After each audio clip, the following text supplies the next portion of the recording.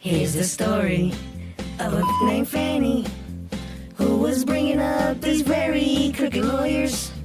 All of them were full of ish, like their madam. The worst one was love.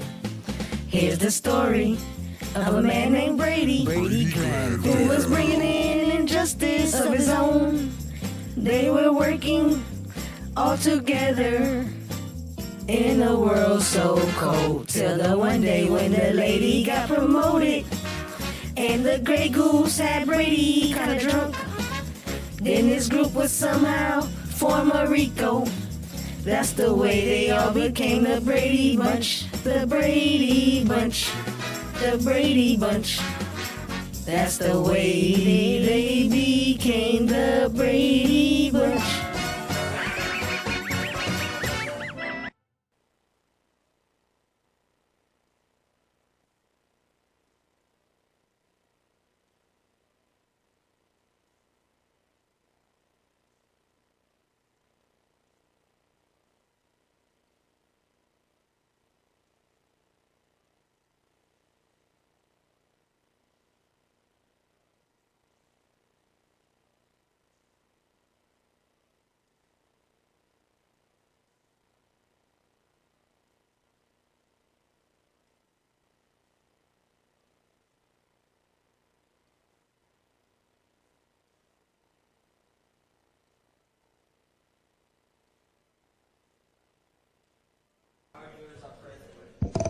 Thank you very much. All right, Ms. Hilton.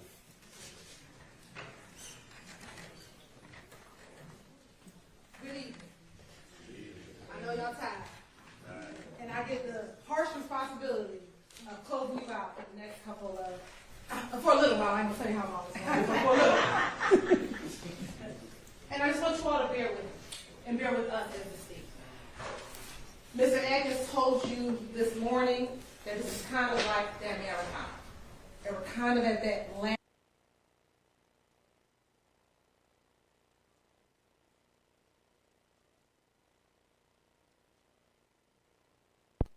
Dang, y'all, I forgot to turn my mic on. I've been talking all this time. I had one of them on, but I forgot to turn the actual mic itself on. I just had the volume on. I'm like, wait a minute.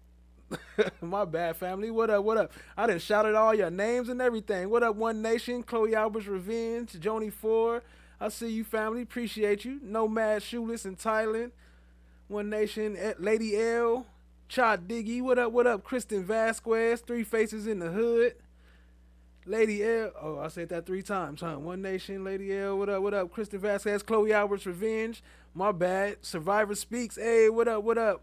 Appreciate you, family. Sorry I didn't want to end your show like that, but hey, you could have kept streaming and streamed this and hopped on the panel and streamed from your channel too.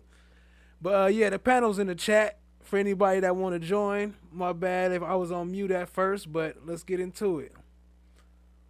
Appreciate y'all. Hit the like, hit the subscribe, tap in, share with a friend on your way in. What up, Chad? My Black is Golden. Daniel Berry Sports Highlights. What up, what up, what up, what up, what up? Spot right before the finish line. And I know this has been a long trial, and like every one of us has said, we thank you for your sacrifice. And I don't know if y'all heard that part, but I said, how should you start off with an instruction telling her to use the mic and make sure they on the mic, and then both of them mic sound horrible as soon as they start. no volume at all.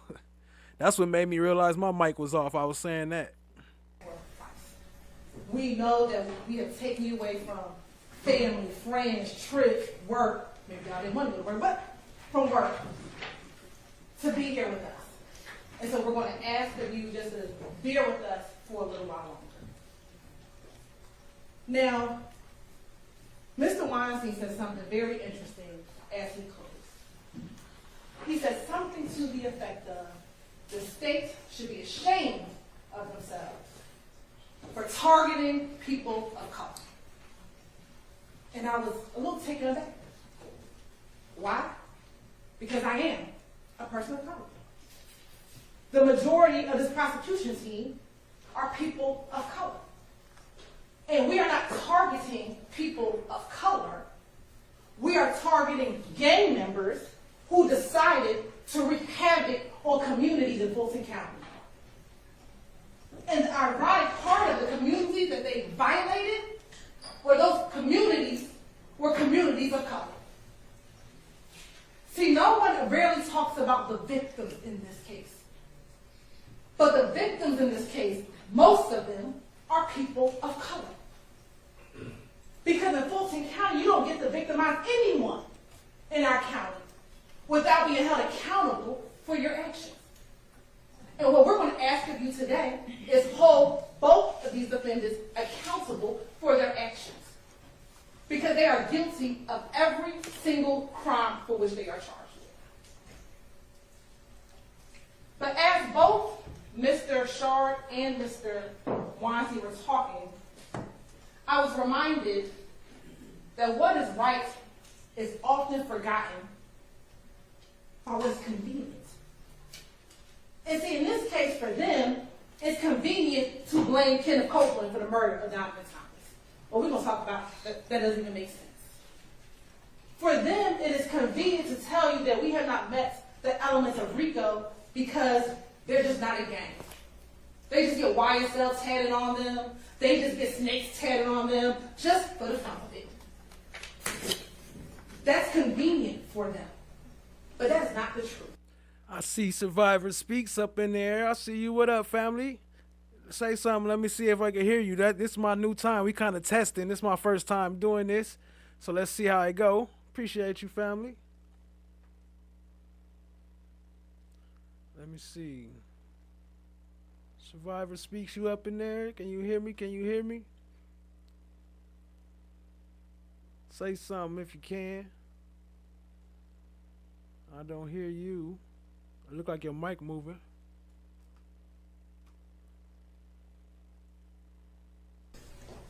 And while it may have taken some time for us to get all that evidence out here, it took a while. Some days the evidence came out good. Some days the evidence came out bad. Some days I had to take a couple of breaks. At the end of the day, the evidence shows what is clear. YSL is a gang. YSL is an enterprise. They commit criminal street gang activity. They murdered Donovan Thomas, murdered Chanel Drinks, and they're guilty. And then I'm also reminded of a story that a colleague told me a long time ago about someone who works as a Border Patrol officer. And this person worked as a Border Patrol officer for a number of years. And while they were working Border Patrol, a guy would come through the border with a red bike every day. And every day that that person would come through with a red bike, he had a basket on the front of the bike. And inside of the basket was some sand. Now, every day, this guy would come through, and the Border Patrol officer thought something was kind of fishy, but he never found anything. He always found baskets with sand inside of it. This happened for a few months. Well, one day, the Border Patrol guy was leaving that job. He was going on to a new job, and he was at a bar. And who walks into the bar? The guy with the red bike. So the Border Patrol guy says to him, I'm getting ready to leave my job, but I'm interested. There's something was fishy about that red bike. What were you doing with that red bike? And the guy was like, nothing, don't worry about it. Congratulations to you. The night proceeded. The Border Patrol guy got some more drinks in his system and said, you know what? Can you tell me about this red bike? Because something just doesn't seem right. Every time I would see the red bike, it would have sand in the basket. Tell me what was going on. Guy said, don't worry about it. Finally, it's the end of the night. Border Patrol guy is really intoxicated. He said, just tell me. I'm not going to remember what happened. You're not going to get in trouble. Tell me what you were doing. And what the guy said was, you know how every day you were focused on the basket with the sand? I was smuggling in a new red bike every single day. So you were so focused on what was in the basket that you was missing what was right in front of you. And if you listen to what the defense counsel told you for the last about 3.5 hours that they argued, you're going to miss what's right in front of you. So what's sand in the basket in this case? First things first, stolen jewelry. APD, somebody stole this watch. No one stole the watch. The watch is left back in the house. But they want you to focus on this watch, because if you focus on the watch, you're going to miss the evidence in front of you. Talked about no reports. Viverito, she didn't write any reports. Well, what she told you is she wrote her information in the affidavits. Affidavits that get sworn before a judge. Probably better than reports, because a judge has to actually read that information. Yeah, can you hear me now? Writing reports, you're going to miss it right in front of you. Mr. Weinstein talked about length of time. We talked about that. Knowledge of co-conspirators. Think of What's up? What's up? Shout out to Survivor Speaks in the building. I hear you. Let me see if this. I don't think it's gonna let me share. No, The screen. that was I said that a while ago. I don't know why I just said that. Okay. All right. All right. How you Oh doing? wow. Got the voice loud. I gotta cut it down. No, It sound a little better. let me cut it down. No, it's lagging. It's lagging. What you mean from the TV or from the Zoom? Cause you can't you gotta listen to it from the Zoom, not from the TV. No, I'm not on the TV. I'm on a laptop. Okay. Okay. Cool. Cool. Cool. Cool. So, how you think? What you think about today? Did you tap in? Can you hear me? Did you cut out? Yeah, it's just it's lagging pretty bad. Oh, Um, yeah, I did, of course. Um, I'm a little nervous. No, you can't hear me? yeah, I hear you. Are you listening to it on your from the YouTube or are you listening to it from the Zoom? It's on from the Zoom. I'm not. Oh, hold Oh, on. Let me close that. Let me close. I think I might be. Hold on. You might be right. Hold on. all All right. right. So that should be better. Is that better? Yeah, that's better. Okay. Yeah, I had to. Was playing you in the back. Um. So today I was. I was just a little bit frustrated. Like when I looked at Shannon, he just looked like he was so defeated. Um. And I know that's because, like, I, I can't imagine sitting in their shoes and knowing that you didn't commit a crime that they're trying to, put on you, and then for Hilton to double down, like in her closing, with all of the lies and false narratives that she threw out there in front of the jury, like it really bothered me. Um, and the way she took Doug's um, comment out of context to make this a racial thing, like it's really not that. Um, I just don't understand. I guess I get a little upset because these are the people that have other people's lives and freedom. They hold that in the palm of their hands, and they can make any situation, any scenario, and if we go back to Hilton yesterday, you can just make the stuff fit where you want it to fit, and I think she took advantage because they were the last one to go. They will have the last say. So she really, really, really put all that false stuff out there in front of the judge. So I am. I think the fact that they didn't return a verdict yet today, I think that's a good sign. Some people say in reverse, they think that if they come back fast, I think that it's a good sign that they didn't. And I'm just hoping that juror number 56 is the four person, foreman, whatever you want to call them. But yeah, Drill number 56. juror number 56. And so I just think that it's I'm a little uneasy because it's just like you never know what the jury is going to um what they're going to do. But if they paid attention, they'll realize that all of this stuff don't fit. It just does not fit. These people committed crimes. Yes, they did. Their attorney said that, but they didn't commit the crimes that y'all saying they committed. And then first this one killed Nut, then that one killed Nut. Now they killed Nut and um drinks. You know that so it's just like so how are y'all moving the needle every time this don't work over here? I'm just gonna go over here and put it on these people, and you know why I think that is too. Also because Whitaker finally said something. Was that yesterday or today? You said About when what? Whitaker said something. I'm trying to remember if she said it yesterday or today. Where she was telling them something. They was trying to put something. They was saying that it's the furtherance of the gang, and she's like, "How?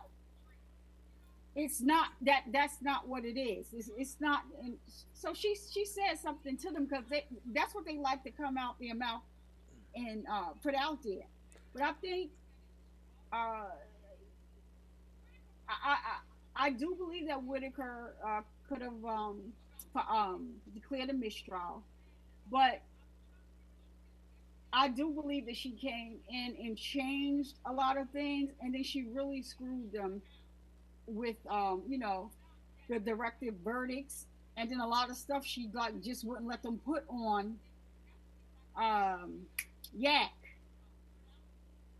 Right. So I have a little respect for her because at first I just was like, oh, she getting on my nerve, but we do have to say that she came here and moved this thing along. Because if Glanville was still here, they probably would be still on. I don't know where we would be. That the trial probably was end in 2026. But I think she did move the needle a bit, and I was pretty sure and confident that they were going to come back with a guilty verdict. But I think this may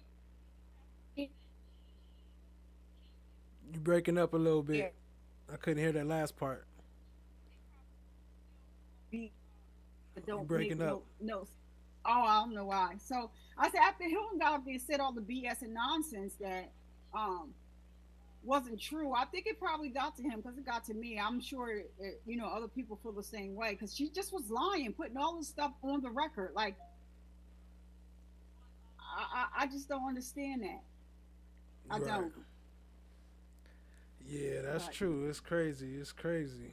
Did you see that video I played today? I came over here. When I came over here, see, I was in Cat Not Williams. When she redirected us to you, you were watching the cartoon. And I watched that cartoon the other night too. By the way, I was cracking up. But This one right here. Let me see. Are you looking at the screen? I can't see nothing. I just see my name and it says got the OBS sign back here, and I don't know what's going on. I don't see nothing. Well, it's not gonna be on the. It's gonna be on the actual YouTube, so you can't look at both at the same time. Oh, I can. Well, I would just have to turn the volume down on the YouTube though.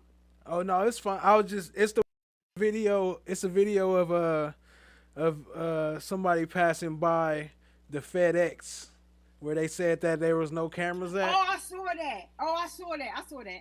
I did see you play that. Was zooming like you was on the street showing. Yeah, I did see that. What you think about that? So who controls the cameras on the street, right? The police do, Right. right? Right. I just don't think if that's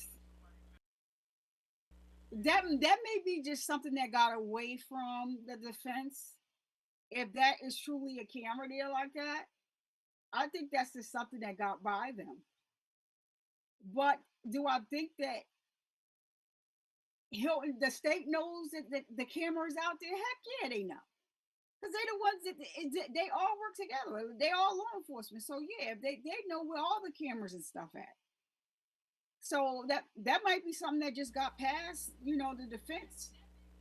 But that's real ugly if those cameras are out there and they know that they are out there. But we're dealing with a bunch of crooks. They're not upstanding, law-abiding citizens. Right. They're not. So I think that would be pretty messed up, and it's no coincidence like that this happened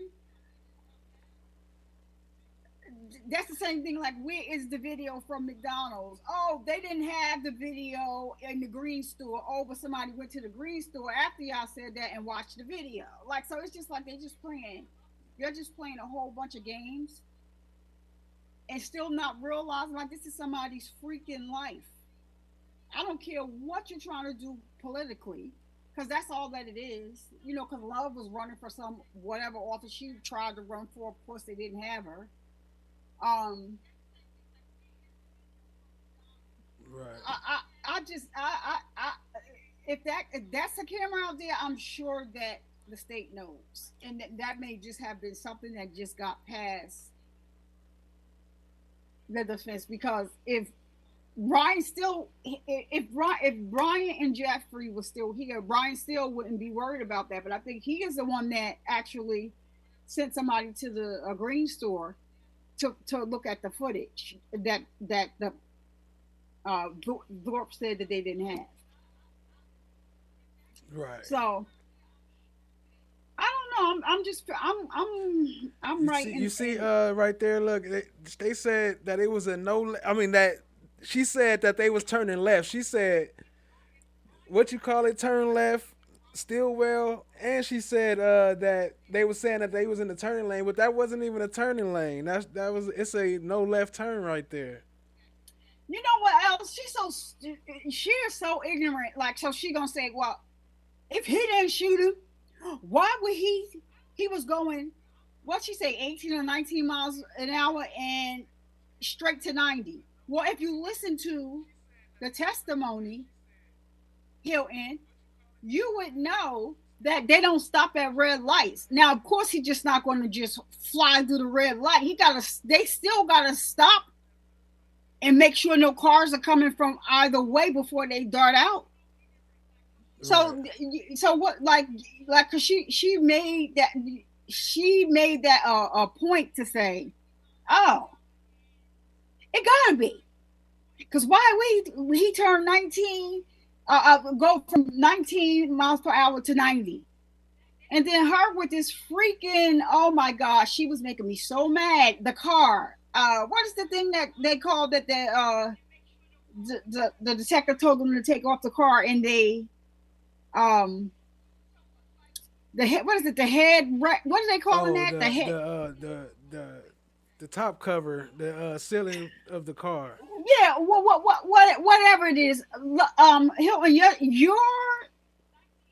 your theory makes no sense. Makes zero sense, because it does not make a difference whether or not Shannon was shooting from in the car, whether he put his hand out the car to shoot. It doesn't make a difference. Some of that gunpowder would have, came back into his car somehow on his clothes or something. But for her to change it yesterday in her closing argument and say, oh, look at the water there. Look at the stain over there. Look at the water stain over there. He washed the car. That means nothing, dummy. And so like some water gonna wash away some gunpowder residue. And the whole thing, my thing is like, y'all supposed to be professional law enforcement officers. All of them are licensed to carry guns. So to use guns, when you're licensed to carry a gun, you better know how to use it. So you can't be just out here saying anything, and it don't work like that. And did you hear her when she said, this is what really, really pissed me off, when she said, you don't have to, she said, do something. But if there's a 40 caliber gun over here and they got bullets, it's only one thing that you can say. I'm like, bitch, what? Excuse my language. I'm sorry. She just done made me mad. No, you what? Good. What? Freely. What sense does that make? We all know that they got guns. Right. Everybody knows that they got guns. Another thing she said, Oh, so when SWAT came, SWAT didn't have they didn't have the affidavit or whatever to go in the house. Not affidavit. What do you call it? The search. Lord Jesus. Not the subpoena. What is the thing that they give you when they come out to check your house? They gotta have like. It's not a warrant. It's another word for it. But anyway, she said they didn't have that. It'll come to me. You know, I got. Listen, I got chemo fog brain. Y'all, it's gonna be forever. Sometime this happen. Let me just give y'all a disclaimer. They didn't have it to go inside the house to check it. So her thing was, and this is how dumb she sounds. She needs to go and sit down and listen to what the heck she was out there saying. So she said because they didn't have what they needed to go inside the house to search, they started moving stuff and putting stuff away. So if they started moving stuff and clearing out stuff before they came back and was able to get in, why did they leave all those guns in there? Why did they leave all that weed in? Why did they leave the weed there? Your theory makes no sense. Right. All them guns they found all over their house, everywhere. So they didn't get rid of anything. So I just don't like the fact that she's like out here just putting this stuff out here, just like matter of fact, like this is what this and this. But I hope the jury was able to really see through her, because all that screaming and hollering that she was doing, with the rolling of the neck and the rolling of the head and all this other stuff, and then she really dismissed the fact that they've had these people out of work all this time for this trial. She was and that's the one thing that I was hoping this jury was listening to that too. It was like, first of all, nobody said thank you for your time and for spending all this.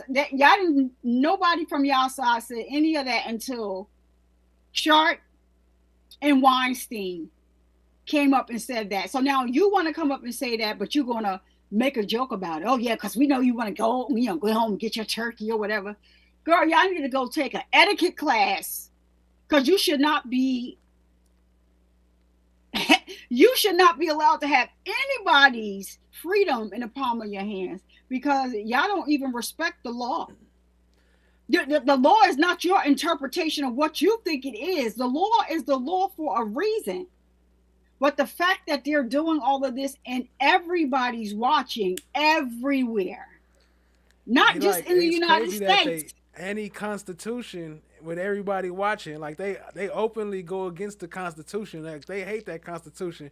Like that video I played, what's his name, Arrington saying, the only problem is this pesky Constitution. It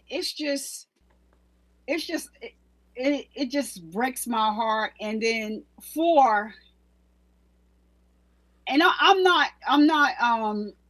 I love everybody. As long as you treat me with respect, I treat you with respect.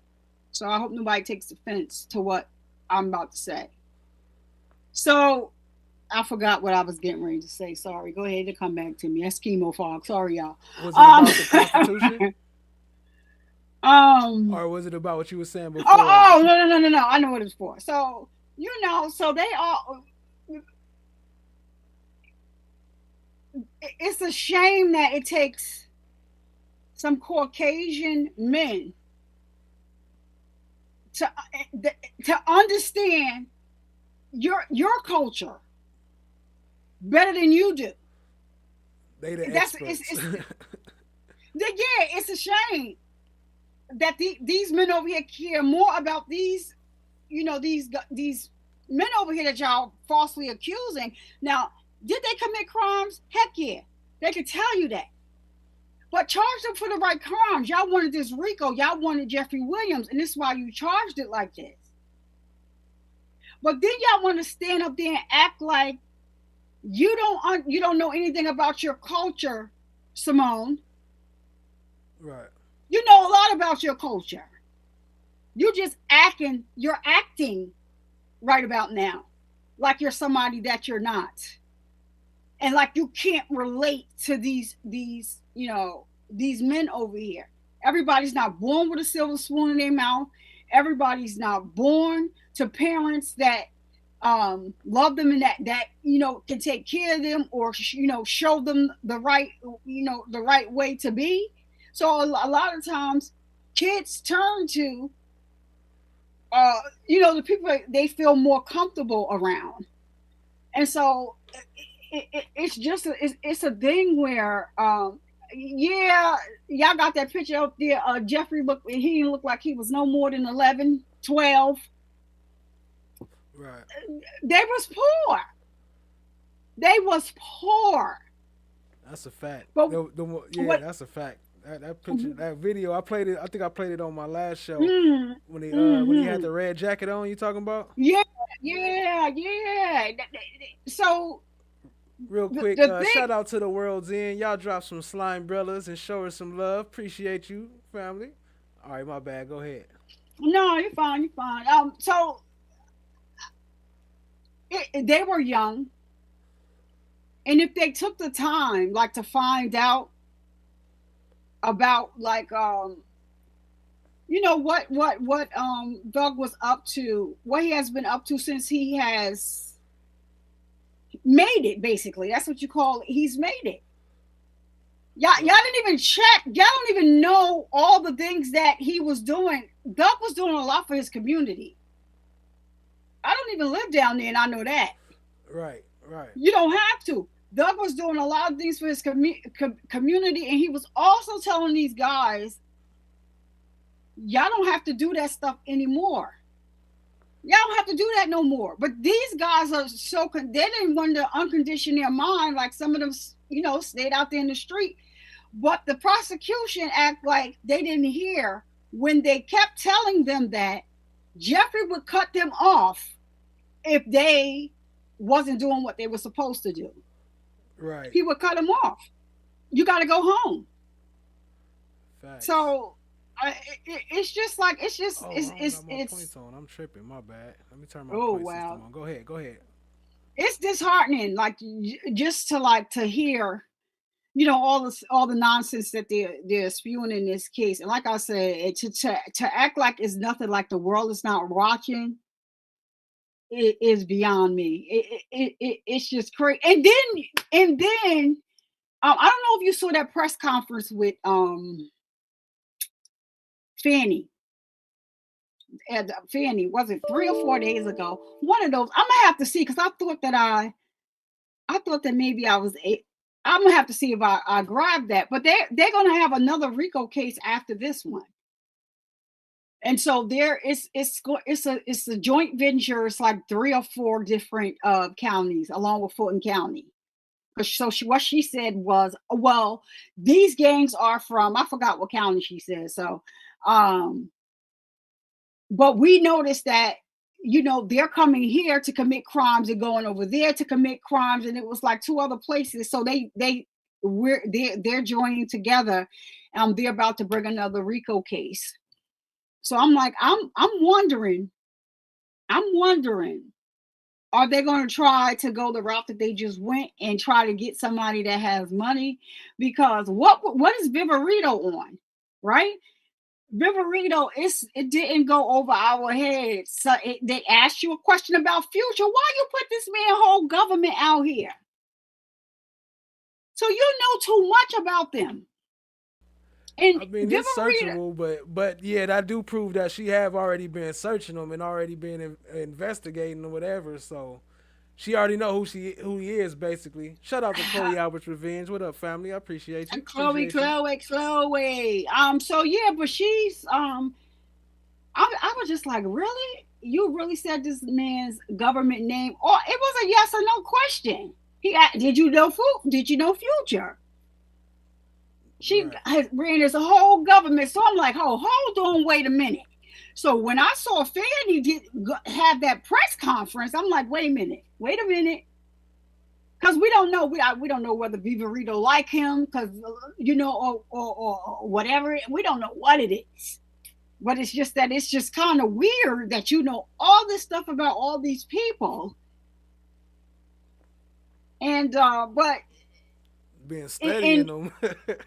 so, but you know what though? I hate when people get into a position. It's nothing wrong for work, with working in those positions. You just have to be fair.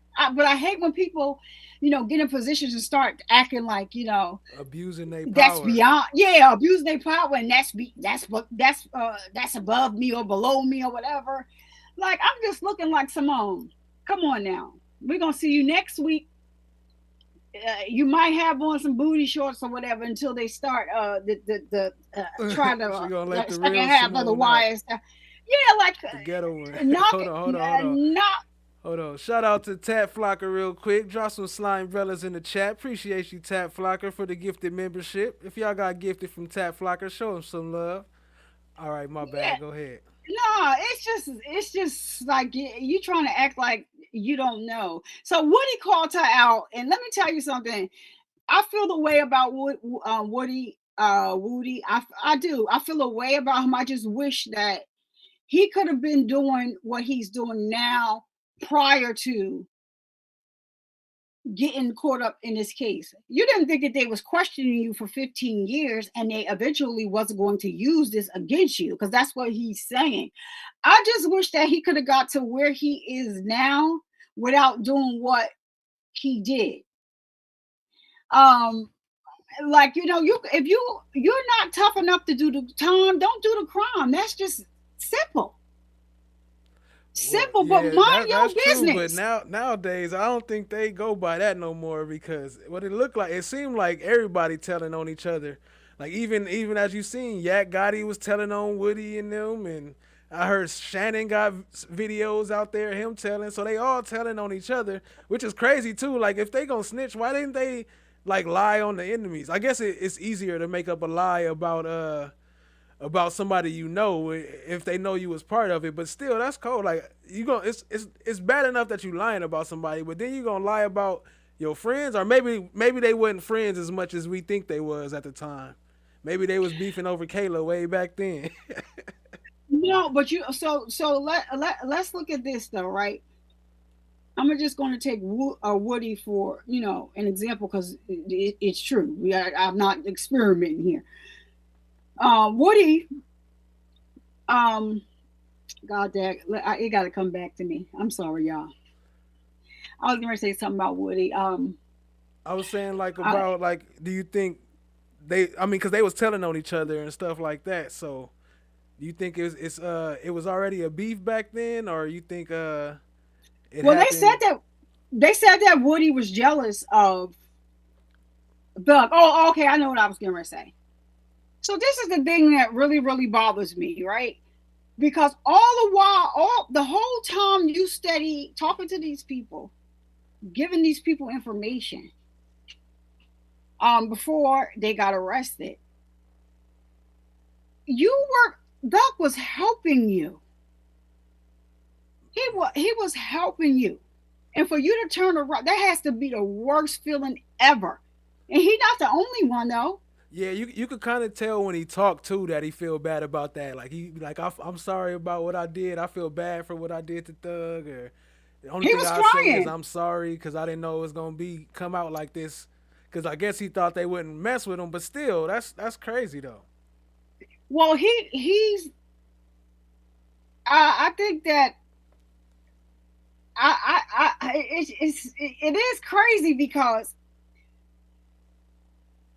it's just not. It's just that Doug has such a big heart. He knows where they all came from.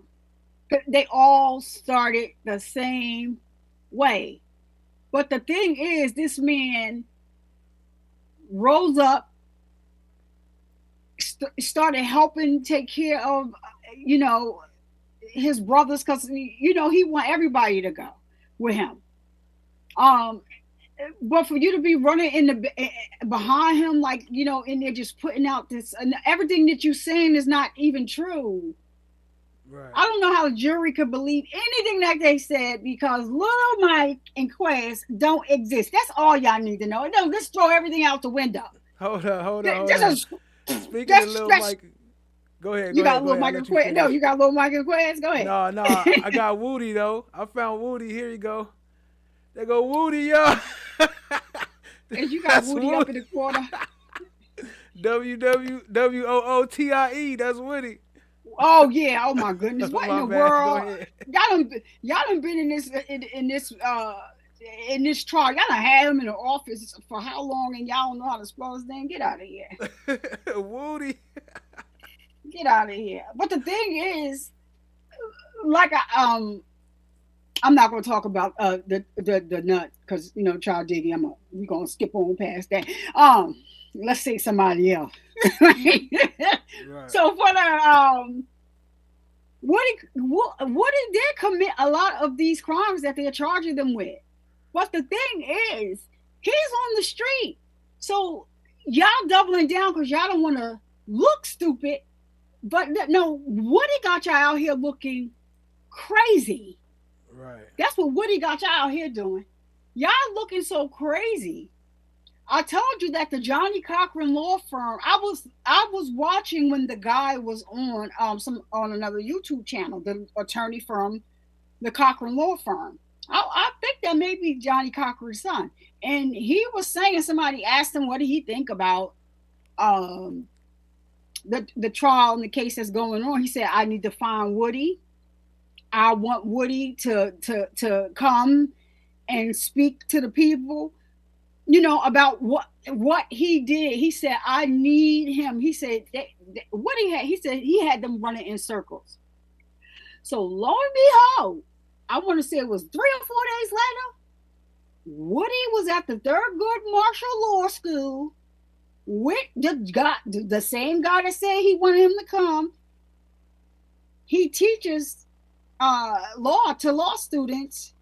He's showing up there, Woody right there with him. Yeah. I played a clip of that before. I didn't see them talk though, but I played a clip when he first was up there. I had got a clip of it from his Instagram. Mm-hmm. So yeah. He cut it off when it got to the part where he went up on the bench. Right, that's where the two of them went on the bench. Right, so they didn't. The video ended right there. Okay, It did. So they never showed the actual. Well, I guess I know that because I would have saw it already. Because I played that video you talk about. Where's the watch? Go ahead. Vivarito, let me tell you something. Can't nobody tell me nothing different. Vivarito got that watch because her statement does not make any freaking sense. It doesn't make any sense. And for Hilton to say ain't nobody steal no watch, you wasn't there, were you, Hilton? I know, but she gonna put it up as part of the slide, like number one. Let me tell you, most of those things on that slide was, offensive in some way. I'm not thinking that somebody's cursing, but the stuff that you put on that one slide, with that on there, nobody stole the watch and all this other stuff. Right. It was offensive to the jury because you was really talking about them. She said, so she had on that slide what time, the length of the trial or something. She worded it different, but that's hold on, yeah, like. But go yeah, ahead. I'll pull it back up. Keep talking. That's a slap in the face to those jurors. Like, did you what you take somebody out from their job and you pay them $25 a day? Right. What they gonna do with that? Well, you wasting their time. Exactly. But intentionally wasting time. No, not like you wasting their time like just because it's taking long. No, you wasting their time intentionally with a bunch of bullshit. Okay, here we go. Let me see. It's number 1, stolen jewelry. Number 2, no reports. Number 3, length of time. Number 4, knowledge of co-conspirators. Number 5, witness credibility. And number 6, music and art. That's the defense's case. You know what it is? They're so used to doing this. You could tell this is not their first time. They're so used to doing this and not having anybody to push back. Right. If Doug and them, the whole defense team, I take my hat off to every last one of them people that sat over there. If they didn't have the type of attorneys that they had, they probably all would have all gotten life. Right. Because they're giving out what's with the football numbers y'all giving out. Crazy. And so the reason why we know that y'all full of it is because y'all was so hell bent on people. Oh, this person did this. He killed this. He did. But you guys were so willing to let go of, like, to drop murder charges, red rum charges, and give the people what you gave them. Yeah, that's crazy. And dropping, letting the murderers out, and then trying to get them to snitch on the innocent people and lock up the innocent people. Well, it made no sense. But you know what? Bruce Harvey broke this down when he did an interview. I think it was with 11 Alive. Yeah, it was with 11 Alive after Nichols signed his deal. And so, he was explaining to the reporter, they're not charged with RICO, and I'm glad he educated me. Educate me, sir, because all I know is you got a RICO charge. That's it. He said no. It's not a crime. It is a category. But he's saying that they weren't. I just had to cut in. That's one of my clips. Go ahead. He said that they're not charged with a RICO. They're only charged with conspiracy to commit a RICO. He said there is a big difference. So they can stand over there and act like they won, but it's not like y'all won, because it's not a real RICO charge. So my thing is, and they didn't ask them that, if pleading guilty to conspiracy to commit RICO is not as serious as if they would have just got a RICO charge, right? Because it's a conspiracy to commit it, but that's right. He said so. He said it's a big difference. He said you only have to. He said they only have to, like say for Nichols. He pled to a conspiracy to commit a RICO. And it doesn't, they don't give you as much time as a RICO. And basically he's like, he did what was best for his client. And he like he said, he just felt that, they were dealt a bad hand. But if the state thinks that they really, really won this and really, really got a RICO charge, he said, no, it's a difference. And I just was like, thank you for educating me, because I was clueless as to, when it comes to the RICO thing. I just always know RICO is just bad because they don't have to prove as much. And just like this stupid stuff that they're doing, and taking crimes that somebody else committed, but because it was committed in Fulton County, you want to come and just pile all this stuff on these young men. Like, how does that work? In the day Viverito was on the stand, I was like, is YSL on trial or is YFN on trial? Because that seems to be all of her answers, all of her, like a lot of her responses. Why is she YFN? Right. Yeah. Come on now. And I don't know. It seemed like mostly YFN was the aggressors. Well, you know what I don't understand? I don't understand for the life of me. I don't understand for the life of me how they got away with submitting all of this evidence from posts that they pulled off of social media. I don't understand that. Right. Like, when did social media become sworn statements? Do you know anybody can duplicate your account, hack into your account, do whatever they want to your account, and especially they taking screenshots. Do you know I can take any document and I can duplicate it and change any part of it I want to? I used to do it. I used to make a living off doing that sometimes. Like this, and I can do that very simple with Photoshop. Like, I can do that and say, like, for example, that screen that's behind us, I can just change any of those words to say whatever I want them to say, and it'll look like it was never touched. So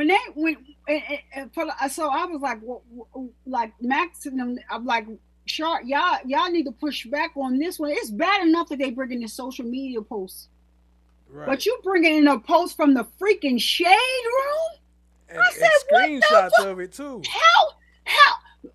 we got this from the shade room because the person that posted it, one of them, they took it down off their page. So you got this off of the shade room? What is going on here? Y'all court system is, and then it was bringing in DJ Academics. Let me tell you something. That he talks. Oh, he gets on my nerve. DJ Academics. He get on everybody's nerve. He get on my nerve, but I need DJ Academics. I need DJ Academic. Talk about your own pending charges you got, my guy. Right, tell people about the charges that you got.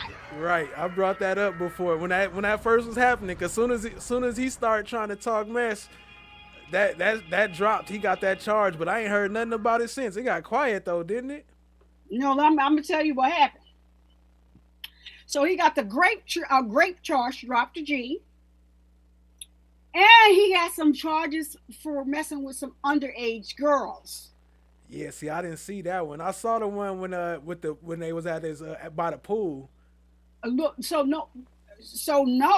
wait a minute. So I didn't see that one. So he wasn't there though. He had a recording. He played the recording, but I think it was the same one about the grape. Right, and so let me tell you what happened. There is a very good content creator here on the YouTube. She doesn't post anything without a receipt. She doesn't talk about anything unless she's pulling it directly from like the courthouse documents and all this other stuff. So she got Academics court papers. So what happened when the girl that was great, I said with a G, YouTube, don't be striking this channel. Great. His boys did take advantage of her first. And he was sitting there. Remember he said when she got there, he was drunk. He was out of it. Right. He said he didn't even remember telling her to come over. Oh my God! You sent her the Uber. You paid for the Uber. Right, and he didn't even remember he sent for her. He said you paid for the Uber and you paid for her to get back home. The girl is from Philadelphia. So what happened is she got there. His friends took advantage of her, raped her. He was the last one to get up and go slide behind her and do the same thing. So now the girl is saying that Academics asked her, was everything okay? Are you okay with everything that happened tonight? Now, mind you, she was drugged too. Right. You need to stop reporting on Diddy over there, Academics, because right about now, y'all running neck and neck. So she told him, yeah, she was okay with it because he was her way home. And of course, if she would have said, no, you guys did X, Y, and Z, the girl might not have ever made it home. Right. So y'all women out there, if y'all ever want to do something like this, make sure you have your own money. Make sure you got a way to get home. Make sure you tell somebody where you're going. I'm going with this person. If you could get a freaking license plate number, give that to them too. You have to be careful about what's going on. And so she said, yeah, the girl went home, but as soon as she got home, she sent him a text message. Let me show you how dumb he is. She sent him a text message and told him, I'm about to go to the emergency room. I'm really, really sore down there. And I'm going to get a grape kit done. You want to know what his response was to her? You should make sure that you get them to give you a STD check STD test. Yeah. What? Crazy. And so he thought that the girl was just going to just let it go. She filed the papers. And then he was talking about it online. She filed the papers. He didn't respond. He thought she dropped it. Oh, no. She ain't dropped nothing. So they have that footage. Academics has cameras all in his house. Yep. And the police came there. Yeah. The police came there and got that footage. You ain't erase it. They got that footage. And so they sent him something and told him he had this much time to respond. Yeah. And he sitting around looking stupid, like he thought the girl was gonna just forget about it. So now he had to reach out to his attorney, and his attorney reached out to the courts and submitted paperwork to ask them for an extension because he will only have 48 hip hop hours personality DJ. That should be on your client because he had the paperwork already. He thought it wasn't going anywhere. Right. So what academics did, and that was right around they released all this right around the time when right after they showed his face in the YSL trial. Then all of a sudden this hit the scene talking about all that. I mean, I know it was already out, but then it started going crazy after that. Right. So yeah, I didn't really like it. You're right. So it didn't go crazy until I guess they reached out to him, and yeah, he thought whatever. So the girl who she did commentary on the court documents that she paid to get from the courts. He struck her channel. YouTube told her they put her monetization to yellow. Then they took her monetization altogether. Wow. Yeah, I'm gonna play this news clip for some of those who don't know. It's just a 30-second clip. I'm gonna play this real quick. Academics accused of rape and sexual assault. A woman filed a lawsuit claiming the YouTube commentator drugged and then raped her at his house in New Jersey in 2022. She says 2 other men also sexually attacked her at the property earlier in the evening. The suit also accuses academics of defamation, claiming he publicly denied the assault and made demeaning comments about the victim. Academics has not commented on the lawsuit. You playing it? All right. Yeah, I don't know if you was able to see that. No, I didn't. Okay, yeah, I just played a news clip of him talking about how he was accused of rape. So the content creator wrote YouTube and was like, "Listen, I'm not understanding why I'm being harassed over a video that I did commentary on. These court documents, I got them from the courts. I had to pay a fee for these documents. It's not like I got the documents and just put them up there and didn't do any commentary on it." She said, "No, I did commentary in between." She said, "Because it's so much." Yeah, so I stopped and did commentary. So YouTube put her video back, let the video stay up, and they monetized the video because she wasn't backing down. And so she was like, you content creators need to realize when somebody come at you like that, don't let anybody bully you to take your stuff down, especially when you follow all the guidelines of everything that you're supposed to do. Right. And so so academics was and that when somebody strike your channel, they tell you who struck your channel. So yeah, she had his name, but he's not listed under academics. He's listed under his real name. And so, yeah, she said she did a commentary on it. She said if she find out anything else, she's going to do commentary on it again. But I watched this girl, 17 years old. She was on live. And she said that academics was in her DM. And so he asked her how old was she? And she said 17. And so he said, she said she thought that would like deter him. She said it didn't.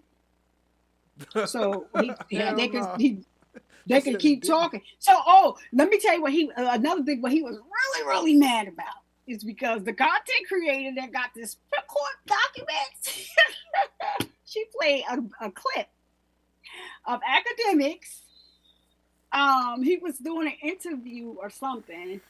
He was either interviewing or it wasn't on his channel. Somebody else was on his channel. However it go. So she played the clip of academics saying, some girls go to college at 16 and 17, if they, right, are in the accelerated program or whatever. He gonna say, well, it don't make a difference if they're in college, they're getting effed. Who academics said that? Yup. Oh, okay. Well, And she I think played that's. I that. don't want to go too far down academics in No, I'm just saying that his was the real reason why extracurricular activities. he is crazy. I seen him after that. I saw him, and I don't know if he told somebody to record what he was doing, but it was a bad look for him. I said, "Is he stupid or what?" But anywho, I don't like him. All right, back to the trial. It's all good, all good. Yeah, what is you Yeah. see? They're coming with the ninja.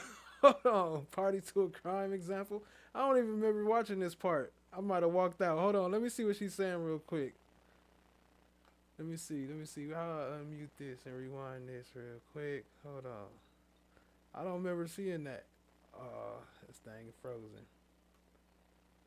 Oh, oh, no. Okay, No, hold on. I something gotta in this reset clip. it. Cause I'm clicking too many things too fast and it froze. 23. I would say it's still playing. No, it's not. Oh, yeah. Let me reset it. It's acting like it's working, but it ain't. All right, here we go. Where's we at? Right here.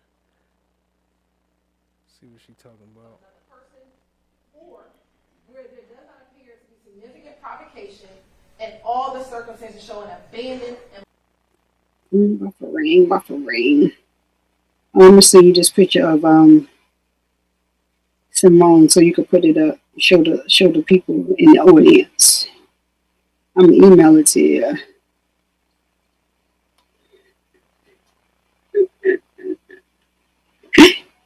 I got the sense God gave me.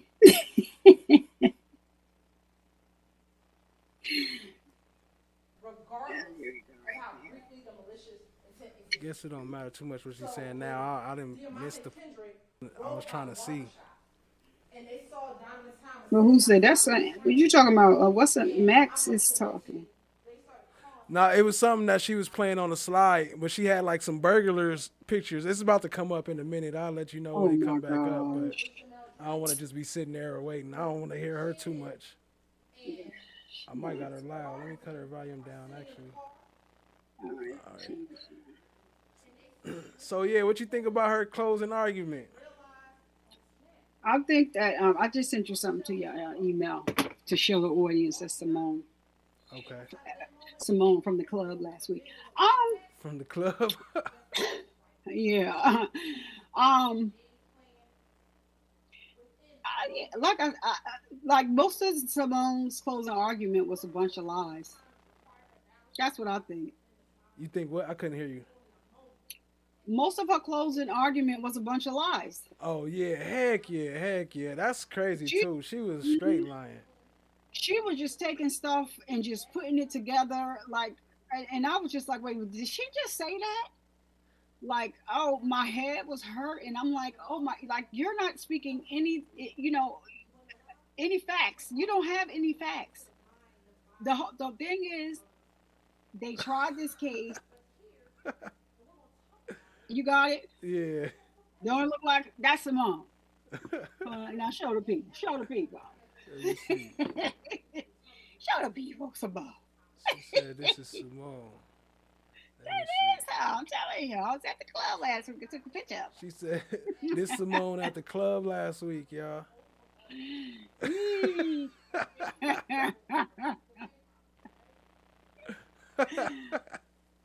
You Yo, she made crazy. me so mad. Yo, like she just was just I just was like, wow, she just really took this opportunity to say like everything. She said some of those things from the plan of the statement, and I thought that's why Sharp was looking at her the way he was looking, because he couldn't believe it. He was just standing there looking with this look on his face like in disbelief, because when are you going Right. to speak? When are you going to say something that's truthful? Right. That's So crazy. Like yeah, we all ain't been watching the trial. Like what trial you been watching? she. Let me tell you something. This is why I say they have been doing this for a long time. For the life of me, I don't know how. Now, so from what they tell me, the prosecutors have like basically like immunity.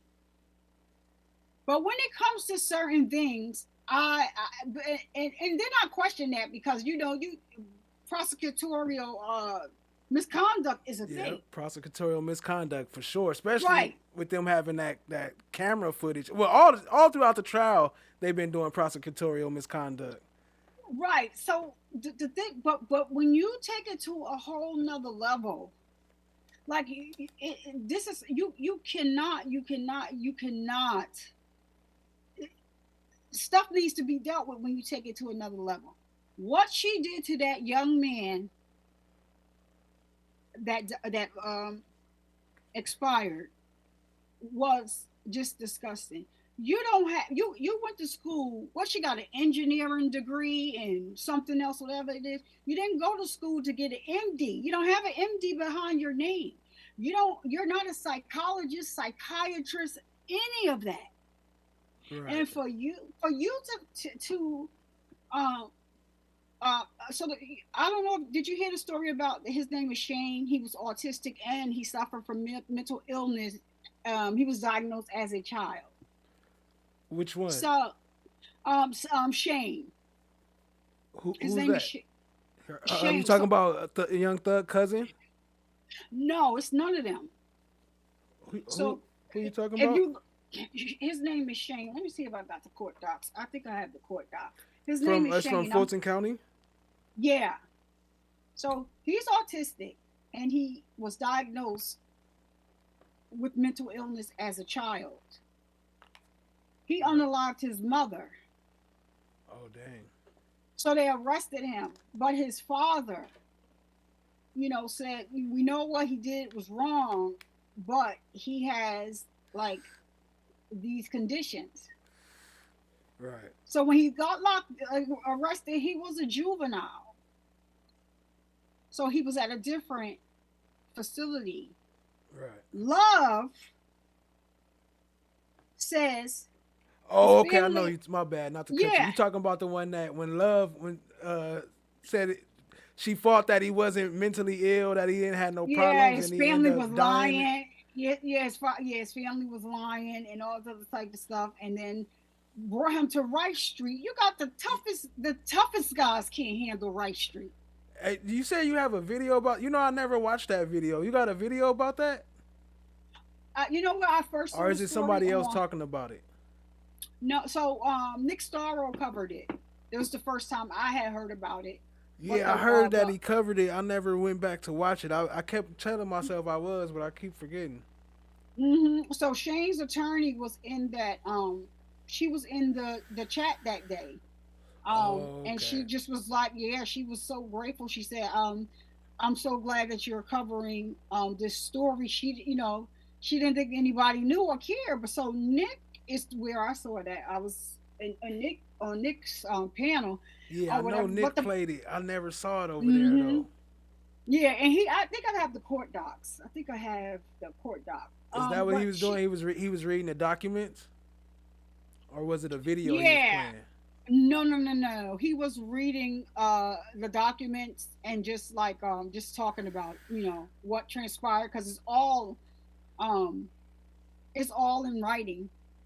The fact that Love whatever said or whatever, and then so no, there is no video. Like, of course they don't have video. They're not going to show you that. And then another thing that happened was, so he was in distress, and so the nurse came and they asked her to render aid to this young man because he could possibly be saved. She said she wasn't rendering aid to him because her knee hurt. I said, I wish you'd have worked in the jail where I worked at. Bitch, you gonna get down there and do something because I'm not wearing this. So what are you working for? If your knee hurts, go on disability. That's a shame to let that young man lay there and expire like that. Right. Like, how's you there somewhere where you gonna have to get on your knees saying, I can't get on my knees, my knee hurt. And we talking about somebody's life though on the line. Like, you ain't gonna get on your knees to save this boy life. Yeah. And that's your job? And you don't get no repercussions from it? Well, she got fired, didn't she?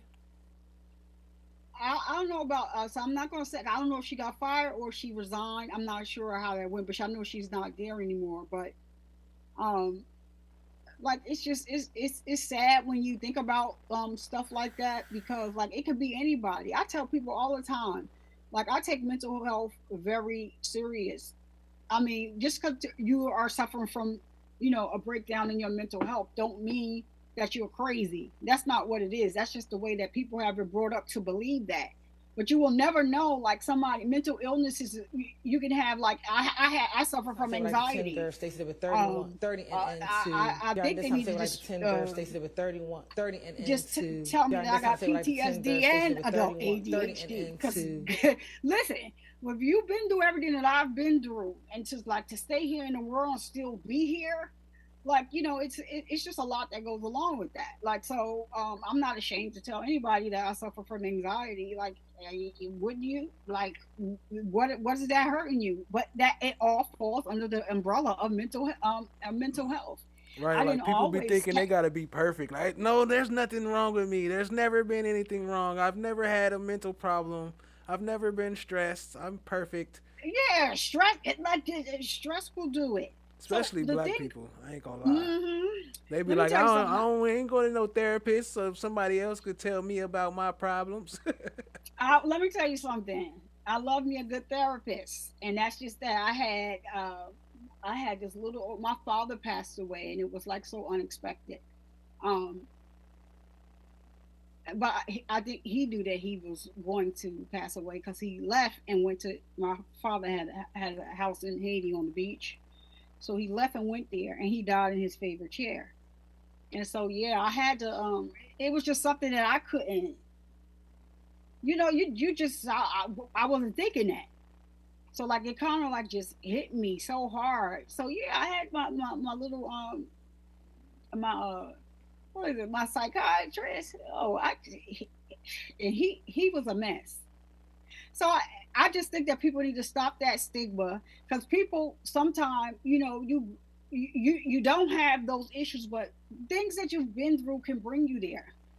So, I'm a triple negative breast cancer survivor. Shane Kendall, that was his name, Shane Kendall. Shane Kendall, yeah.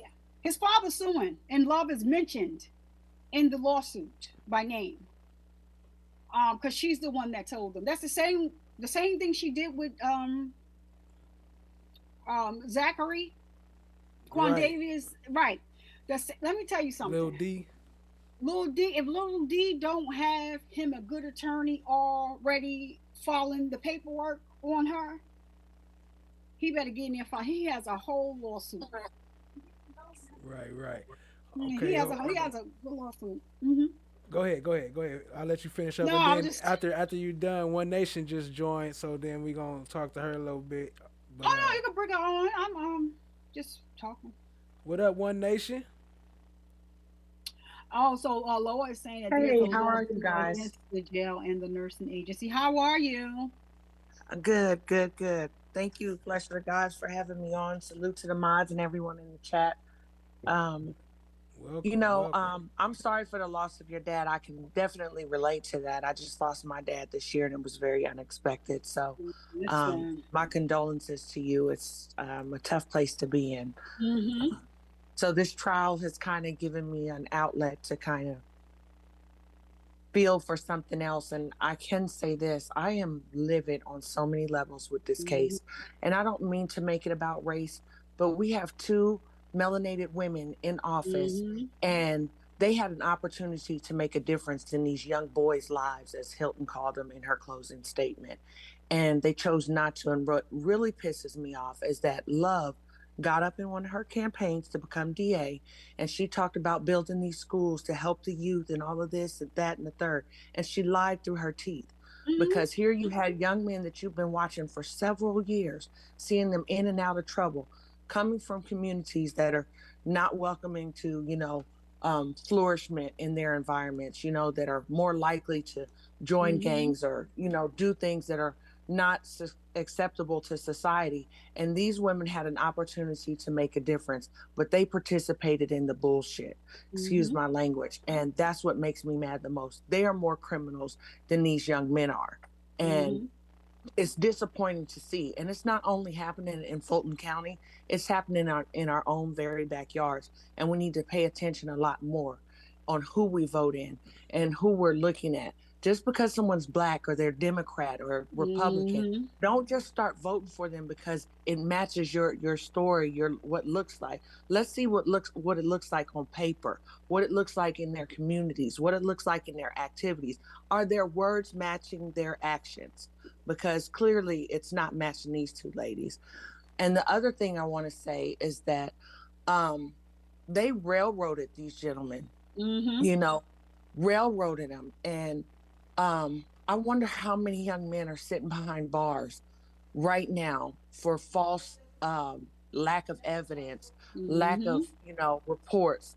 It's frustrating to see this. It just really is. My heart breaks a lot. I cried today thinking about this, because the RICO charge within itself in Georgia is a slippery slope. Um, they are used to doing these charges so that they can wrap up so many people who have a chance to be rehabilitated, have a chance at life to make something different of themselves. And they just aren't given the chance because you have this faulty RICO that ties them into so many, hey, it looks like this here. It can be constructive evidence here, and we can arrest you on that. And that sucks so much. It sucks so much. And then little Rod, I feel really bad for him because he was somebody who wanted to be a part of something, wanted to clout chase just by attaching himself to YSL, and he got dragged into this. He got railroaded in that murder, first of all. But that's another story. And these people in Fulton County need to be ashamed of themselves. They need to Mm-hmm. go up in flames with gasoline draws. I will light the match myself because I'm just livid with these people. So they do have a on if you go to on Twitter, they have a page. It's called Justice for Lil Rod. They Mm-hmm. actually so Empress Fox is very instrumental in um, with this campaign for him. So they're trying to get him a appellate attorney. And so yeah, you if you go to X and just put in Justice for Lil Rod, you'll see the page. You can Yes, join I've the I've page. I've seen her app, and I've also saw the interview with his family. Yeah, On the other day. I can't think of who it is right off the top. it's And his the other thing girlfriend. that they I'm sorry. go Go ahead. ahead. No, I'm saying No, that you go. his girlfriend, his girlfriend and his brother, like they do most of like the talking because she had came to the girlfriend she had came to my page. So because I was asking her, I was a little confused because remember they were saying that when he was 11, he was missing. Yes. Yes, She and said that's that not the full story. she said that's not true. She said that he Right. wasn't missing. He just didn't tell them where he was. That's what she said. Yes, he was like just off in the neighborhood, you know what I mean? Mm-hmm. So he wasn't missing. Yeah, I did see that. And the Mm-hmm. other thing about this case is if you were watching these young men, how come you didn't prevent a lot of these damn crimes? If you in the bushes watching IG and Instagrams and tapping phones, how the hell you didn't prevent some of these lives being lost, some of these shootings from happening? Because you wasn't. That's not what you was doing. You was stealing watches and selling other people's weed to get a bad boob job and sit up there and lie and probably excuse my French, dick down some of these inmates, Lady Justice is using, blind. throwing their Everybody power can behind. hear. And I'm just going to say it like it is. That's what it was. They weren't there to do their job and make a difference in the community. They were there to be their own self RICO criminals. So if they want to hold guns and charge criminals, then they need to be locked up themselves. They need to go sit in Rice Street. And they counted on Glanville being there to help Mm-hmm. them along the way. And I have to kind of give Glanville credit. He's a little more experienced in the RICO state of it. You know what I mean? When you go back and kind of listen to some of the things he was saying, he's more familiar with it. And he was trying to cross that line, but he was helping them out a lot too. I Mm-hmm. scratch your back, you scratch mine kind of thing. So it's so much I could say about this. I'm praying for these young men. I hope they come through. I like that this case has brought so many people from all over the world together, and we can I see that say that all the time. we're all human. It don't Mhm. matter what the color of our skin are. Yeah. Injustice is injustice, And if we stick together like we've stuck together throughout this trial and in Mm-hmm. these YouTube streets, we can make the world a better place. We can make a difference. You know what I mean? If we could just look at one another from a different perspective, we can see, hey, they may not be the way I am, but let me try to get some understanding. Let me try to relate. You know what I mean? Mm-hmm. People are not going to do as you do, but if you can open your heart and minds to look at somebody from a different lens and just see them as being a human, it can change. It can change. And I saw that with this trial and the people on these YouTube. That's a Everybody, fact. That's a fact. Let me ask y'all something real quick. What do y'all think some of the Yeah. maybe some of the main things that the jury is discussing I or was talking deliberating about how about this back there? case. What you got? You playing some graphics? I was just saying that how this case really brought so many people together from all different walks of life. I always try to, to live that way. Um, I respect people that respect me. I support people who support me. That's just what it is. Um, yes. but let me tell you when I really realized that these heifers, Fanny too, they don't care about none of these men. All that stuff they talking about, they care and all this stuff is hogwash because Jeffrey offered them $100K to set up a gun buyback program, and he would even be there They when turned the him people down. dropped. And they And turned Whitaker was flat. like, "Nope." Nope. They They didn't turned him even down. didn't even think twice. So that means that was an Because they got the opportunity, watch. Because they got the right? watch. Well, that was an opportunity for them to bridge this gap. But That but was you an know what else opportunity. too is if They she didn't would have want did it. that, that would have put she would have to like she's not in control of law enforcement, so she can't really make those type of decisions for them anyway. But she could have she could have allowed it, but it would have still had to go through some other processes because other people gotta Right, approve of it. right. But that's what my thing is. She never even offered that. She could have said to him, I understand you want to help, but let me, get with the right Yeah, people she to shut see it down if this is something immediately. that we can do. She shut it down. That was it. They don't want the guns off the street because this is how Nope. they make their money. This is a business for them. Now, I That's got why they keep letting the criminals and the murderers out because they know they gonna come right back, especially if they getting off that easy, and then now they you're snitching on right. somebody else and locking up the innocent. Now But I have go a ahead. theory. I have a Hmm. theory, you guys. Since y'all Hmm. said no gun, they don't want to get the guns off the street. Hmm. Now, hypothetically, in the Shamel Drinks case, what Hmm. if that third car was the police officers that shot Shamel Drinks, and that's why they didn't further investigate, just so that they could go ahead and lock up these young men to Why tie you it in my into head? Puerto Rico. Why you in my head? Right. Why you Because in my head? there is no reason that they shouldn't have investigated that third car. He was coming down super fast, Right. and I could see the lights were moving from Shamel Drinks. And when the ME said that those injuries, I work in the medical field, I was like, damn, so he didn't move, but the car moved. You know what I'm saying? But what about the homeless person that was over there? Well, they said they were homeless. We don't know that. But if you look at the video, the person was walking towards the underpass when Shannon and them were pulling up. And then that Hmm. person either turns around, unless that's a totally different person, and starts to walk back. It goes into a shadow. So we don't know if he jumped or flinched or if he had headphones or if he was deaf. Some people are just from the hood and not shock valued by shots anymore. Right. So Especially if it's he might in have an kept on. area with homeless people, he might have been high or on drugs, or he might be used to seeing that type of stuff all the time, and just he like Hmm. they ain't looking at me, they ain't worried about me, and just kept it pushing. And the other thing, they never questioned why Gaither Mm. was married to Garlington's auntie. That was a conflict of interest to me. You You understand what I'm saying? So, this whole case was by far some shoddy shit, and they could have done better. But I'm wondering if there's a bigger scheme here on why they didn't go into all of that, because that should have been numero uno on how Garlington had the information. He was the tie to all the little wiretap phones and placed in certain situations to get these conversations. And but you know that that. could be easy access for her to place wires on his phone or do different stuff. Like, ain't no telling how, because she got that inside connection. They could go visit the house or something, and she could be planting all type of stuff or whatever. And the other thing, them young men now were familiar with them. They grew up together, you know what I mean? So they've been Right. by the houses. They knew who little Rudy was and who Moontung was and all of that. So they knew these young men, and that's Gaither slid in on her little slithery, slippery slope tail and got information, you know what I'm saying?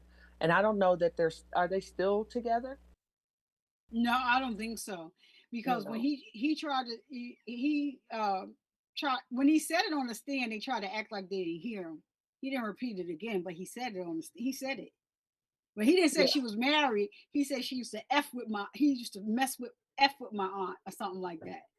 And and He yeah, didn't. and I just don't like think he that. said that, but they was married though, wasn't they? I don't know if it was like through the on paperwork, but they considered themselves married or somebody No, did. he said that on no, he said it on the stand. He sure did. Go listen to it. He said it Yeah, when he said they it. was married. Yeah. Yeah, when he was on the stand, he just said she was uh yeah, something like that. And I think they just cut him off because they didn't want that to get out there. Yeah, I think he said something like she used to mess with my auntie or something like that. Yeah, uh-huh. He And did. yeah, and the other thing is, what's her name was Shannon's parole officer. Nobody talked about the conflict of interest with KB and Woody being the lawyer. I know she came in on the fluke, but it's so much behind the scenes stuff that should have been questioned, and it wasn't because there's a bigger goal in mind. They don't care. They don't care about anything. And the way and this is what really pisses me off, right? Because you bring these young men in and you talk to them and you tell them certain things. They don't really know the law, and so they just going by what you say. And then it's boggles my mind that stuff can only be leaked by them because it's their property. We as citizens, we don't have access to that. So how is this stuff getting leaked when the person that you're talking to is not going to do what you want to do? Now all of a sudden this is getting leaked, that's Right. getting leaked. You don't Right. When even y'all the care. only ones got access to it. Ain't nobody out there got Exactly. it. And not only that, I mean, so Woody's still walking around, of course. Like, I mean, who knows, what happened. I don't wish anything bad on him. Like, he's trying to change his life, and that is just what it is. But you also put these men out here in danger. This is why I know they don't care about those Yes. men's lives, because Yes. when y'all put this stuff out here about them being rats, and you're going to put a whole interrogation video out there, that some of this right stuff, some people don't care about it, but there's some people that will go to jail behind you being that type of person, and we don't know who's going to come That after these people. especially that Yak Gotti video. Like all this time we went through the whole case and that ain't came out. All of a sudden, when y'all see it's looking bad for y'all, then all of a sudden the video leak out. Mm-hmm. Mm-hmm. They don't care about them. They don't care about the men's life. That's why they don't care whether somebody come and snuff them out. They don't care about none of that. And Jamel drinks. So they said his mother was in the courtroom yesterday. And And Hilton Hilton hugged start her. crying and hug her. Let me tell you something. That's so unprofessional. What you crying for? What are you crying for? What was she crying for? Tell me what she was crying for. Because she You was beyond professional, first of you all. was I'm sorry to cut you off. yes. She was trying She to was appeal to beyond the professional. jury. She was trying Hmm. to appeal to the jury like she really, really cared about the crime that they committed. But let me tell you something. You really, really care, right? So I understand that Jamel's mother, that's her child. She has a right to feel whatever she's feeling. But his Right. aunt got on YouTube and said she was sick of Hilton them lying to her and their family. She said that Hilton did nothing but feed them lie after lie after lie after lie. She was pissed when they started giving out those plea deals. And she is the one that said that we don't think they got the right people locked up for this. So they was not cooperating with them. Well, so now the mother, now I don't know whether Hilton was able to get to her and appeal to her or whatever, because she said that Hilton kept calling them the day that they was making those plea agreements with, I think Nichols was first. The first day, the first plea agreements that were made. And she said that Hilton was calling her. She doesn't live in Atlanta. She lives in a whole nother state. And so Hilton was calling his mother as well, telling them, y'all need to be down to the courthouse at 3:30. She was like, what? I don't live out there. How the hell am I be somewhere at 3:30? But then she said that's what she said, that Hilton has been doing. No, she said Hilton. She didn't say Love. She said Hilton has not been doing anything but lying to their family. Well, that's evident. And the other thing with Hilton during her closing was what it pissed me off, because when Whitaker said the nigger words, Hilton got up there repeating the lyrics and was tough on it. But what it showed was their true character of how they railroaded and talked to these young men when they were in the interrogation rooms. That's how Hilton and them were interrogating these boys, telling them, here's your plea deal, sign this, nigga, do this, that, and the third. That's how they was talking to them. Their true colors showed with Hilton's closing. And I think that her saying that and doing that during her closing was very unprofessional. It was like, hey, if Paige can't say it, but I can because I'm Black. No, you can't. You're supposed to be in a professional environment trying to try these young men. And you showed your whole hood side doing that. And I didn't appreciate it not one bit. There it is. Look at Hilton on the. I mean, look at Hilton on the screen. I took that last week at the club. I don't see your screen. Oh, me? Yeah. No, I'm looking at your screen. Oh, you talking about Stacey Sibby? The picture you put up. The video I just showed you. Okay, Simone. got you. It was just up there, yeah. So yeah, they don't care about it. It's a business for them, and that's what it is. It's a business for them, and they paid to keep people warm in those beds. In those beds, that's what they cold care in about. those beds, you mean? Yeah, well, cold, yeah, cold, warm, whatever, but warm bodies in the bed. That's all they care about. They don't care about them young men. How are we out here watching? We don't have access to any of the evidence and stuff that they have. We don't have that. How are we able to figure out what's going on? How is the girl that came and testified against Lil Rod? How did that happen? Because we knew she was lying as soon as she opened her mouth when she got on the stand. That was crazy. I said, "Oh my God!" So they locked you in the basement. First of all, she said that Blaylock attacked her. I don't know if somebody heard it, because I was talking to somebody about this the other day. But she never repeated that again. Now this was after that. This was after they came there and they did the do, because that's what they said. She said they came there for. And so she said she went and got. That means. Yup, that's what she said. So then she said she went and laid on the couch. Oh wait, hold on, my bad. I was on mute from there. Y'all heard me, but they didn't. She said, that mean fuck. You came to fuck.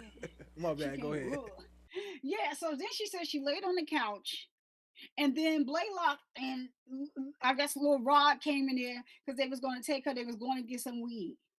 But Blaylock had attacked her, and then she never said it again. I can guarantee you that Hilton and them coached her to say that.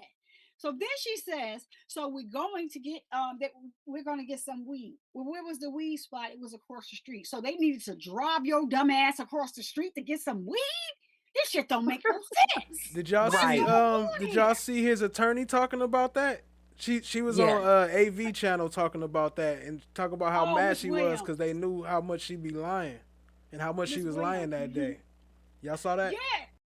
Yeah, Ms. Williams. I watched that AV. So then the fool says that they do what they do and all this stuff is this chaos is just going on. So they lock her in the basement. This man, mom, she ain't had no phone. She said she ain't had nothing. So this man, mama came home. You came upstairs. She opened the door to the basement. She was screaming and hollering. because she wanted her son, so she locked you back in the basement. Locked her back in the room. then she was Helen Keller. Now she Helen Keller feeling through something. Not Helen Keller. Yeah, she was feeling through something through this cloth, and it happened to be a cell phone. I said, you know what? What the fuck? So you didn't have a phone, and it worked. It worked too. Yes. Not to dial 911 because she didn't call the police. Right. No 911 never been the first person I called because my mama couldn't have got there fast enough. So wait, but I'm still stuck on it. You didn't have a phone, but you just started feeling around. Okay, Helen Keller. And you realized that was a phone and you called your mother. It just happened. Something just told you to reach right there. It just happened to be a phone there. And wait, there's more. She calls her mom and the police are at her mom's door. Get the man, if you don't stop, drop and roll because you on fire. I was like, girl, please. I was trying to figure it out. I said, now, if they are they listening to what the heck she's saying on this stand? And you can tell that they coached her because soon as Lil Rod's attorney started, they just said, hi, you got an attitude right off the blue, like straight from the gate. You got an attitude. You so snippy with them. What's your problem? So they're saying that those two girls set them up. That's what they're saying. Because Brazy is locked up. The other girl that's what it kind of seemed like. It seemed like that. I ain't gonna lie. They set them up. No, it did. It does seem like that. That they set them up. Like, well, who mama gonna come and you? First of all, what you doing in my house, bitch? But that would also explain why she gotta lie so much because she ain't gonna tell on herself. I don't believe the part about the mother coming back, and I don't believe none of that. Heck no, because the mom would have been in trouble too. Yeah, a lot of them were coerced to get what they wanted for this case. Yep, that's what it was. It was dollar signs. They got them in that interrogation room, and they know for a fact, even though all these guys said it ain't like I've been to jail before, these mofos do not want to be over there in Rice Street. They don't. So they know exactly what they was doing. And they coached these people, told them what to say, but it all backfired when you have people like Sledge and them get on the stand and be like, no, that's not what I said. Like, no, that's not what happened. No, YSL is not a gang.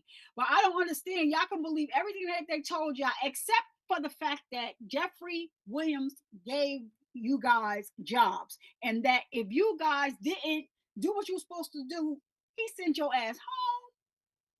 And good night. But that's what's crazy though too, because Hilton constantly saying we believe he was telling the truth back then. Back then he was telling the truth, but then there's 10 different stories back then. Half of it's being proven to be a lie. So which part did you believe in? I don't get it. None of it. None of it. No, I want to know why you made her a picture. That cartoon, that character looks better than she do in real life. I said, wait till I get where I could talk, where I could say something to. You talk about the animated one from the cartoon show. Hey, so many people was messaging me like that is too pretty for Hilton. She is not. She's not. Let's make that clear. But she is. I just think that it is crazy. It is really freaking crazy. I think that the Attorney General, somebody needs to pay their office a visit. Somebody y'all need to take over because they're not doing their jobs. They ready to go on to another RICO case already. And Whitaker is getting ready to cover the other defendants in this case. I think is it the 3rd? Yeah, they're having a hearing. They're having a hearing or something. I think it's on the 3rd. I think, yeah. So yeah, because Glanville is recused. It's still that case is still a part of this one. So if he's recused, he can't come back in now and say, okay, well they're going. I had a problem with them. No. So I got a question real quick. So do that mean that Whitaker is now gonna be over all the rest of the 12 too, or the rest of the ones that's left? She gonna be the judge still, right? Yes. Yeah, she's having she said it today, but she's having a hearing for those people that are left on the 3rd, December 3rd. Yeah, that's why she made them get that stuff out of her courtroom. But who else was thinking that that was the most heinous scene of them scrambling for that evidence? And I thought the state was trying to slip that watch back in there. I swear I did. Or some extra pictures or an extra statement or something. Because that looked like a rat race. I wouldn't doubt it. Y'all saw when the body was taking pictures of it and he was searching it through the inventory and he had it in the inventory pictures? Mm-hmm. Yeah, my bad. Go ahead. Yeah. So what do y'all think? Do y'all think that this jury is going to vote not guilty? If Juror 56 got the floor, we good. Like, no. I was a little, like, I was just telling them, like, I was very confident before, but the fact that Hilton got up there, like, spewing all this stuff that wasn't true, I got a little discouraged. And so, but I do like the fact that Whitaker threw some of that stuff out. She wouldn't let them charge Yak with some of the stuff they were trying to charge him with. She he got like 3 of his charges dropped, and them was some big charges too. Yeah, you know why? Because, like she said, that's why she was asking all those questions. Well, did he live with Jeffrey Williams? Right.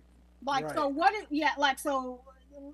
So how are we going to say that he has possession of something that he doesn't live there? Right, and the codeine all inside the closet.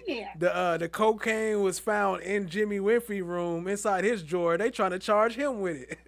That's crazy. No, so but if Jeffrey pled guilty, he took the gun charge and the drug charge. He wasn't taking the leader of the gang charge. He wasn't doing nothing with no RICO. Right, they didn't establish that. They didn't show no proof of that at all. Well, that still pled, what is it, nolo contendere? Yeah, nolo, yeah. So they no prostate. But you know what? Yeah, so listen. So the day that Jeffrey took his plea, right? When they opened up the courtroom for us to be able to see what was going on, Jeffrey hadn't made up his mind to take a plea yet.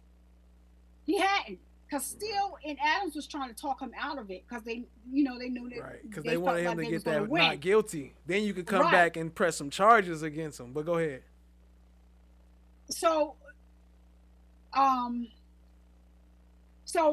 they didn't know, right, that he was going to even take a plea.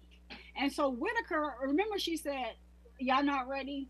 All right, I'm gonna give y'all a few more minutes." And she stepped off the bench, and then she came back. And so now Jeffrey and them walks up to them. You only knew that they was taking a plea at that point, because when he was sitting back there, he had not made his mind up yet. So, love, tell me why you immediately want to seize all his property and for y'all to keep it because y'all done stole it. Facts, because they ain't got it no more. Right. Who's they paid way with it. Love? Who? Right. Who? Like I was just telling you about who. They gotta give all his stuff back. He is a businessman. If I was Jeffrey, I would sue their asses for bringing YSL in there as a gang, because that is a legit business, which he's still doing business under today. So I would definitely, his clothing line Spider, they done turned that into some gang conspiracy. What? That is his. This is his businesses. He makes real money. I tell people all the time, people can laugh and say what they want to say about Jeffrey, but when Jeffrey on the front of them magazines, when Jeffrey in them spreads with the dresses on, and I know everybody is just like, oh yeah, but why? That is what you call high fashion. A lot of people can't model and be a high fashion model. That's a fact. Hold on, you real gotta quick. have. What up, Kat? Come on, hop up on the panel. Come join us, Kat Not Williams. I see Kat you, family. Not Williams. Come get up in here. Queen Slime. Queen Slime in the building. Queen Slime. Yay. Queen Slime. Let me do her little pop up real quick. Yeah, Hi guys. put up her little How thing. is I love She everybody? getting blocked by Stacy Zip. It's All right, my bad. Continue. My fault, family. Yeah, so I just a lot of people can't model high fashion. You gotta have to look a certain way, and in regards to how other people see Jeffrey or not, let me tell you something. He was getting paid for those campaigns that he did. Paid. And so, like, when Right. everybody was laughing, all saying, "Oh, he gay, he this, he that," then no, that is what you call high fashion. I bet you he got high money for it too. I can tell you, I'm a paid retired published model. I wasn't making no money like Jeffrey though. I made money, but not like Jeffrey, because And what yeah, that's and what high fashion model do you know that's leading the game? the whole Right. thing. In a The dress. whole In a wait, dress and painted fingernails. so What thug street guys are gonna listen to a guy in a dress? the whole thing is that you know what a King lot of people Slime. don't. My bad. Go A, ahead. a lot of people don't understand, right? So you look at like models, or you look at like these other like celebrities and stuff. They all wearing what Gucci and somebody else's name and somebody, but those are not high fashion. That's not high fashion. No, Hold on one So that's second. like, cheap. One That's second. One second. that's low budget fashion, really, in the rich world. Right. Yo, Blue oh, Dream, we not listening to nothing. We actually live right now. If you got anything you want to add, the link is in the chat. You can hop on the Zoom and come up here and speak your mind. Y'all hit the like, hit the subscribe, tap in, share with a friend. All right, my bad. Y'all continue. so yeah, so they wouldn't even really understand it just from his modeling catalog alone.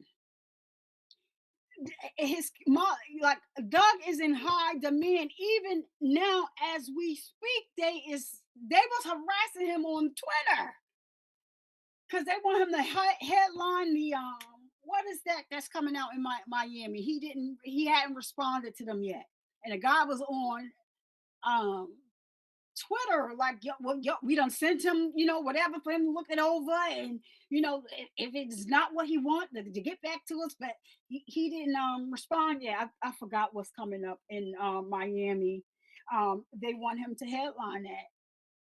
So Doug got like like I didn't even know that he had like a clothing line like that. So they have a video up where it's his line coming down the runway. He got a blunt in his hand. He gets up because the model's stuff wasn't fitting the way he would like it to fit. So he got up right there, stopped the model and fixed it. And it was done so smooth. And he just went and sat back down. King Like Slime, though. King Slime, he on another level. Like you cannot. I just don't like. Y'all cannot, and y'all mad. How y'all got a case? So this is what I didn't understand. Now, correct me if I'm wrong. So remember when Steele said, I think he asked somebody the question about did they look into Jeffrey's finances, and they said no. They said no, they didn't. But They remember, couldn't. I think he no, asked Viverito that, didn't he? Yeah, because they knew his money was legit. They knew it because he did real estate as well. Oh yeah, he bought that property for single parents, for single mothers to live in with their children, and was gonna basically charge them nothing for rent. He's doing all that. He out here, funding basketball leagues and stuff like that. And that's what the community needs, because the cops, y'all not going out there talking to these kids. Y'all not. So who better than to do with somebody like him that was in that lifestyle, and he's able to make it out and pour into these kids. And But they are going out there, but then they trying to use their stuff against them and set them up and sneak in the back door. Up on Cleveland for them to play games. Anybody could come there. You know what I mean? Because they didn't have nowhere to go. And he meant that. He had games for him and all type of stuff like that. So he was constantly giving back to his community. But you know what got me? What really, really got me, and I was so glad that Steele clocked this shit and said this shit just on the record. I'm sorry. No, my bad. Go ahead. It's not, did y'all really stand up there and talk about that they had to pay a $25 fee to be YSL? I I said, if y'all stupid mother, I was so mad. I said, $25 fee, right? And then they just too like these niggas. They up here selling little grams of weed and little 25 sacks. Like, what is he I thought gonna it was do with five. money They from listed it that? for 5. That was 3 million. Yeah, it might have been 5, and he ended up having to sell it way below The what price. he paid Yeah, for it okay. for. Yeah, but Mhm. the thing is, you know what it is? What I think, they thought that they was going to bankrupt Jeffrey. He was not going to be able to, to have his attorneys, you know, to, to the end. So I That's think a that that's fact. what because that's what they thought. Yeah, that's what's sad too, is because like y'all was saying earlier, like this ain't nothing new. Like this is happening all over America, all over the world. But like for the people that can't afford good attorneys that's really gonna fight for you, then you gonna end Banging up Rice they Street. just gonna railroad you. And the other reason I think Thug took the deal, I think it was more on a business financial level, was so that one, he couldn't get sued. You know what I mean? Also, but that RICO was really a slippery slope for him. You know what I mean? That the charge of RICO alone, with all of them being up there, put him more at risk of going to jail. The but see, so this is what like they fail to understand. I see a lot of jealousy when it comes to those people over there on the prosecution. Y'all hate that man because he's successful. I don't give a damn if you've been watching him for 15 years. So if you've been watching him for 15 years, then you should know when his career started and when it took off. If y'all would have did y'all due diligence, then you would have known what his net worth is, what his net worth is. So do you see that this is a company that's suing him? I hope that they're able to work it out though, because For the he jewelry? went. No, he had a Oh, the tour dates. lined For the up. tour dates. Right. Yeah. And how many million? You remember how many million was that? Is it 24 million, something like that? Yeah. Something like that. And then think of all the endorsements he lost these 2 years, going through this trial, so it was a lot at risk for him. But he invested his money, and he also poured into some of these young men. Look how many of them he got to work for him and start rapping, which prevented them from being in the streets. Now, granted, some people coming from a impoverished environment, it's hard to transition into having nothing and having a whole bunch of money and having that mindset. So he was pulling some of them over. It was just the transition for some of them mentally. They were young men, going through hormones, not having proper guidance and things of that nature, and weren't able to, be directed as they needed to be. But Thug was trying to get them there. So it's unfortunate, but they just came in on a greedy plate and was trying to, just sick. It's sick. They wanted the Birkin bags and the red bottoms and stuff, and their salaries is nice enough for them to do it, but they wanted to take from other people that were trying to come out of impoverished environments. Hold on, mama. Hold on now. Wait a minute now. I heard that Love was only making $60,000 until last year. She was. Something like that. Okay. So Yeah. you got what you making a year with Thug is making a day. So they wanted a piece of that pie. And Viverito, I think Viverito got the hots for Shannon Stillwell. She's a thought. Yeah. Why did you and there's a lot of people that are upset about the fact that she approached Kayla. Yeah, that was a threat. That was a threat. And so that you heard what Doug said. I'm glad Doug put it on the record. He if said they could use some of these lyrics and text messages like what she said, and what she said was a threat. It was a threat. That'll be the last time you call me a hoe. Well, what does that mean, ma'am? Because I would have been defensive. But you know what? Kayla said that the issue with her and Viverito, it don't have anything to do with this case. It has everything to do with some of her clients that she was representing, and they were doing underhanded stuff. And no, she's going to speak up because that's her client. So she said she had a couple clients that the same thing that she's trying to do to Doug and them over here. She did it to some of her clients, and as an attorney. Let's be real, woman to woman though. Viverito was smashing either Shannon and some of the other inmates, and if that's KB's man, You know what I mean? Whoa. Viverito had a vendetta, and I'm just Yeah, gonna lay it out period Oh, point she was blank. smashing them. yeah, and not only that, it Kayla was caught off guard because there was a girl that was with her, and they do these lives every Wednesday. Um, and the girl was saying, "Yeah, I was bothered because she was way down the hall, and then she walks back and says what she says to her." But this is the kicker right here.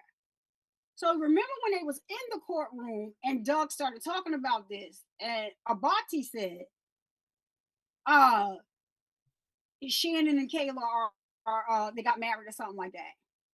So Kayla was I think like, he Yeah, said that body. to hope Yeah. for a mistrial. I "No, think he blurted that out to her hope for a mistrial. I swear I did, because there was no reason for him to blurt that out. no, They've but None. been let me they've tell been you, that's I believe that because they've been trying to get a mistrial since the first day. Y'all know the first day they was trying to get a mistrial because of the Lil Woody video with Viverito got leaked.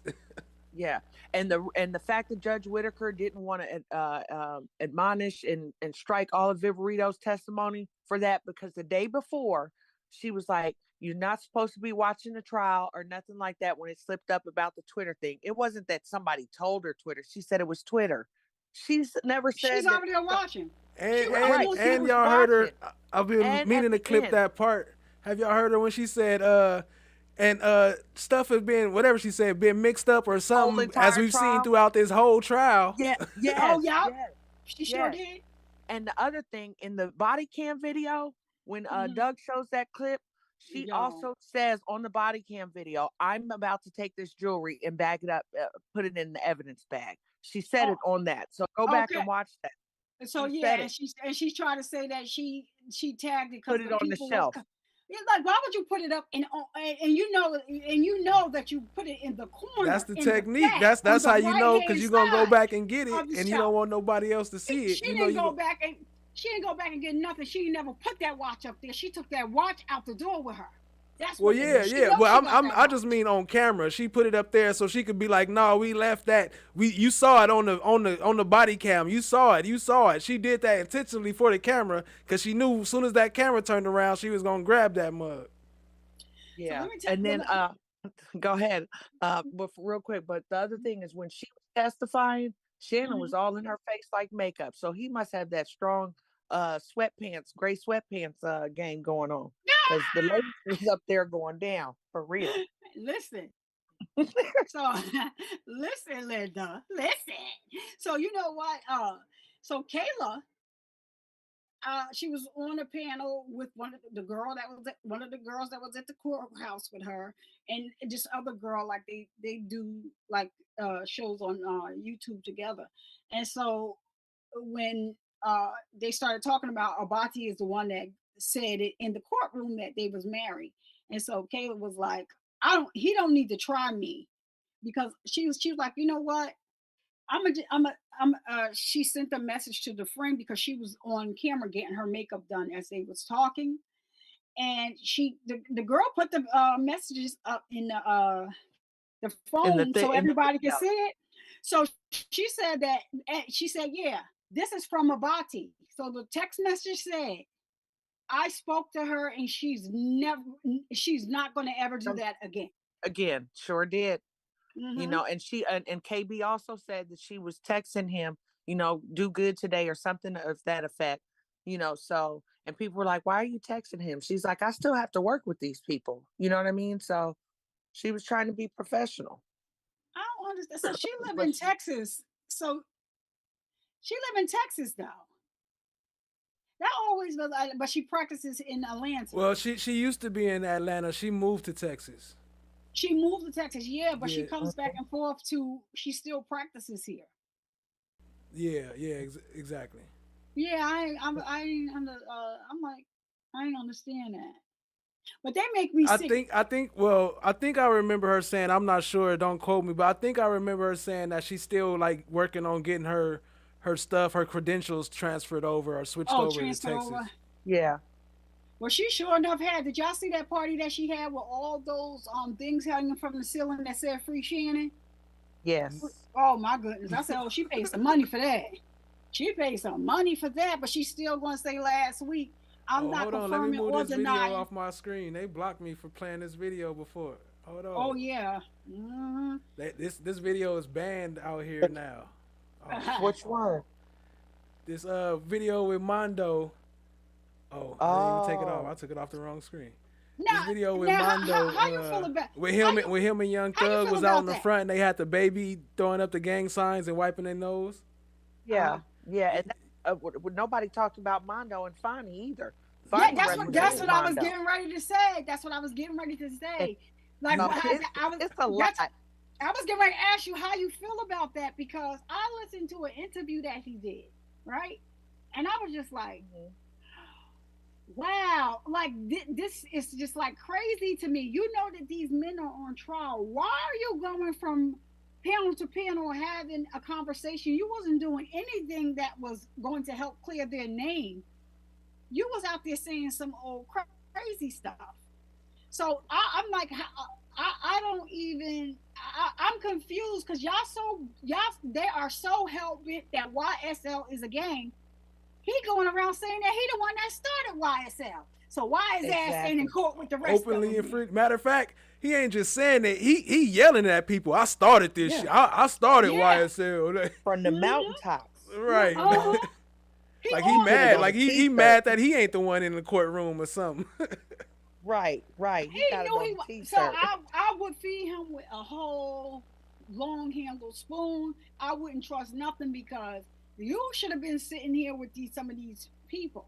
But the fact that Fanny was your attorney before, that says a lot to me. So if he was that cool with them, was you taking stuff back? Listen, I'm not giving nobody a pass because that's just too much of a coincidence. And then when I saw him going from panel to panel to panel on interviews, I just was like, yo, Mm-hmm. what is he doing? Like, what are you doing? You claiming that you cool with them? Jeffrey needs to go ahead and do what he know how to do and do that. And it's so sad to say that you can't get somewhere and help your people out because you got to worry about this stuff. Oh, is they going and saying that I did this and like, yeah, he can do it. Now, if he wants to do something for a group collectively, like for single parents and stuff like that, he can still do that. But as far as like these guys that you grew up with, you need to leave them alone. Every last one of them. Because Mm-hmm. even if y'all did start out as a gang, when he got himself together, he tried to help y'all. And they used, and Hilton and them used that in the courtroom too. Yeah. Oh, he got them doing all this stuff. So he's buying them sneakers, he's buying them clothes. Yeah, The they don't bean have incident shit. though was crazy. Like how y'all really try to put a whole nother person in the car? Right.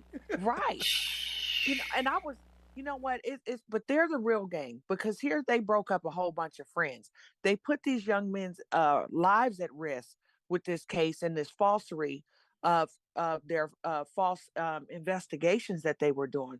You put it Facts. out there that Shannon killed Shamel Drinks, and I feel so Mm-hmm. bad for both of their families, Donovan Thomas and Shamel Drinks, Yep. because the prosecution made a mockery out of their son's deaths, and drug them through the ringer by making them relive this through this trial.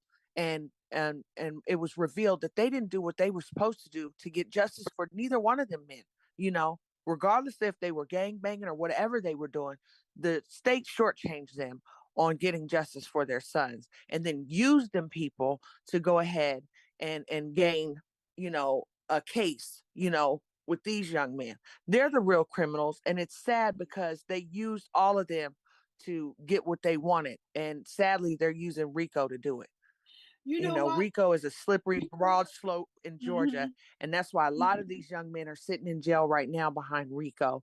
And it's a wonder to me why If Gang, YFN, none of them are on no indicted charges for no dang Rico. I heard they named all through this trial, Shell, all of that. Wait, no, so Wyatt and Lucci, I think he is he's locked up, but when they locked him up, they let that other boy out on purpose. I wouldn't be surprised if they paid the, you know what I mean, the contraband that got caught on video surveillance of the what's his name, Huey, pushing the thing.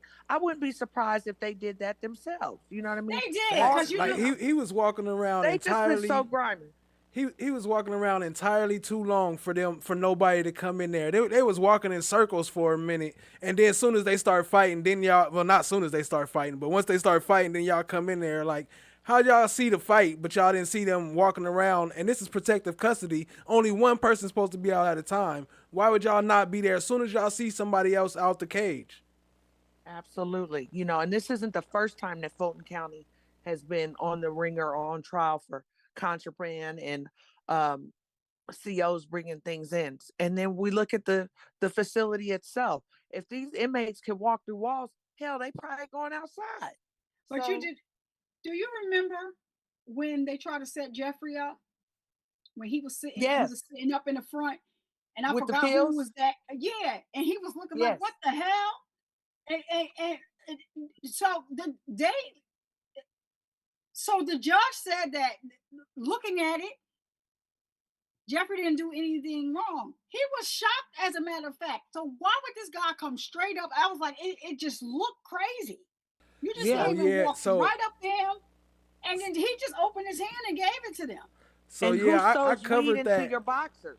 I covered that on the channel before, and yeah, it definitely, like, it's a bunch of things wrong with what happened. Like, first they was talking to the attorneys, and then he told them get up and go to the bathroom. Like, when have you ever seen a person convicted of murder in the courtroom just get up and go to the bathroom by themselves? Have you seen anybody else in the courtroom just get up and start walking to the door? He walked to the door after he passed him the pill. He went to the door like he had a key card or something, like he was about to open the door. Yeah, and remember they said they were chained down, remember, right, by their legs, right, you know. Right. So, and then the weed being sewn into Little Rod's boxers. Right, like he gonna sew some weed in his underwear and bring it to court. Like, what he trying to do? Make drug deals to people on the outside? Let me tell you something. So Little Rod, when that was going on with Little Rod, like, my heart was so heavy. And so I worked in a jail. I worked in the Department of Corrections for 7.5 years. And I know that there is a way, I don't care how y'all was on a video, there's a way that y'all know which pressure points to press and all that stuff, where it looks like y'all not doing anything. Mm-hmm. Why was he screaming like that? And he had no idea what y'all wanted with him. So if he had this weed on him when he got dressed, y'all didn't smell it when he was getting dressed? Right. That's what I said. Come on now. Where did he get the damn needle from? But they didn't smell it. They didn't smell it when he was getting dressed in his underwear, but they smelled it through his suit after he was already dressed sitting there for a few hours. Crazy. When I tell you, like, that place down there is corrupt. They need to go down there and clean house. But and the one the one with the pills too. Remember they arrested the lawyer for bringing his own prescription pills. Well, they had to buy dinner. Is that the one that had to buy dinner? Yeah, that he had to buy. Yeah, he had. And Gladville was banging on him like, I see you didn't buy that food yet. Jason's Deli, to be exact. Right. So the reason why they said that they arrested him is because he had those pills and he didn't have them in a bottle. But no, he had them in a container, but one of them was a different milligram. One of them was a different dosage because it was like a new prescription, and he just put them in. It was the same kind of pill, but one of them was just stronger than the other one, so it wasn't in the right pill bottle. So yeah, so he was saying that the law in Georgia is like, if the medication is yours, like, it doesn't have to be in a bottle. In a container, yeah. In a container, he said that he can carry his medicine to take it and however he want. He could put it in a plastic bag if he want to. Right, but they locked him up anyway. Yep. But then I think that was just part of they tactic so they could have a reason to sever Farley, because they severed him after that. It's just and he wasn't the first one that he ordered to buy food. He wasn't the only one. Chata Jimenez had to buy food too. He had to buy lunch for everybody, and he went and bought some wings from what's that club? King of Diamonds. One of them strip clubs. It might be King of Magic Diamonds. He went City. and bought some King Magic of Diamonds hot wings for everybody. Listen. Oh my goodness.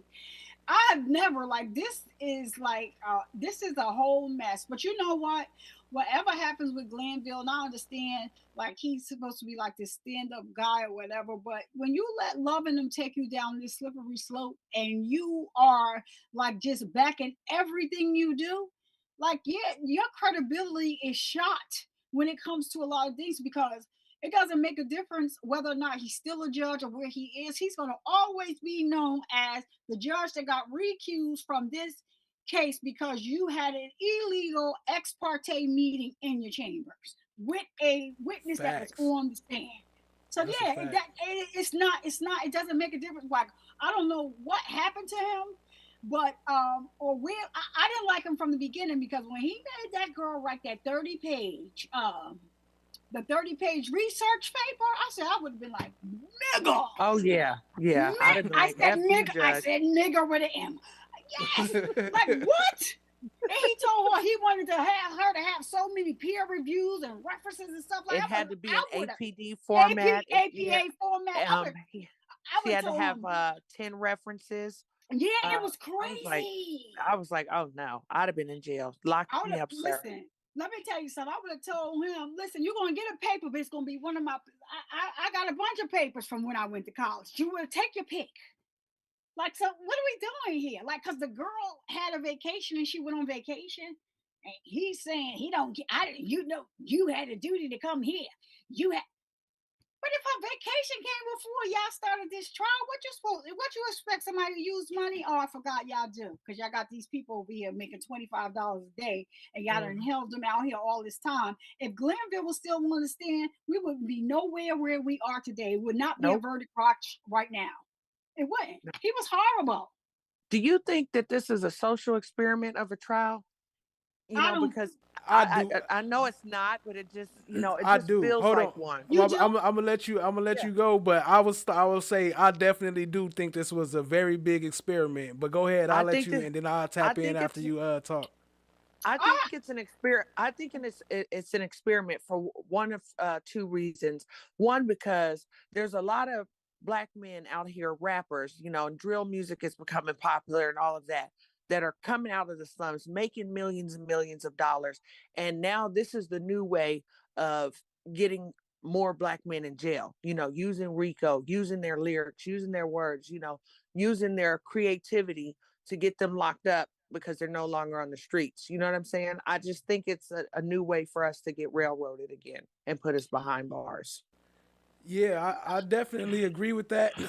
But I think this is an experiment also in a way where they testing us to see how much we gonna fight for it, for our freedom of speech, our rights, and also how I think this was a big test to see how the public was gonna react to such a dirty court case, like just them relentless dirtiness, and they just want to see exactly how far they could go with it. I think that's part of the reason why they didn't stop as earlier like they should have. They should have been gave this case up, but I Yep. think it was an experiment to see how the public react, how the people react, and how much they can go against the Constitution without us starting a civil war. for me, I think that it was just a Fanny wanting to get a Rico because she ran on she's going to get gangs out of the community Hmm. and all this other stuff. So I guess you could look at it both ways, but I just really think that it was her ego. You got everybody that works under Fanny has the same attitude, and it is ridiculous. It's unprofessional, and they just think of that. So let's take Ashley Merchant for instance, right? How the Hmm. heck is she asking for public records and the angry guy that's the supervisor over the records? I don't know if y'all watched his testimony when that case was going on, but he was just like had this arrogance about him. You can't tell me nothing. But I said, well, how the heck did they? Because they know that Ashley Merchant is a thorough attorney. You got to give her props. She's a thorough attorney. How the heck did y'all make an Ashley Merchant rule? So the Ashley Merchant rule was she asked for paperwork, they're not giving it to her. They had a rule. That was the rule. That it was an Ashley Merchant rule. You said what was the rule? I didn't hear that part. It was an Ashley Merchant rule, is what they called it. Yeah, when she wanted the records, and the guy got up there, and Right. he just wouldn't give them, so he's working on it, and he just So wasn't giving it so to y'all her. talking about because I played with Judge Krause. You talking about, and then so when she you talking about after that or before that? No, so he so You the talking about guy, as a? I'm asking you. Are you saying that they made the Ashley Merchant rule as a result of that case, or was it no, before that? no, no, no, no. It was before that. So if Okay. you listen to the judge when she was at the end, and she was saying, the public records are public records. Like they don't get the choice to pick and choose who gets um public records. And she said, and this Ashley Merchant Yeah, rule Dexter. should never, like she said it at the end of that case.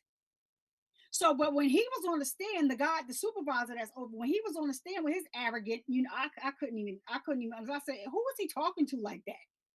So when he was on the stand, He had the like, oh, Ashley Merchant rule.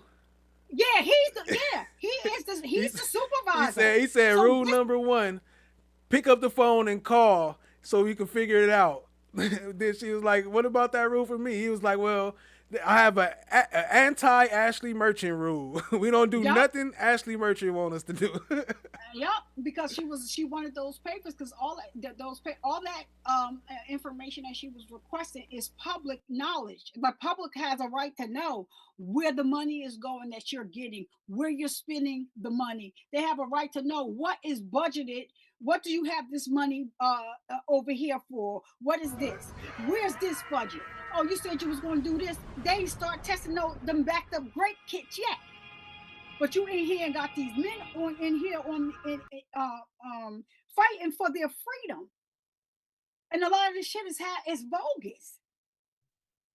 But then you got all of these great cases that are backed up that you ran and said you was going to get that taken care of. Y'all can't do nothing because everybody wrapped up in this case. And then with y'all letting out the criminals early and then locking up innocent people and then the criminals coming back, that explains why y'all prisons is so overcrowded, because y'all got innocent people and guilty over there filled up. Look at the young man that died for a $2,500 misdemeanor.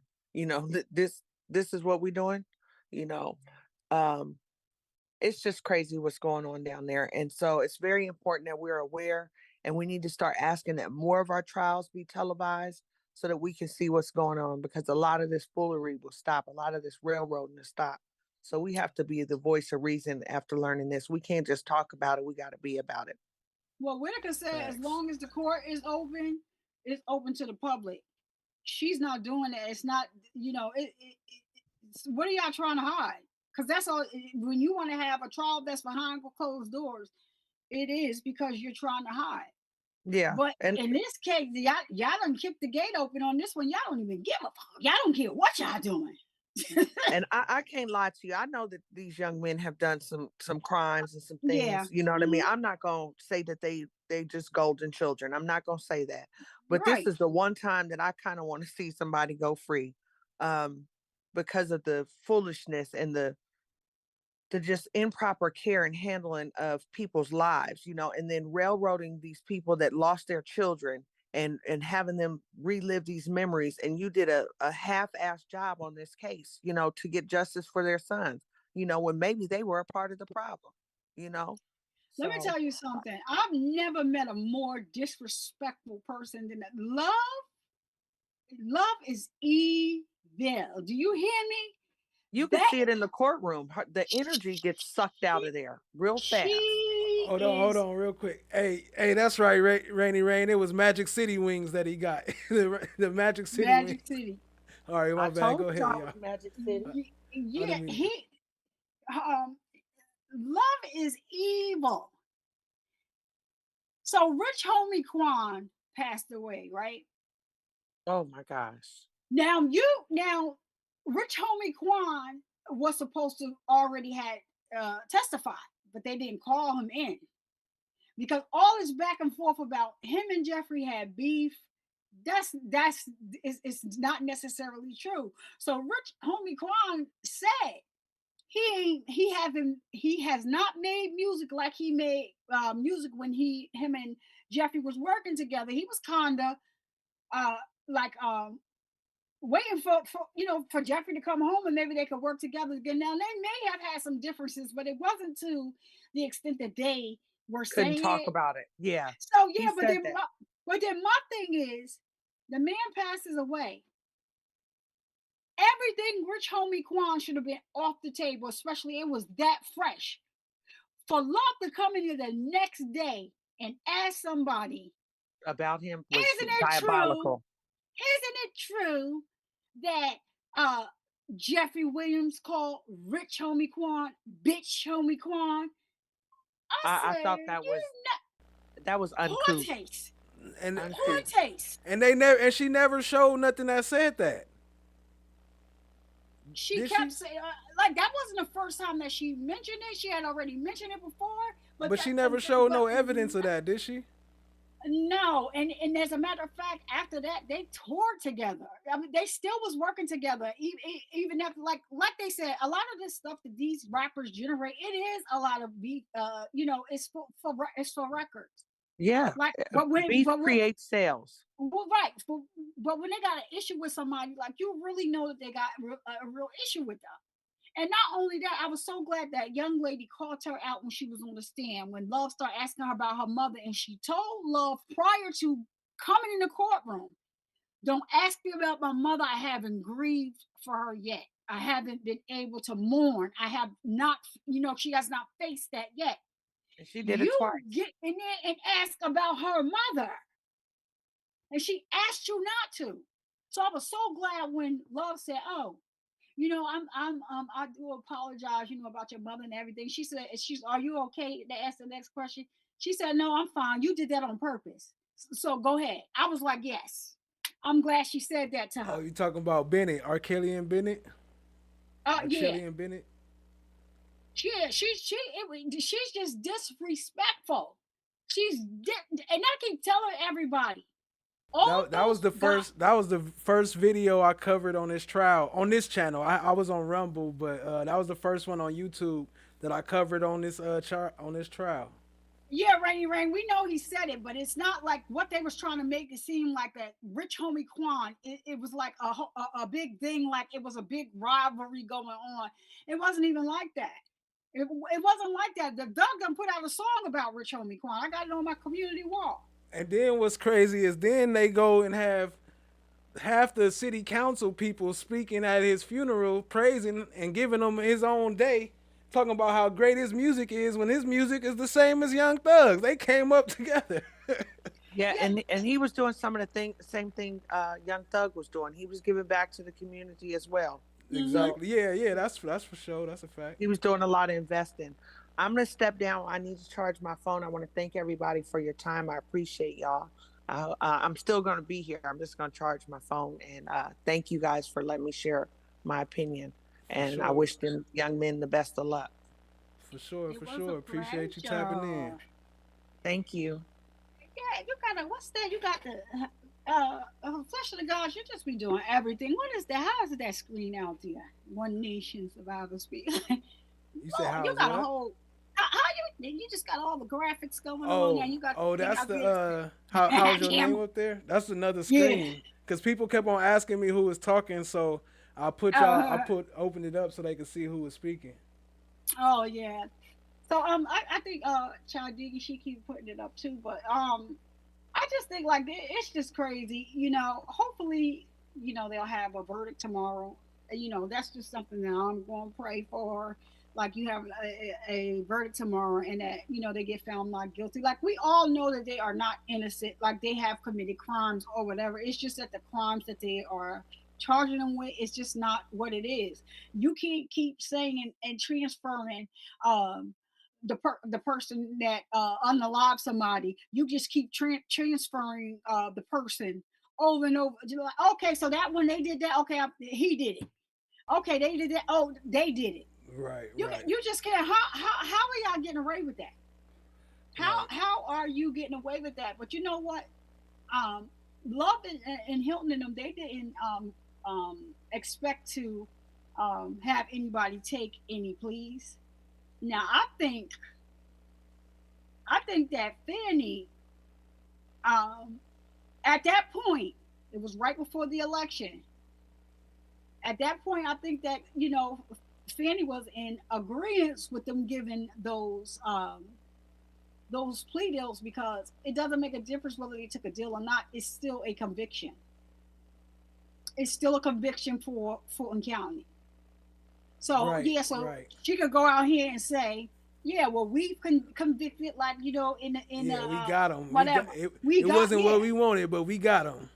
And did you hear her lie on TV? Did you hear her lie on national TV to the people? Did you hear her? Did you hear? She gonna say that? Yeah.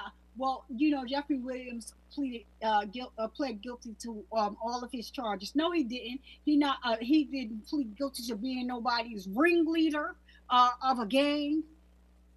Right. He didn't plead to all of those counts I had for him. He didn't plead to that.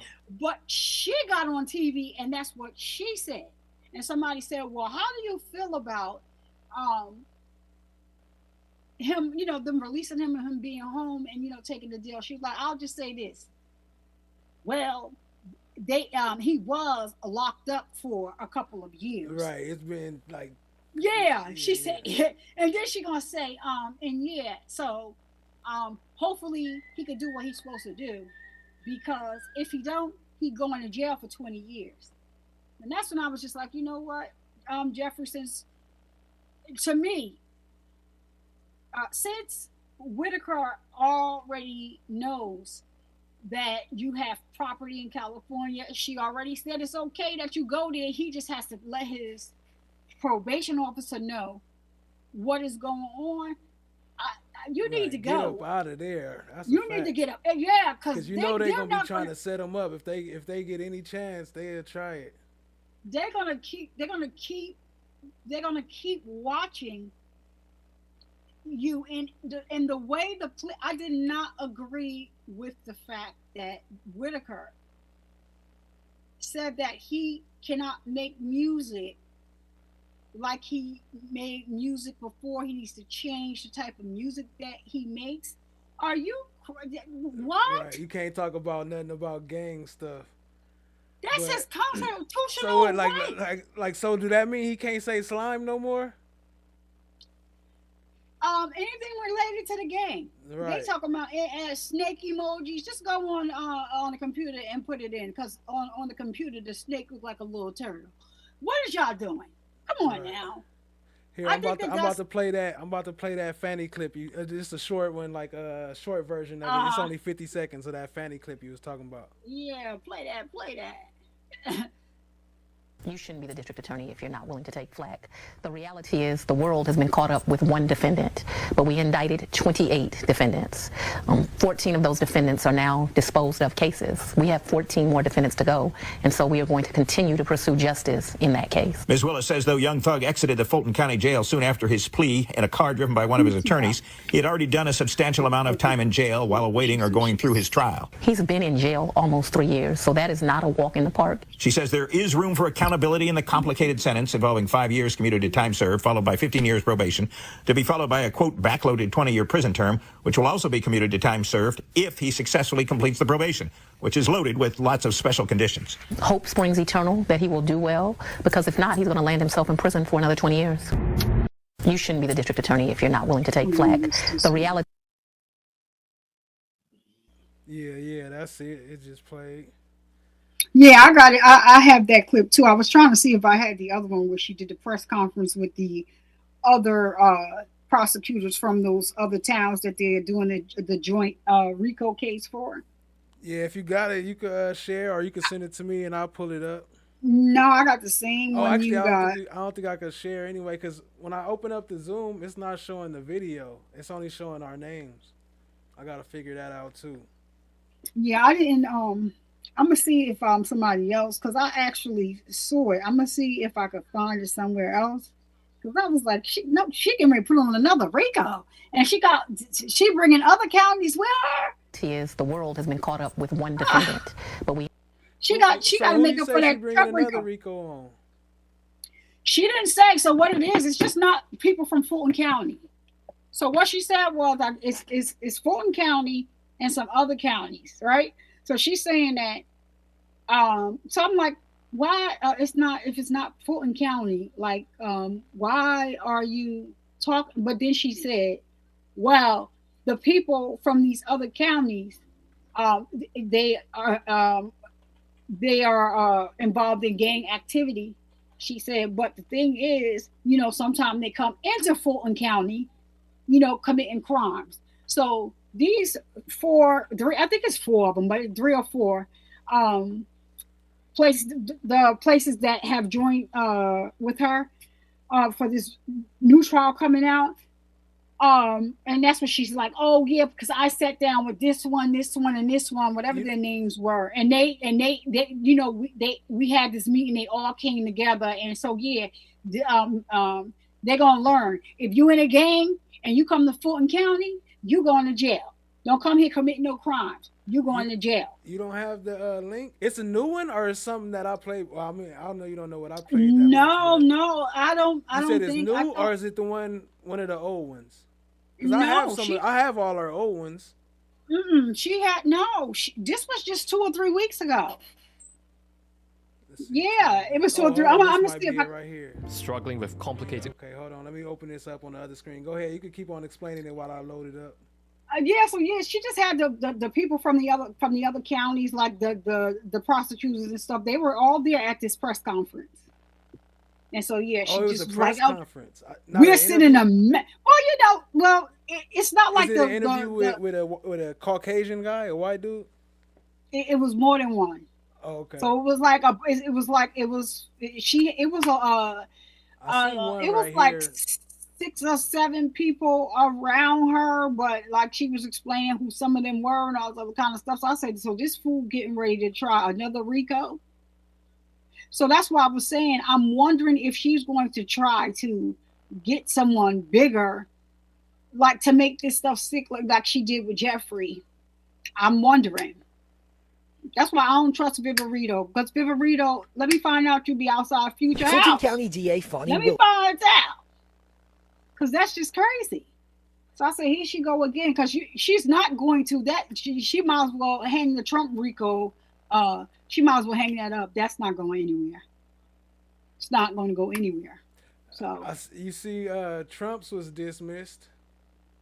Yeah, that's what I'm saying. It wasn't go. When did they dismiss it? I didn't hear that went over my head. I didn't hear that. Well, of course, he's dominated as the president. Yeah, he's gonna get all that stuff thrown out.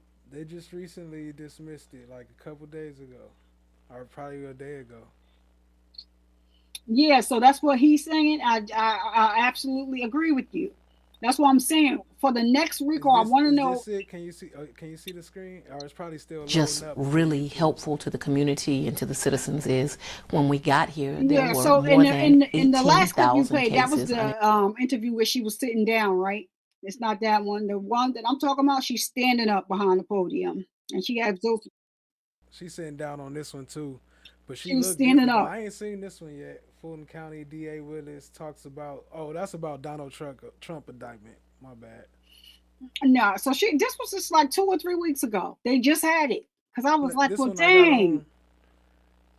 This one I got on the screen was a couple weeks ago. That's why I thought it was it, but I didn't realize it said Trump. Oh no, it said Trump and YSL, but it's just her sitting on the white couch though. No, so that one I think I got that one. I didn't have the one where she was standing up and like I said, she had all those prosecutors from those counties that they're going to be working with. And then so they asked her, she was like, yeah, well, we sat down and we talked about it. And, that's why we're banding together because, this has got to stop and all this other stuff. Like, my thing is like, some things that you take as it's against the law, like everything is against the law and all this other kind of stuff, right? So the thing that LeBron James does all the time, the wiping your nose or whatever, that's what they call it. But then you got a lot of people that's doing that. They put up that on the remember Roddy, did you see that clip where Roddy Wave? They played it in the trial when Roddy Wade was recording, and he kind of angled the camera behind him because the little girl was behind him wiping her nose like slime. Like, yeah, Yeah, I saw that on the basketball yeah, court. yeah. They all like all the basketball players. They all doing that.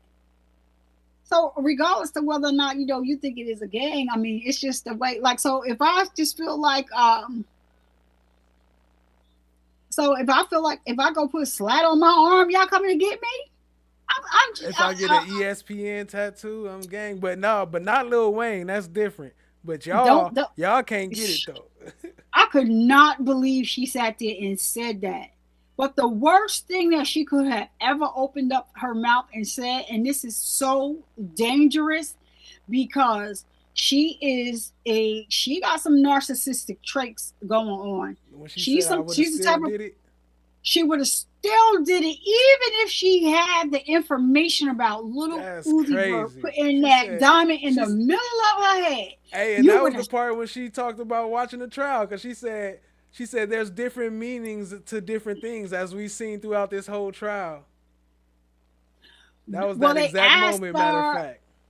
They asked her a question and she said, well, yeah, something, yeah. She said it. And Whitaker should have did something about it. And you didn't. And then also now the threat from Kayla. She's supposed to be a professional. Now it would be something if Kayla approached her, but the people was in the hallway said no. She was further down the hallway, and she approached her, and just like the next time you call me a hoe, something, da da da. But so the girls that she do the shows with every Wednesday, the girl was like, oh, well, she didn't call her. I called her that. I said that. Kayla ain't say it. I said that. Right. Kayla was just there. But, Kayla had to clean it up. Kayla let them know, like, this don't have nothing to do with Shin and nothing like that. This got everything to do with her clients. Right. And so Viverito, well, the whole prosecution team is dangerous, but she's really dangerous for her to think that way, and for her to sit in court and say that with certainty. Oh yeah, I would have still do it, because everything people interpret things different ways. But no, you said that this man put 24 million on somebody's head. That means that he was paying 24 million to get somebody to take somebody out. It is not the case. She was lying and say she'd do it again. Yes, that's what I'm like. That is the most. And then she sit there and tried to lie like she didn't circle it and bold print the letters. No, I thought she said she did. No, she said. Well, first she was trying to get out of it, but she said she never admitted to bold printing it though. She like, let me tell you something. They wasn't gonna let her live that down. You gotta give it to Doug and them, because Doug don't even care. Doug get up there like, yeah, I'm gonna ask about the watch again. Right. I'm gonna ask you about the watch again. Weinstein was like, I can understand why you rolled your eyes. Because you stole that shit. Exactly. When he got up there and asked the question, so if somebody is doing a raid or something, and you have a watch, and you see the watch, and then the watch is missing, what would you say about that? I said, Doug is not going to stop about this watch, but it needed to be done. It needed to be done. It needed to be done. You know what would have been so dope if all the attorneys would have showed up in court today. That would have been so dope. Like Bruce and Steele and just everybody. That would have been so. They might have been there. They can't go on the other side no more. But they might have been there. Yeah, so that would have been so dope. But you know what is so crazy? So you watched the interview with Miss Williams, Lil Rod's attorney. So you heard her say she's not even trying any more criminal cases. Like, this case has wiped her out. She's not doing any more criminal cases. She's done. Lil Rod's attorney. Oh, I Miss don't Williams, she blame was her. on. Yeah, but she did the interview with AV. Yeah, it's in that interview. Okay, She's not do. I watched it. I don't think I watched the whole thing. Yeah, she says she's not taking any more criminal cases. She's no longer not doing it, and that's bad. But you know what? This man right here. That's real bad because you need people like her that actually care about their clients that really want to help them. You know what I'm saying? Because But I believe that every attorney on that other side were um, they're awesome people. And you know another thing. So when you look at the state's position, right? right, You just think these guys on the other side, they're thugs. We can just throw them away. Nobody cares about them. And you know, without saying that that's what y'all saying, but these attorneys over here stood up and humanized these men and treated them like people. I loved every single one of the attorneys over there because those men are human. Like I didn't like, you know, when they talked about how Nichols lost his mother and his father, a lot of people think that that stuff don't matter. It matters. If I'm at my big grown age and I lost my father and I was tore up, like it matters.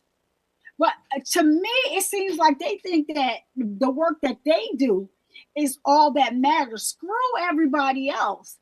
Like people can say what they want to say about Kayla. I'm not here to judge Kayla and what she does. That's her life, right? But she's still an attorney. She's not beneath y'all though. She's doing the same damn work that y'all doing. And she's doing it for herself. It doesn't make you guys any more credible. Anybody can try cases and throw bull crap at the wall. And you don't really have to do too much because you got a judge that's gonna be backing every single thing that you do. Anybody can do that.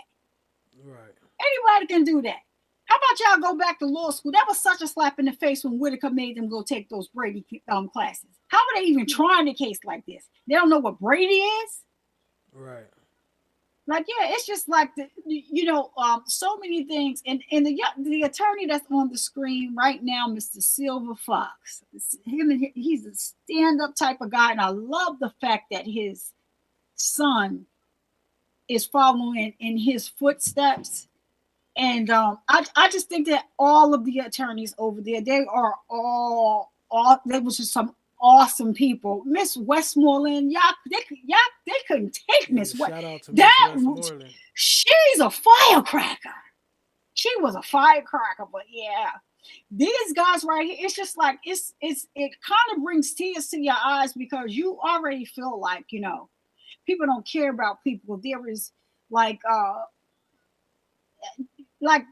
there's no empathy for people. Like everybody's not gonna have it together. But the way like they've been with these guys for so many years and they know them personally.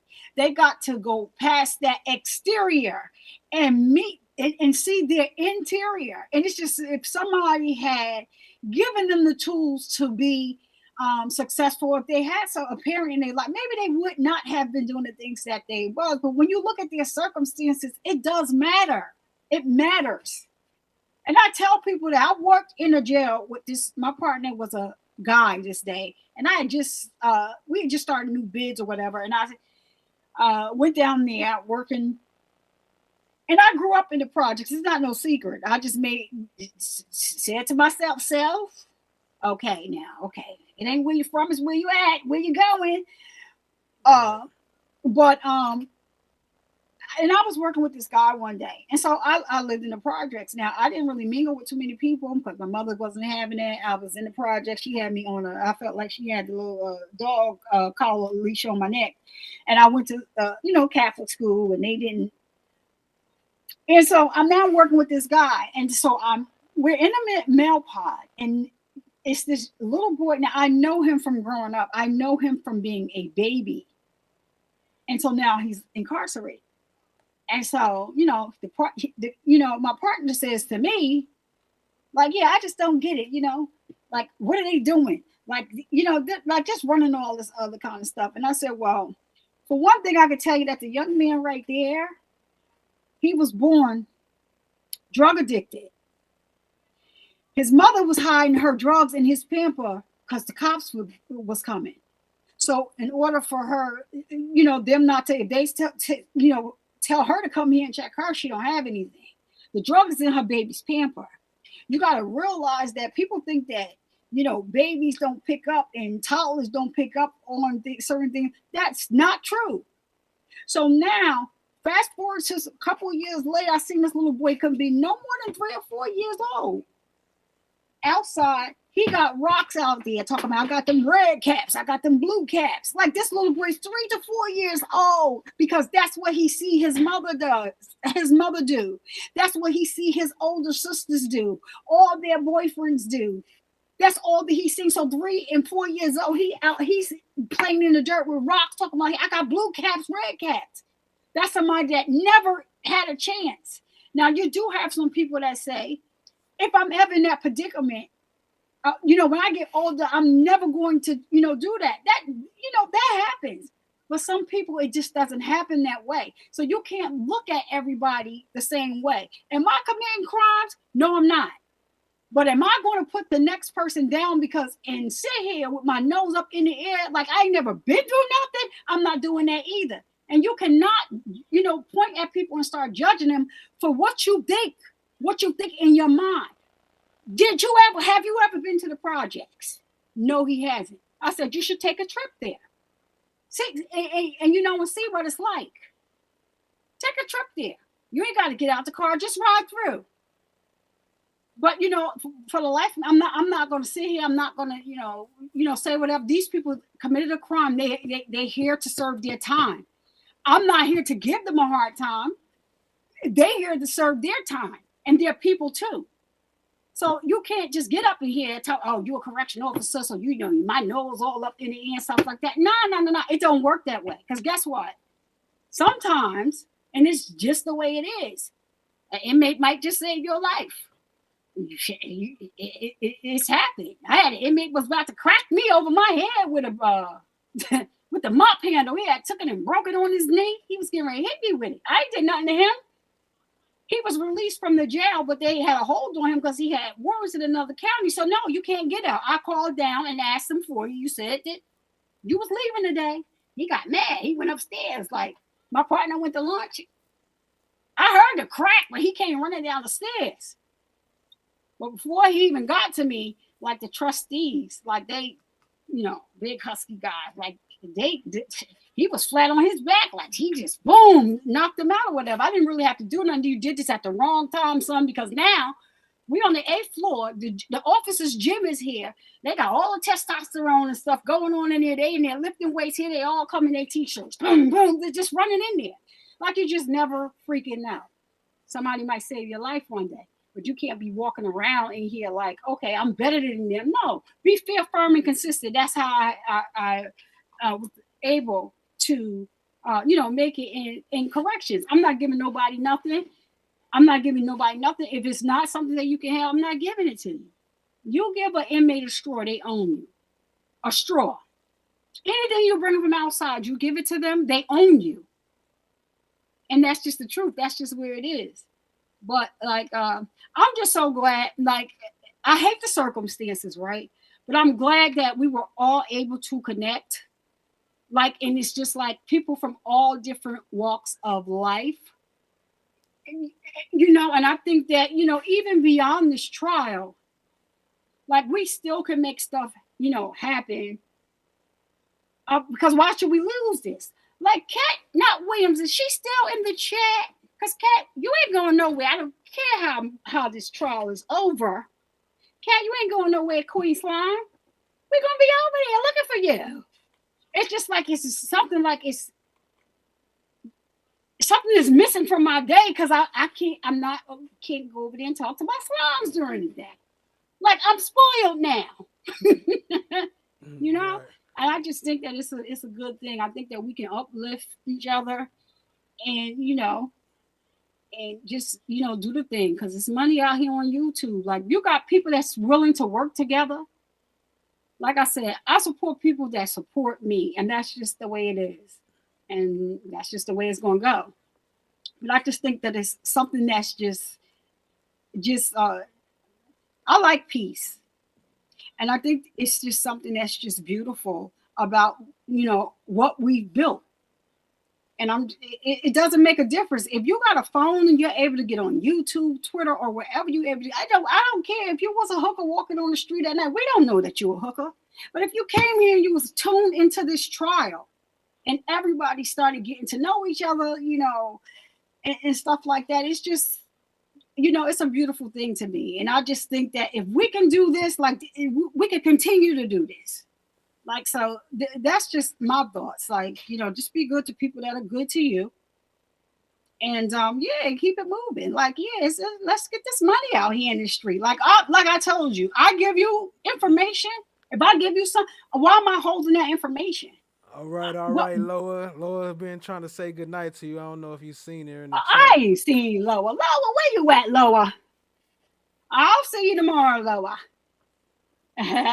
So, I just think it's a beautiful thing that we're building here, and I think that we can keep going. And it is for what it is. Like, cheer the other person on. I can't wait to have Kat hit 30K. She's almost there. Like, we're growing. That's all that matters. Nothing else matters. Like, you have to be like this. It's like, it's going to be hard for them. Like, because how is Love going to get whatever little reputation that she thought she had? How is she going to get that back? You can't get that back. Everybody thinks that you're an evil idiot. Everybody does. In Hilton, you have to be very careful when you out here doing stuff to people, because some people don't care who you are. And they'll try to get some type of revenge on you. You got to be careful, though. You can't be treating people any type of way. You can't do it.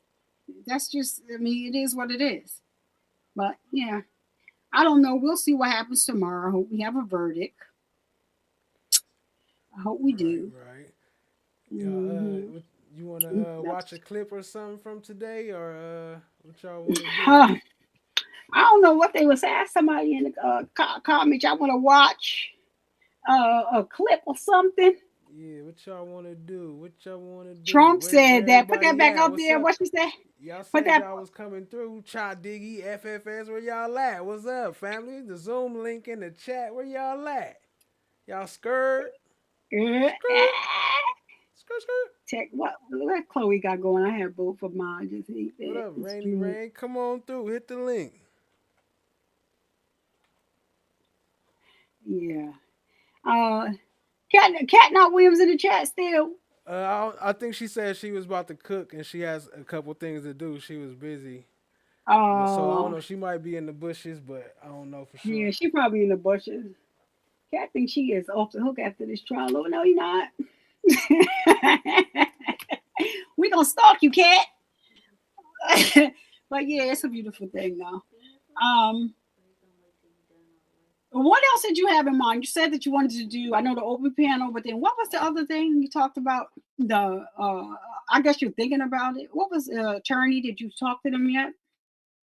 Oh, talk that law? No, I haven't talked to him yet. I've been meaning to send him a message. I really wasn't even planning on doing the panel yet, but it just seemed like an appropriate time, so I said, forget it, I'll do it. Yeah, at least you got to see that it works. Because I haven't did it on this channel before, so I wasn't sure how much I would have to go through. So this is kind of like a test run. Yeah, it's like attorney on YouTube. I'm subscribed to her. Name is Natalie Lawyer Chick.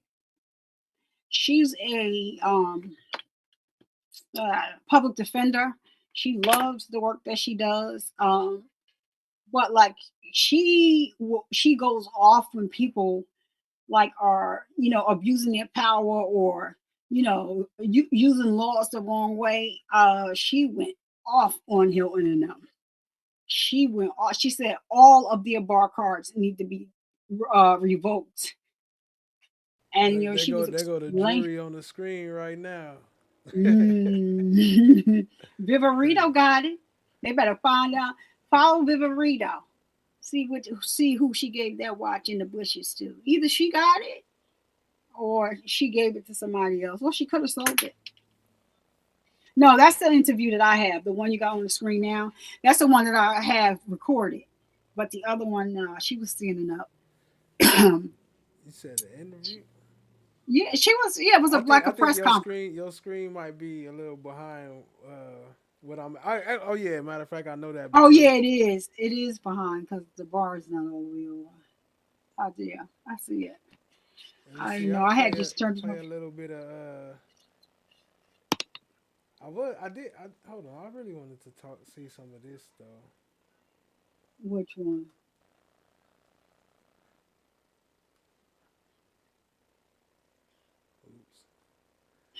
Did they ever say what time the So initially, the lawsuit was a federal. I wonder what time the jury have to be there tomorrow. Is it 9:30 or she decided to do 9, or is she making them come in early? I think she did say 9. 9. I don't remember for sure though. I got a bad short-term memory. I remember stuff from a long time ago, but recent. Yeah. What happened today? I don't know. Listen, I do understand that. You see that sometimes I forget stuff by the minute, but it's all right. I just give my disclaimer. That's all. Hey, Loa. I'm gonna play. Loa. I'm gonna play this clip of what's her name? Nisha, I think, the one that sued Fannie. Her talking to Judge Joe Brown a little bit about the what happened there. Wait, I ain't see that. Let me see that. Okay. Wait, you said that she sued Fannie? Yeah, she was trying to sue Fannie. Yeah, I could play that part first if y'all don't know about her, and then I'll get into the Judge Joe Brown. Actually, I'll just start it from here and we'll see. But yeah, pull it up on your screen. I'll play a little bit of it. Oh yeah, I have you up on the screen. I just have to move the bar over. All right. I have it on play. I just have it on mute. All right. So you found a RICO lawsuit against Fannie Willis in 2022. Yeah, I was way federal RICO. Oh yeah, they got Joe Brown. I don't know where I was and at. What happened with that?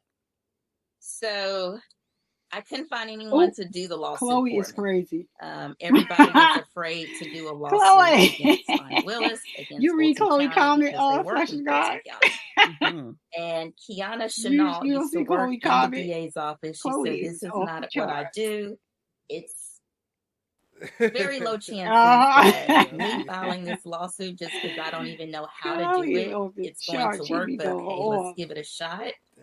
So we gave it a shot, and the judge ended up, the federal judge ended up coming back and saying, "You haven't properly shown how your civil rights were violated," which is interesting because if you guys look at the lawsuits against Fannie Willis right now, she says in the response, "We can't be sued," right?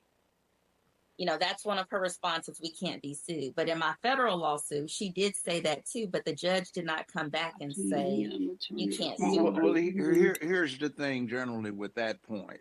She's right in one sense, unless what the office holder does is so far outside of the description of the office that that person is no longer protected by the office.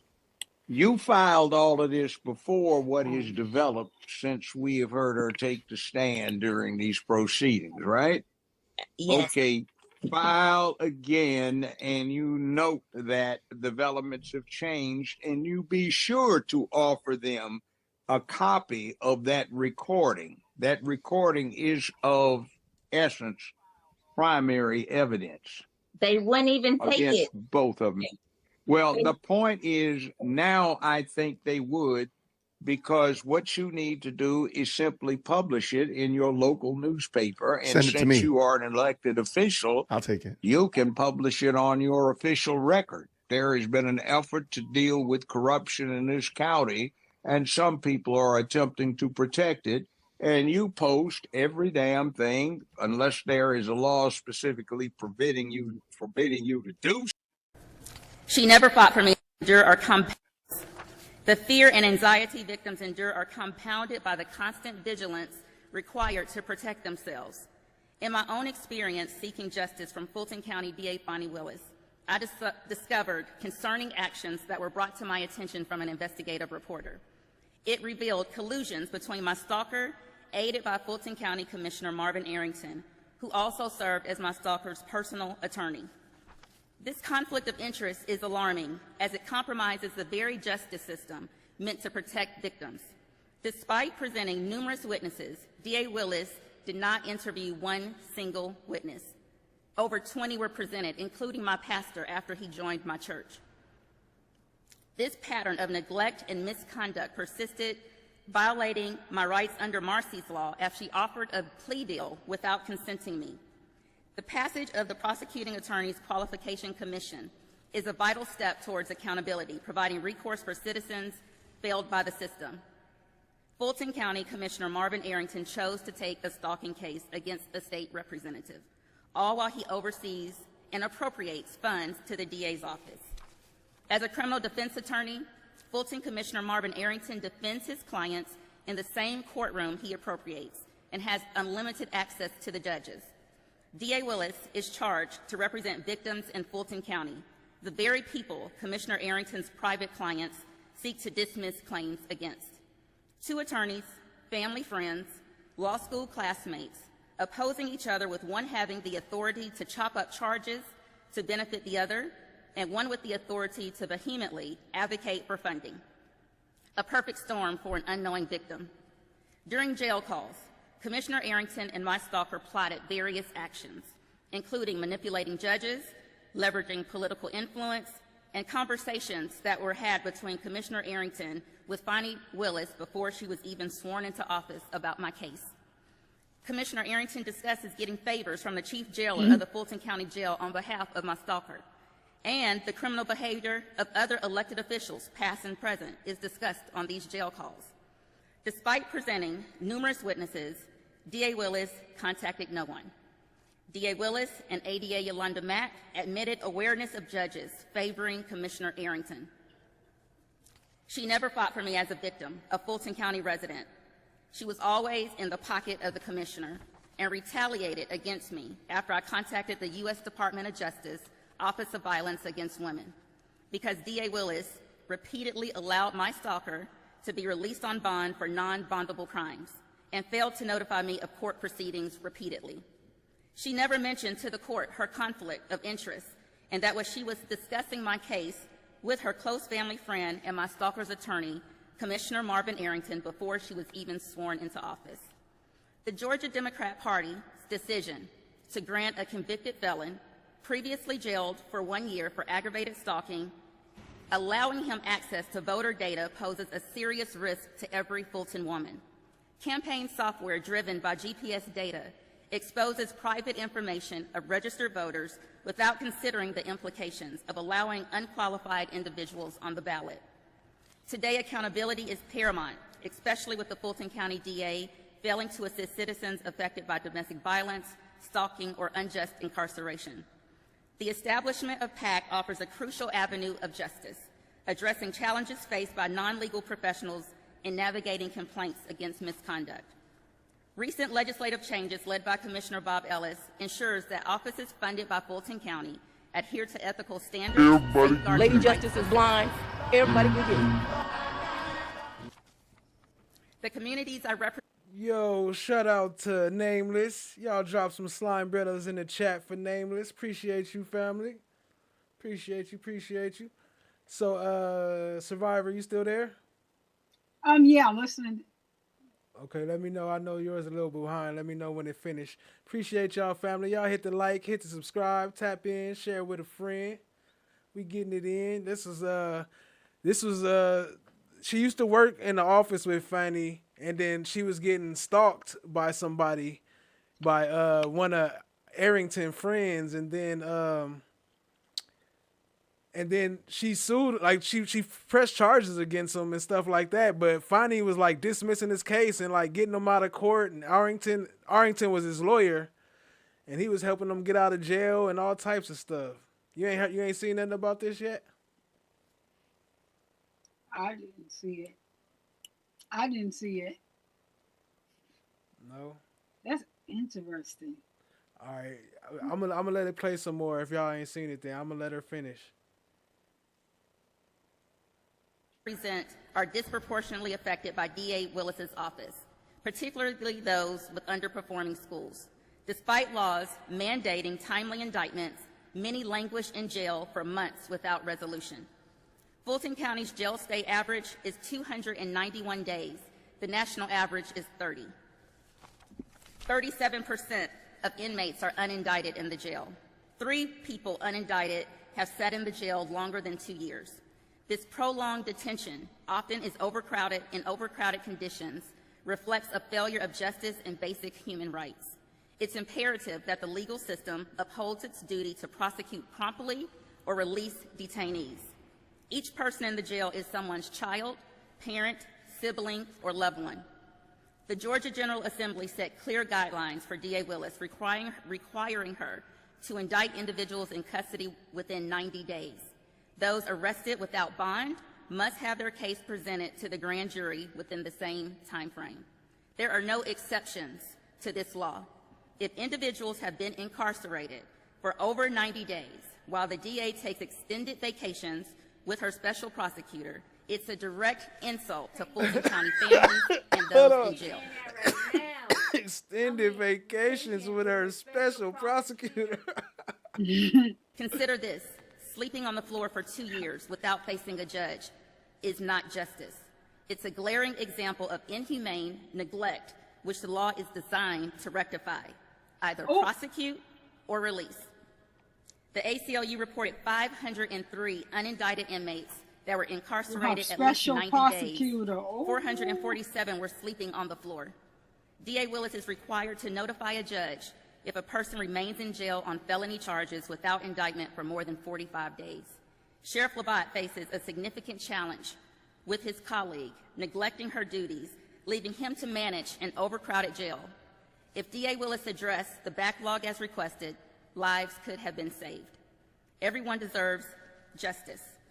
By the end of 2023, 90% of the people in custody were Black. This is not a time to give awards to people for failing to do their job. The Georgia General Assembly enacted a law mandating bail amounts to reflect a defendant's income. Excessive bonds can be rectified swiftly under these laws. Mismanagement in the DA's office shouldn't jeopardize someone's livelihood. Before I go to the next speaker, I want to say one last thing. DA Willis, backed by Commissioner Arrington, has spent millions prosecuting 2 celebrities. This allocation of funds adversely impacts the residents I represent. Standing up against political figures like Arrington and Willis is daunting. Living in a system that feels broken and corrupt and facing retaliation for protecting my family is disheartening. Yet I am supported by brave individuals that were not scared to stand next to me. There are also many brave individuals that have been contacting me about their stories. To those listening, don't hesitate to share your story. You have a community of supporters that will assist you. If you've been victimized by Commissioner Arrington or DA Willis, contact my office. Remember, victims should never blame themselves for things beyond their control.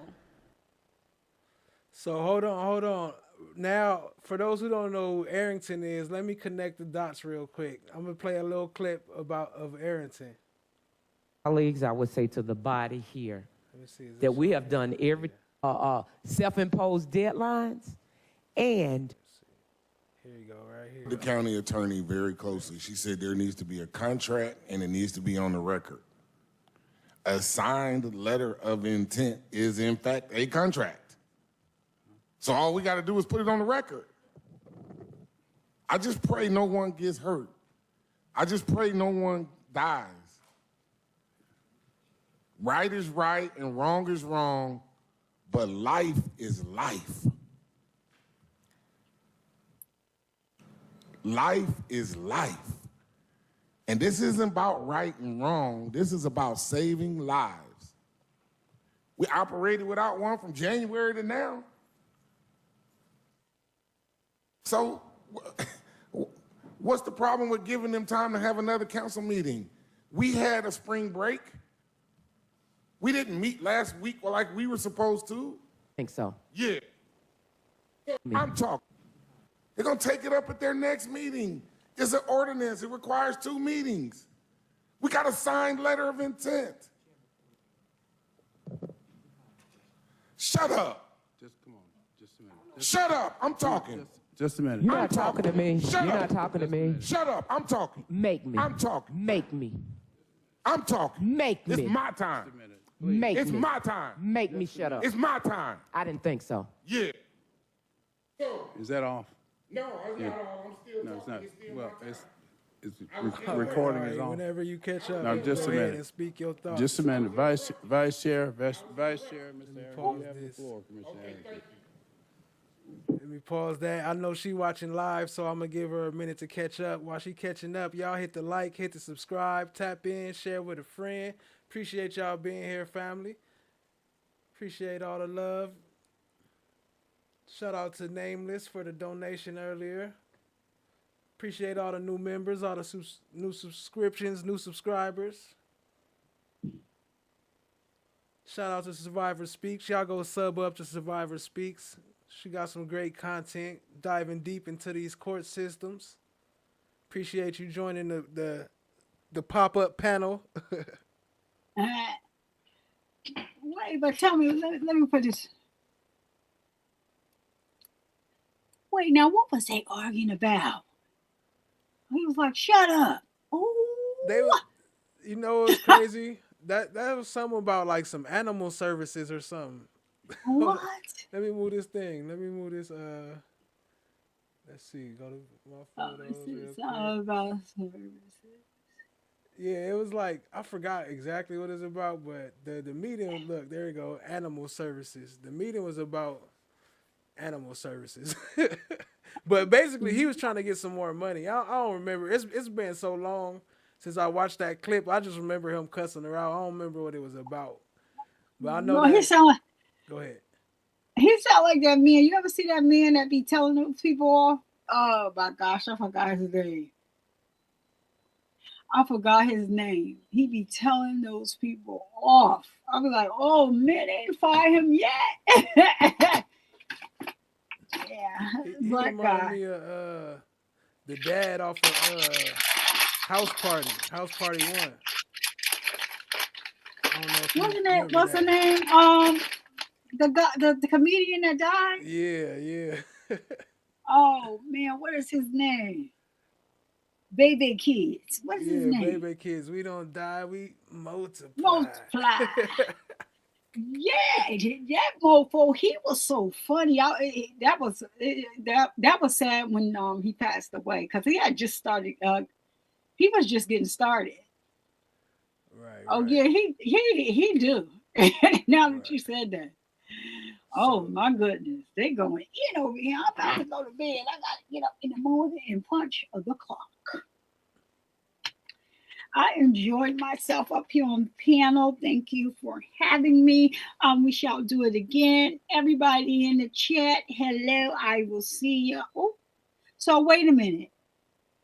The court is going to be closed tomorrow, but not closed, but because they got to be open just in case they come up with a verdict. So 9:30 is when they have to be back. I guess we're gonna just have to I'm gonna just have to keep watching and see if anything comes through. So You said, because I'm pretty you sure. said 9:30? Wait, that's what I asked y'all. What? When did they tell the jury they had to be back in the court? I think somebody said 9:30, right? I don't know, because I was streaming live and then she said like we was going to break and then it just cut off. Oh no, she said we gonna recess until the jury get their verdict. That was the last thing I remember her saying. Yeah. So I'm wondering what time they have to be in tomorrow, and I'm wondering if they're gonna get a verdict. So let me just ask you this, because like a lot of people were predicting that the verdict was going to come out today, but it didn't. So do you think that that's good for Yak and Shannon, or? I think it's good. I think it's good I for do them. too. But either way, I don't think that they're gonna get a full not guilty. To be honest, I think it's probably gonna be like hung. I think like they're not gonna be able to decide because I know like I know it's some misloves in that jury because most average people don't even do jury duty. So usually the people that's on the jury is people who kind of agree with some of the stuff that the state be doing. So I don't know. It's kind of iffy, but I don't know. I don't think I think they probably get found guilty on some of the charges. I don't think they're gonna get the RICO charge though. Yeah, I don't think so too. But I don't know, because I just think that they are not the way Hilton did her closing statements. I think that it was very offensive to the jury because why are you talking like that? Why are you talking in that tone? Why are you talking at us? Like you could have made your point without all the extra, all the neck rolling and all this other stuff. And I just think that that was done in poor taste. I just hope that some people have open minds on the jury. But if they were paying attention this whole time, they would know that almost everything she said in that closing was not the truth. It was stuff that she was able to say because they give them so much leeway at closing. So if they were paying attention, then they would see what we see. But the way she tried to put all that stuff together and just throw it out there in front of them, like to make it seem good, like make it sound good, like she knows and she's for sure because they know. Y'all didn't even investigate properly.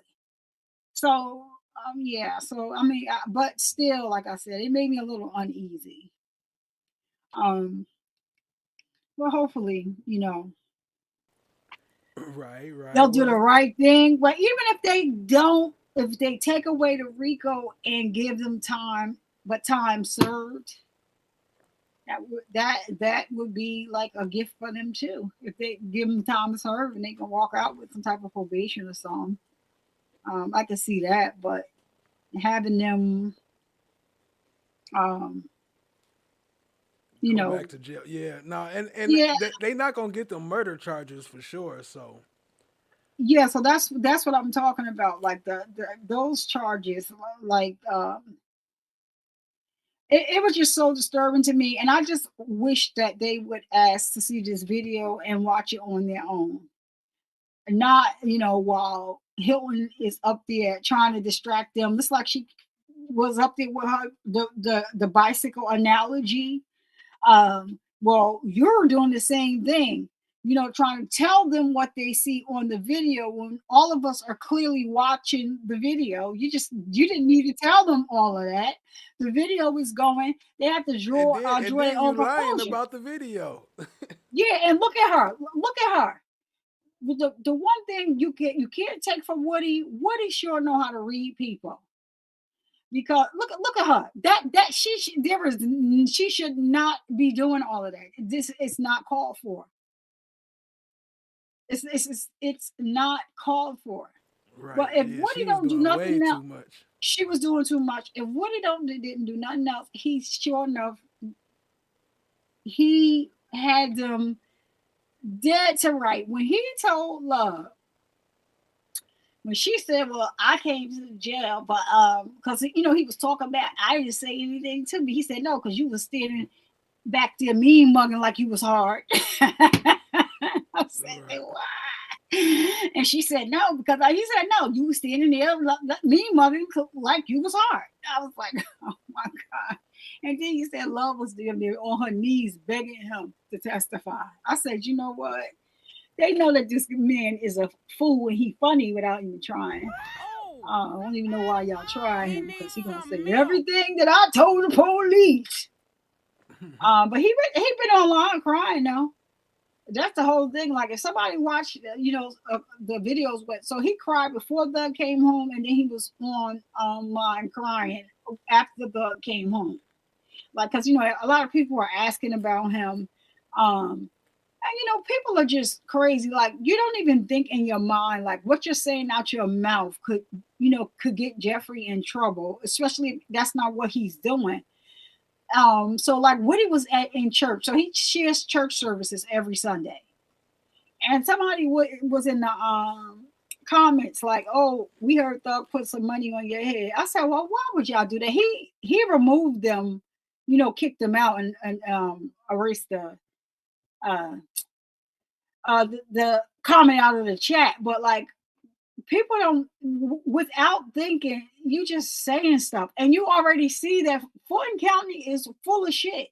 Like, they let these guys tell them a whole bunch of stuff that wasn't true. So that they watching, they don't care about none of that. So like, why y'all even, that man ain't even nowhere around any of you. Like, why y'all bring up this man's name talking about he put some money on his head? Like, I just was like, this is just crazy. Like, people just don't think, though. That's just what it is. They don't think. But anyhow, I enjoyed myself. I'm glad that you all got to test out the panel, and I love the lady. What was her name? One Nation. She was awesome as well. Shout out to One Nation. One Nation. That's right. I enjoyed you. Flush of the Gods, thanks for having me up. I really enjoyed you. Try Diggy. I will see you on the flip side. FFS. I don't know who else is still in the chat that I know like that. I don't know. They must have went to bed. All of the cats. Yeah, I just see Try Diggy, FFS. And I don't even see One Nation anymore, but I did enjoy that conversation with her. Anyway, Rain 37. I don't know you. You got to go over there and sub up and sub up. Come on, go over there and sub up. How you be doing it, Flush of the God? Go on over there and sub up. Go over there, sub up, show her some love. Sub Hit the up. like, hit the subscribe, tap in. Hit the One Nation. There you go. Yes, I did. I appreciate it. Chill, Chloe Alberts, Revenge. You know you my girl. I'll be in the chat with Chloe any day. She's crazy, just like I like it. She just be going in. Ray 37. All right, that's all I see that's commenting right about now. Y'all make sure y'all hit that like for Flesh of the Gods. Y'all here working hard with all these graphics on the screen. Get your little points up, set up a little thing, make the screen jump and all that. But I appreciate y'all. I appreciate y'all. Appreciate. Most def. Well, we appreciate you too. Thank you for stopping by. Helping me do this first test run. Cause everybody else flaked on me. I ain't gonna say nothing, but the gang flaked on me. Child Diggy is holding the chat down now. Yeah, she is though. I ain't gonna lie. She is holding the chat down. She's down there. She's holding the chat. You know that she is. I don't see Steph J. K in here no more. So that's a fact. Shout out to Child Diggy. Child Diggy and FFS. They holding you down in the chat. She playing her bouncer role right now. She at the door. She at the door. She at the door. Child Diggy. FFS still down there doing his thing too. The people out there down there, he is I ain't gonna call it art. For FFS to be doing FFS in the comments. FFS, he at the door too. He a bouncer too. No, yeah, he here. He sure is. He is here. So yeah, and then you know what? We're gonna have to get together and try that the multi-screening thing to see how that works. If that works, so then if not, then we could just do what we said, but we could test that out. Wait, so are you, you can add people on to your, do you share a link from OBS? Didn't you give me that person's name? So I was supposed to be looking up that. Can you give me that name again? Was that you or was that Michael Freyer. Michael All right, let me write it down. Michael Freyer Jr. Freyer Jr. Michael. Okay. I'm gonna look him up. I want to see what he. All right. Well, I appreciate you. Okay. Go ahead and get this clip. Go ahead. What you Peace, guys. I'll see y'all later on the flip side. If it's a verdict tomorrow, I'll be in Cat Not Williams' chat. It's not. Come on over there and holler at your girl. I got some uploading to do. I got a little interrogation that I'm breaking down and sharing about this crazy case. I put up the first part yesterday, but then, you know, watching it back, I have to like remove the dead spots out of it because it's just, you know how they put them in a room and leave them in there to see what they're gonna do. And this guy, they was putting him in a room for long periods of time. But it's an interesting case. Dee said 9-3. 9-3. What's that? One Nation said 9-3 also. Oh, for the jury tomorrow because it's the day for before tomorrow. Thanksgiving. Yeah, I did hear Whitaker say something. I just didn't hear the time, but I'm gonna just put the thing on and see if it works. And I got my notifications on, so if they do have a cat going live immediately, and so yeah, we'll do that. I'll see y'all on the YouTube streets. Survivor Speaks, and I am signing out. Now, how the hell I get from up here? All right. How do I get from up here? Do you gotta drop me? I don't see nothing. Appreciate all you gotta do. Oh, is where? push Oh, in. you know what? Leave I know. in. No. I know what it is. I'm not on that screen. I got it. Nah, yeah, you on Zoom. No, it's on Zoom. I was on YouTube. Okay, so here we go. Oh, there we go. It says leave. All right. See you tomorrow. All right. Have a good one. Appreciate you. All right, you too. Thank you. Why it's not letting me leave? I said leave now. Oh, there we go. All right. Appreciate Survivor Speaks. Y'all go sub up to the channel. Show her some love. Appreciate that, family. First little open panel. Appreciate y'all coming through, hanging out with your boy. We can play a little clips. We ain't done yet. If y'all got something y'all want to see, let me know. Other than that, I'm going to just let it flow. What we was watching. Let me see. Let's close this. In meeting. Oh, wait. Actually, damn. Let me open that back up in case y'all want to come in. I'll play this in the back, though.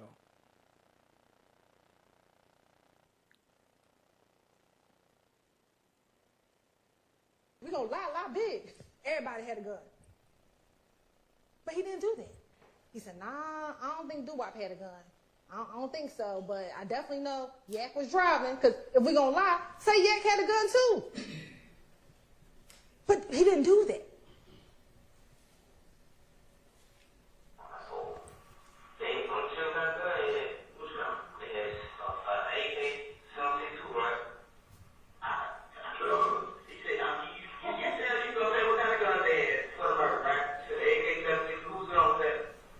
Bullets that came out of they don't know what shell. This at 12 Atlanta, where a YSL associate gets shot in the head.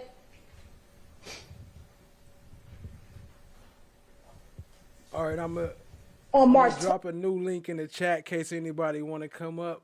But then other than that, I'm gonna just play a couple of these things. Appreciate y'all, family. Hit the like, hit the subscribe, tap in, share with a friend. 12, there's a shootout on Cleveland Avenue with Demekion Garlington and the ops. On March 12th, there's a 911 call shooting at 2830 Waters Road. March 14th, Shannon Stillwell rents the Audi A5 and puts dark tints on all the windows. March 14th, 10 o'clock is the murder of Shamel Drinks. On March 16th, the shooting at Waters Road, where investigator Vera Reba comes out. March 17th, there's a search of Waters Road where everything is taken out except for a few guns that they left behind. And then Stillwell and Nichols are arrested. Again, we talk about the state does not have to prove motive, but here, ladies and gentlemen, this is motive. Again, that's that same video with Quindarius, y'all. Christian McMillan's been around since 2009. This is Mr. Williams' long friend. All right, new link in the chat for anybody want to come up and get anything off your chest. Appreciate y'all, family. Old friend, good friend, and he gets murdered by Wyeth and Associates. Oh, you got to pay for that. Here we have just different pictures of them, both Mr. Ford and Mr. McMillan, all with other YSL associates. You'll have these in evidence, ladies and gentlemen. That's unfortunately the car that they were driving in when they were tragically gunned down on March 11th. So here's where the motive comes in, y'all. Just like YSL brags about doing stuff, YFN does the same thing. It's tragic. These posts were despicable. That post crossing out that young girl's daddy and saying that, despicable. But that's the type of stuff that gangs do, right? To keep nudging each other. Well, that would make you mad. You see how heartbroken YSL was for the death of Mr. McMillan and Mr. Ford. They were devastated. These are all different YSL members posting them because they were devastated. And that's where revenge kicks in. That is Mr. Stillwell's post. I ain't gonna be the only one crying. Nope, you're right. The Drinks family crying. So that's a crime now, right? Because he said, I ain't going to be the only one crying. Now that's an overt act. Crazy. Because he had to make sure. And then what does he say here? Just ref Mac, I got you, man. Crying emoji, broken heart. Can y'all hear me? Taped up heart, devil emoji. Yeah, I hear you. Hold on. Let me pull that up. I didn't see you come in. What up? Chan, my black is golden in the house. What's good? Appreciate you joining, family. What you got to say?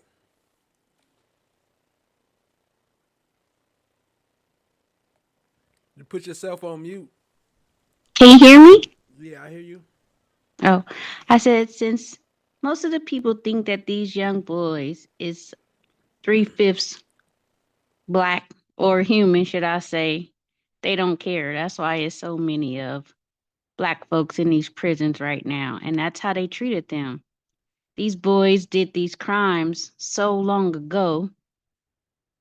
Like the young man said, like, I don't want to remember what I did so long ago. Like, that's not on my mind anymore. I think it's a little ridiculous. This whole trial was ridiculous. And to see those women act like that, those grown ass women act like that, especially Hilton, I'm just taken aback. I'm embarrassed for them. I'm actually embarrassed for Atlanta, even for voting Fannie back in, knowing she corrupt and all. But that's all I wanted to say. And I wanted to say hi to everybody who join us all the time for tapping in. That's all. Right. Appreciate that. Appreciate it. So you think the verdict, they gonna have a verdict tomorrow? They was deliberating. They in deliberation right now. You think they gonna have the verdict, and you think they gonna go for the not guilty? I do believe they are not guilty. And I believe that these jurors are tired and they seen the debauchery of this courtroom, starting with Glanville and the back and forth with Whitaker. She put on a show like she was fair, but she protected Hilton and Love a tad bit too much for me. So I believe it's a not guilty. They gotta do something. They have to do something. But I believe it's not guilty for the most strenuous, and that's the murder. They don't have no proof that these babies did that. That's all. Right. Appreciate that. What do you think? You think they're not guilty? Uh, I don't think they. I don't think. I'll say I don't think the state met their burden of proof. I don't know exactly what they guilty of or not, but I don't think that. I think the verdict should be not guilty. But what I think is going to happen, I think it'll be a hung jury. I think that some of them is going to try to find them guilty, or some of them won't, or maybe it'll be for certain charges, like some of the charges, but not for the murders though. I don't think they'll find them guilty for the murders. Absolutely. There's nothing that I can agree that's unanimous. It's nothing that's gonna. I can't see it. Right. 'Cause Besides, like I was saying before, like I think that it's a lot of loves in this world. Like we think that it's crazy because we see her and we looking at her on TV, but a lot of people really think and act like her on a daily basis. So Yeah, she just a black Karen. right, and there's plenty of those around everywhere. That's right. Right, right. I don't like. I would prefer Hilton to come up there and act like her normal self. What she did was just, it was horrible. It was horrible. I can't even. You don't like You the know, you don't like it's the kind of ghetto stained Hilton? in my. No, it's kind of stained in my head. Like I will never be able to get that out of my memory. Even as a black woman, or even watching our black television, or I think she's been watching a little bit of Atlanta Love and Hip Hop. She went too far. Love and Hip Hop Hilton. Yeah, she went too far. You're going too far. You're going too far. That's a fact. Yeah, I don't know what is that. She's put on a straight performance though. I guess that's gonna be part of her training to be like, this is for future training purposes to show how you end the jury and how you get away with lying through a whole case and framing some people for some stuff they didn't do with some lying witnesses, and this is how you do it. Yeah, their witnesses were not credible. They were crackheads at best. Uh, I believe some of them got paid to come there. The police had retired after they didn't got all what they needed to get out of there. I wouldn't trust none of them. None of them told the truth. None of Hold them. on real quick. Hey, what's going on in the chat? Y'all keep it cool, man. Y'all don't be arguing about somebody else's chat. Like it's not worth it. Like it's not necessary. I don't whatever I ain't saying either side. I don't know what is going on, but don't be arguing about somebody else's chat. Like speak your mind, that's cool, but don't sit here and go back and forth about it. Appreciate y'all. All right, my bad. Go ahead, Chan. Yes, I from Viverito to Alligator to Dennis to Squirrel Brain, it's just no way that you could trust any of them. Uh, I mean, they believe Woody. I mean, and he out. So, and I don't know. A criminal mind is a silly mind, and maybe they just all criminals. You know what I'm saying? When Burrito stole the watch, Dennis opened up the pipeline. You know what I'm saying? Facts. They all retired for something. You know what I'm saying? Like they told on themselves indirectly if you listen to them. You know what I'm saying? So Fanny didn't stole the money to go on her trips. They all did what they came to do. I don't know how she's still in office, but hey, what can you do? She had that money. That's why she had that bag. She know how to manipulate. I don't think nobody was about to go for her opponent anyway. So that's why she didn't even care. She wasn't even Well, showing up to the stuff she was supposed to show up to. She was just ignoring them, going to parties. She didn't do well, her debates. let's just hope Ashley Merchant don't take her foot off the gas. And not to be bringing his name up, but let's hope Trump don't take his foot off the gas. And let's see some change that's gonna happen. So, you know, Right, some right. things have to be stopped. That's a Don't fact. y'all get mad at me in the chat for bringing up that, but I'm just saying. Nah, we they was talking about Trump a little earlier. We ain't no Trump. I mean, whatever. Everybody got their opinion, but shit, whatever. It's all good. Well, You can speak how you feel. Speak how you feel. You ain't gotta be apologetic. well, I hope they come to a decision tomorrow, and so this can be over. But I hope that these boys are protected. You know how they've been protected for the most part. Uh, and now I hope that their belief in the Aleques help them even more so now after tomorrow. Facts. So good looking out, Gunna.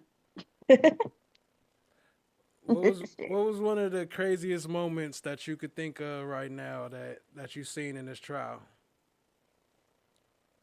Or one of the ones that made you the maddest? I know it's probably something with Love, because I know you hate Love ass.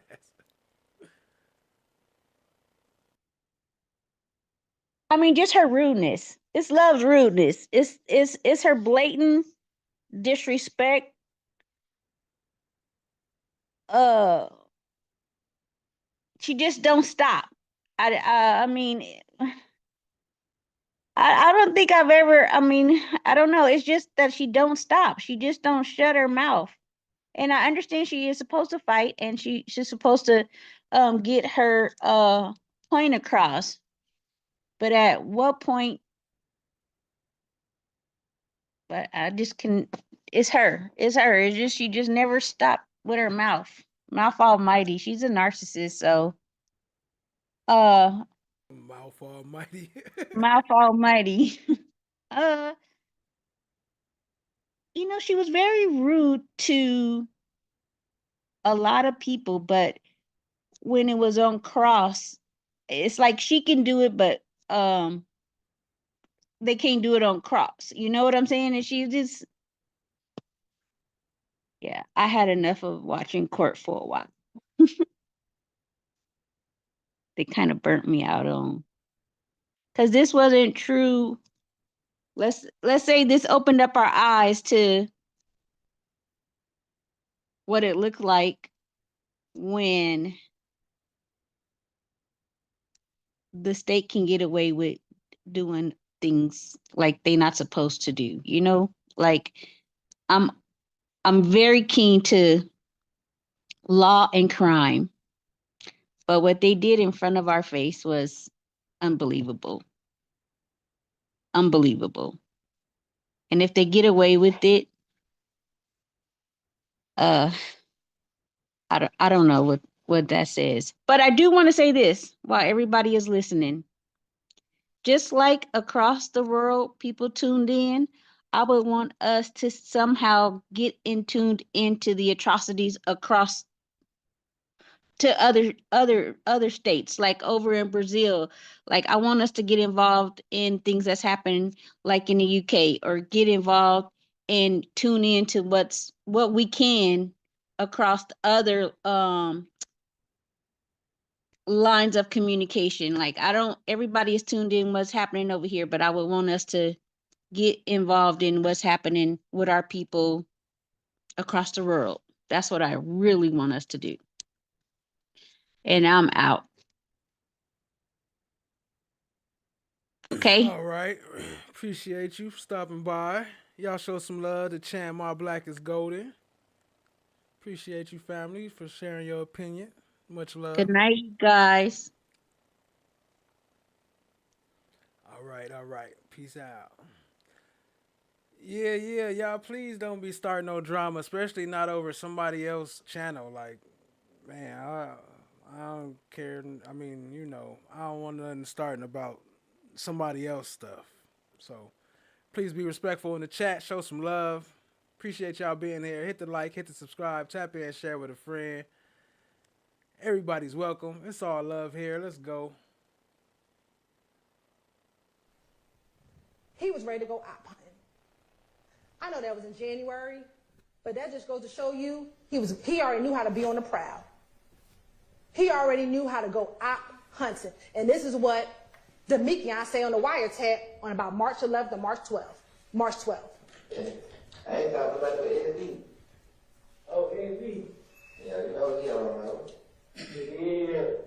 You know what he on. He on looking for them folks who killed our boys. That's what he on.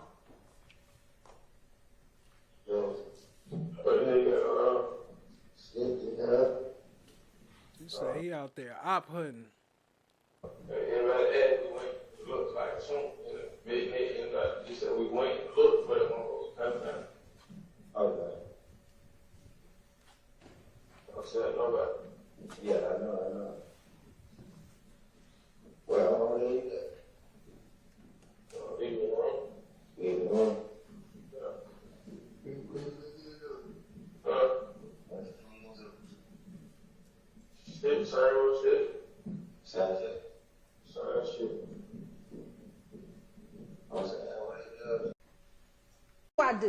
immediately go to the tint place to go get the rental car tinted.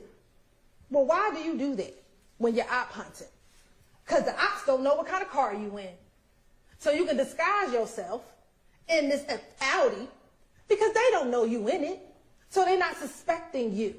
That's not the car that they're used to. So when you go op hunting, you got to switch the car out because they're not expecting to find you in the car. And then you get tints, but not just regular tints, y'all, like dark black tints. Like you can't see nothing. Some may say those are not the tints you're ever allowed to have on your car. Why? Because you op hunting. What do we know about Shell Kell and Demikion Garnett's social media? What does investigative Rito tell you? That because she was following both pages, she could see who followed who, and Demikion followed Kelvin Watts.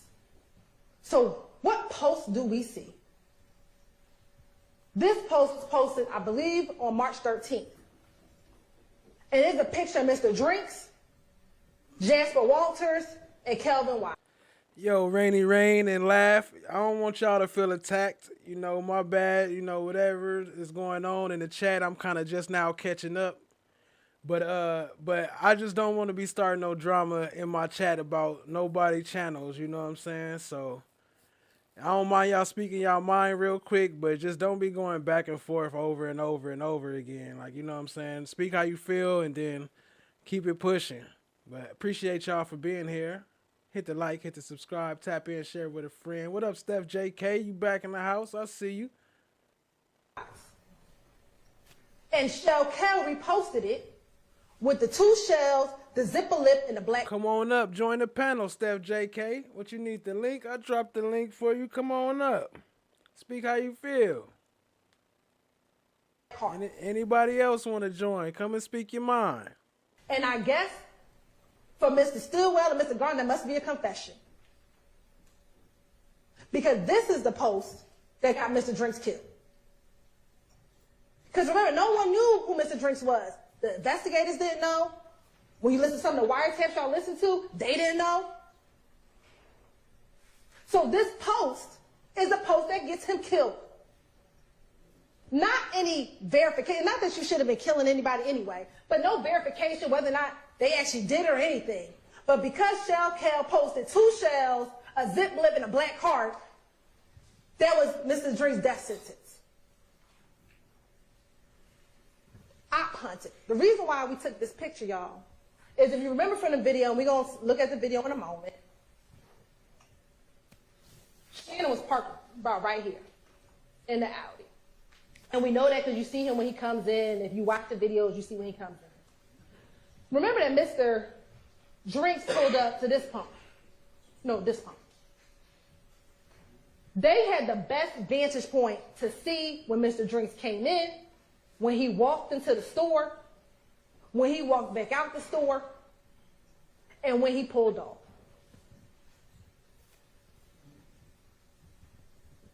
They were scoping it out. Verifying. I submit they in the car. Like, is that him? Oh, yo, I think he do got the same sneakers on. I think that's him, y'all. Scoping it out. Sit back. What is wrong with her? Let's watch the video. Hilton Wiley.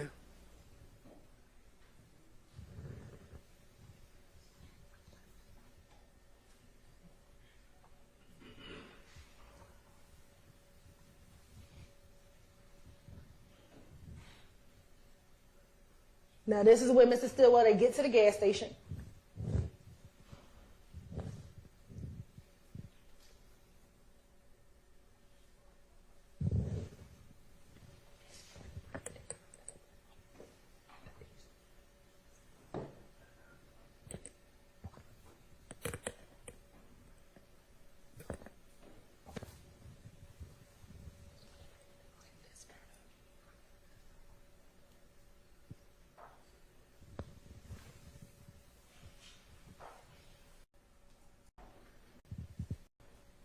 The Audi 21.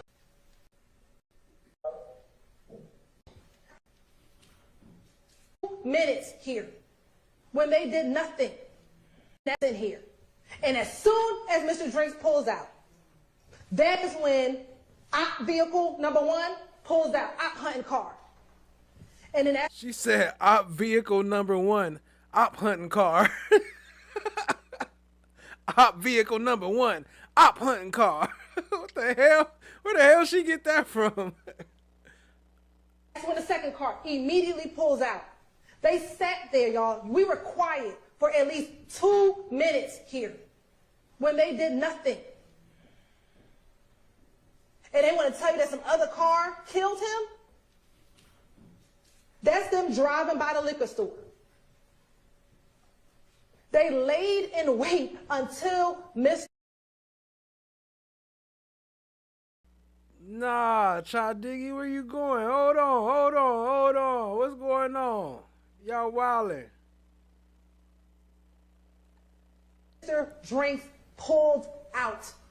You have to look at all the evidence together, not just the FedEx video, but we're going to talk about that FedEx video. This is them pulling up to the light.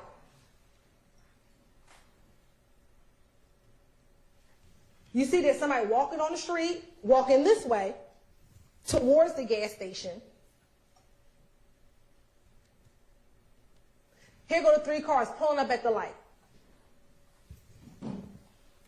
Ladies and gentlemen, you can't see it here, but we know that there's a red light.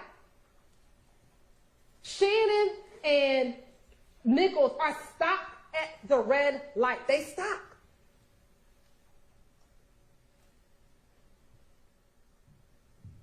Drinks is in the left turning lane.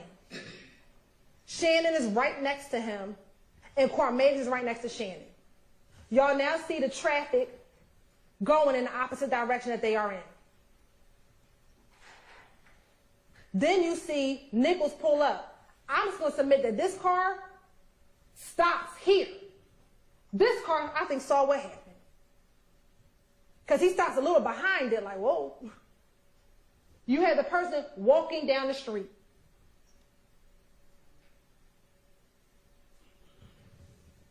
Mr. Shard, and we're going to talk about this car in a moment, Mr. Shard talked about what the medical examiner said. What she said was there will be no conscious movement. She didn't say anything about unconscious movement. Because that is what you see with the brake lights, y'all. No, he could not consciously say, let me go. But the unconscious movement, because he's just been shot in his head, is what is happening. They, y'all got to think about this, because this is what they didn't want to show you. Shannon went from 18 miles per hour to 90 miles per hour. Mr. Shard didn't want to talk to you about that. He want to tell you about a car that turned around because he heard the gunshot, but the man or woman walking down the street didn't hear any gunshot. That person walking, just chilling. You think if the people in the car... She said that person walking, just chilling. ...heard the gunshot, and man or woman walking down the street didn't hear any gunshot, that person walking, just chilling. You think if the people in the car heard the gunshot and turned around, don't you think that the person walking down the street would be like, hold up, let me back up. It's some gunshots down there. No. Could it be that maybe the car that turned around saw the liquor store and said, shoot, I'm going to get me a drink. It's Saturday. Could it be they left something at the gas station? He wants you to... It said op hunting on the heading. I didn't even catch that. Hell no. The only reason why they turned around is because they heard gunshots. That doesn't make sense when someone is walking down the street. It don't make sense. Then let's talk about the car that was closest to them.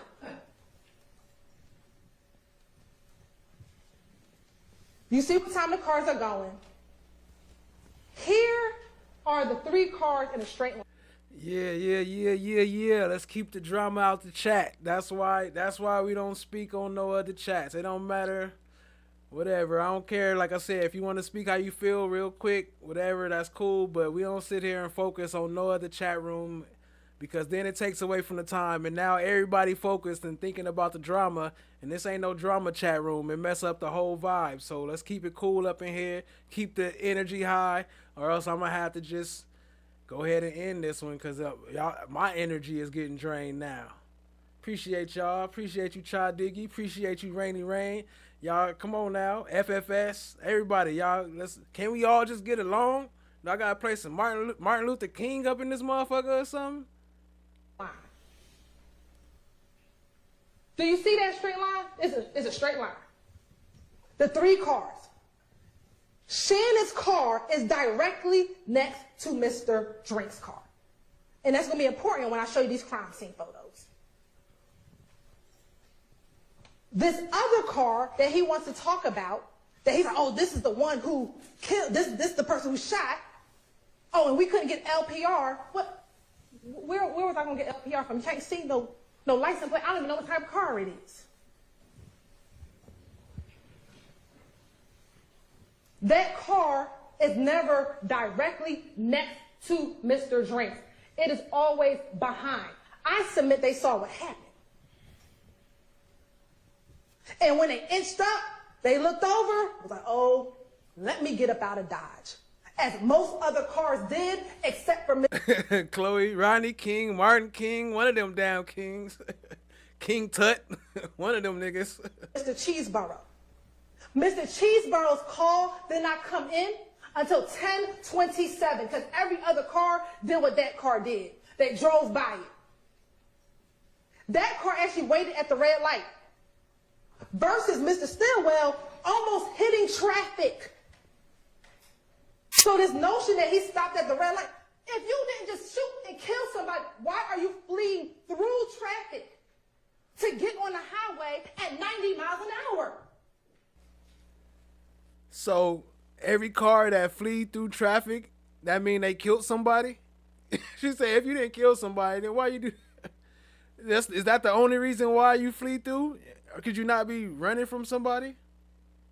Use your comments. Or see this car speeding up behind you and you just got shot the other day? She talking about use your common sense. Many of y'all, if y'all choose to talk to us at the end and you can, once the judge lifts all the admonitions, some of you may ask, how I get chosen? And we're going to say, because you got common sense. Your common sense will tell you that when you go from 18 miles per hour to 90 miles per hour, when you see the person who you think killed your best friend, that you shot and killed him. That's just your common sense. Not some random car that pulls up behind and unfortunately may have witnessed a shooting and they don't want to be involved.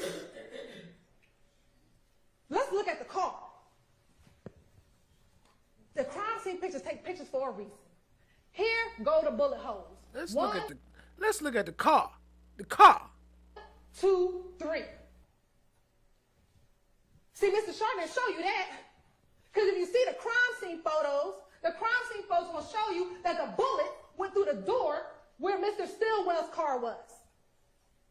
And we'll talk about the gunshot residue. What makes sense? There's no muzzle flash anywhere on the video. So that's just nonsense. They don't see no muzzle flash. Mr. Drink's dead, though. So we know a gun was fired. Let's take his theory. You don't see the muzzle flash when the other car pulls up, do you? You don't. That theory makes no sense. You have to take all the evidence, not just FedEx, but everything that occurred. Like I told you, he went from literally, y'all, 18 miles all the way to 90. To 90. This is the intersection. This is 1 minute later. What you fleeing for 90 miles per hour if you ain't killed nobody? You was just chilling. And then you go to the studio and do what you do. You brag. Because remember, they all went to the studio. And what'd he say? Pop my shit. I really got options. Poor little ops. Look how they just dropped it. Poor little ops.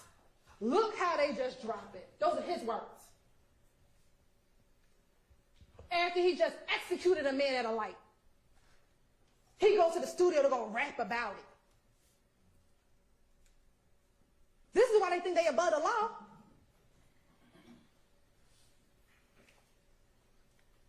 This is what Demekian say afterwards.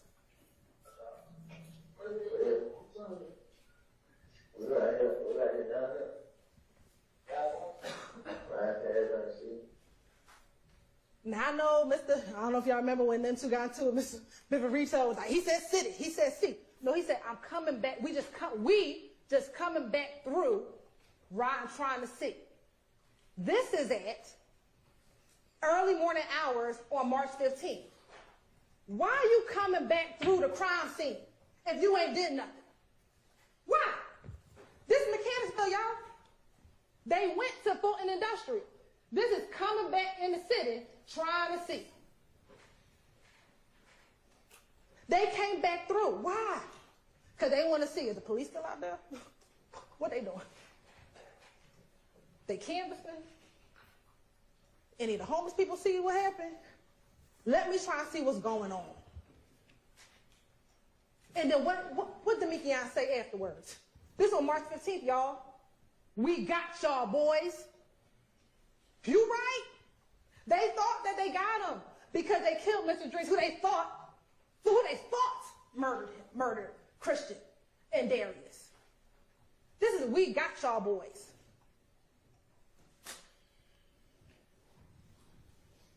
Here's a direct response to the shooting. Remember, this on March 16th. YFN folks, and we know it's YFN, or we believe it's YFN, because remember, these shell cases match the shell cases of the Darius Ford, Christian McMillan shooting. It's too much going on yesterday. Man, it's crazy. That's what had me back. For real? Yeah, no, they shut up the kids. Yeah, for sure. What'd he say?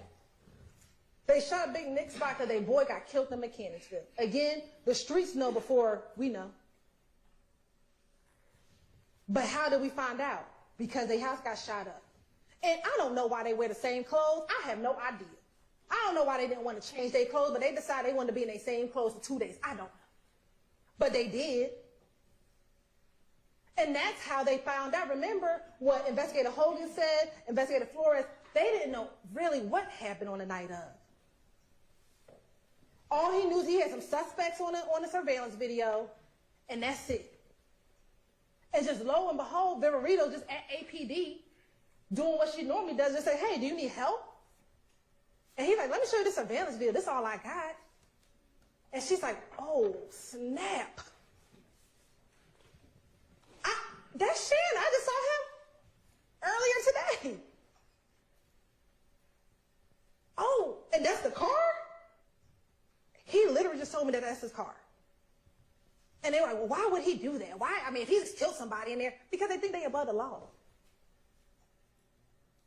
So they go, and they don't know at the time what the police know. So he tells them. So let's talk about consciousness of guilt. So these are text messages on the 15th. And he is telling Poker, we need to get this hotel room. We need to get up out of Dodge. We need to lay low. He tells her, don't tell anyone any information. Why you gotta do all that if you ain't killed nobody?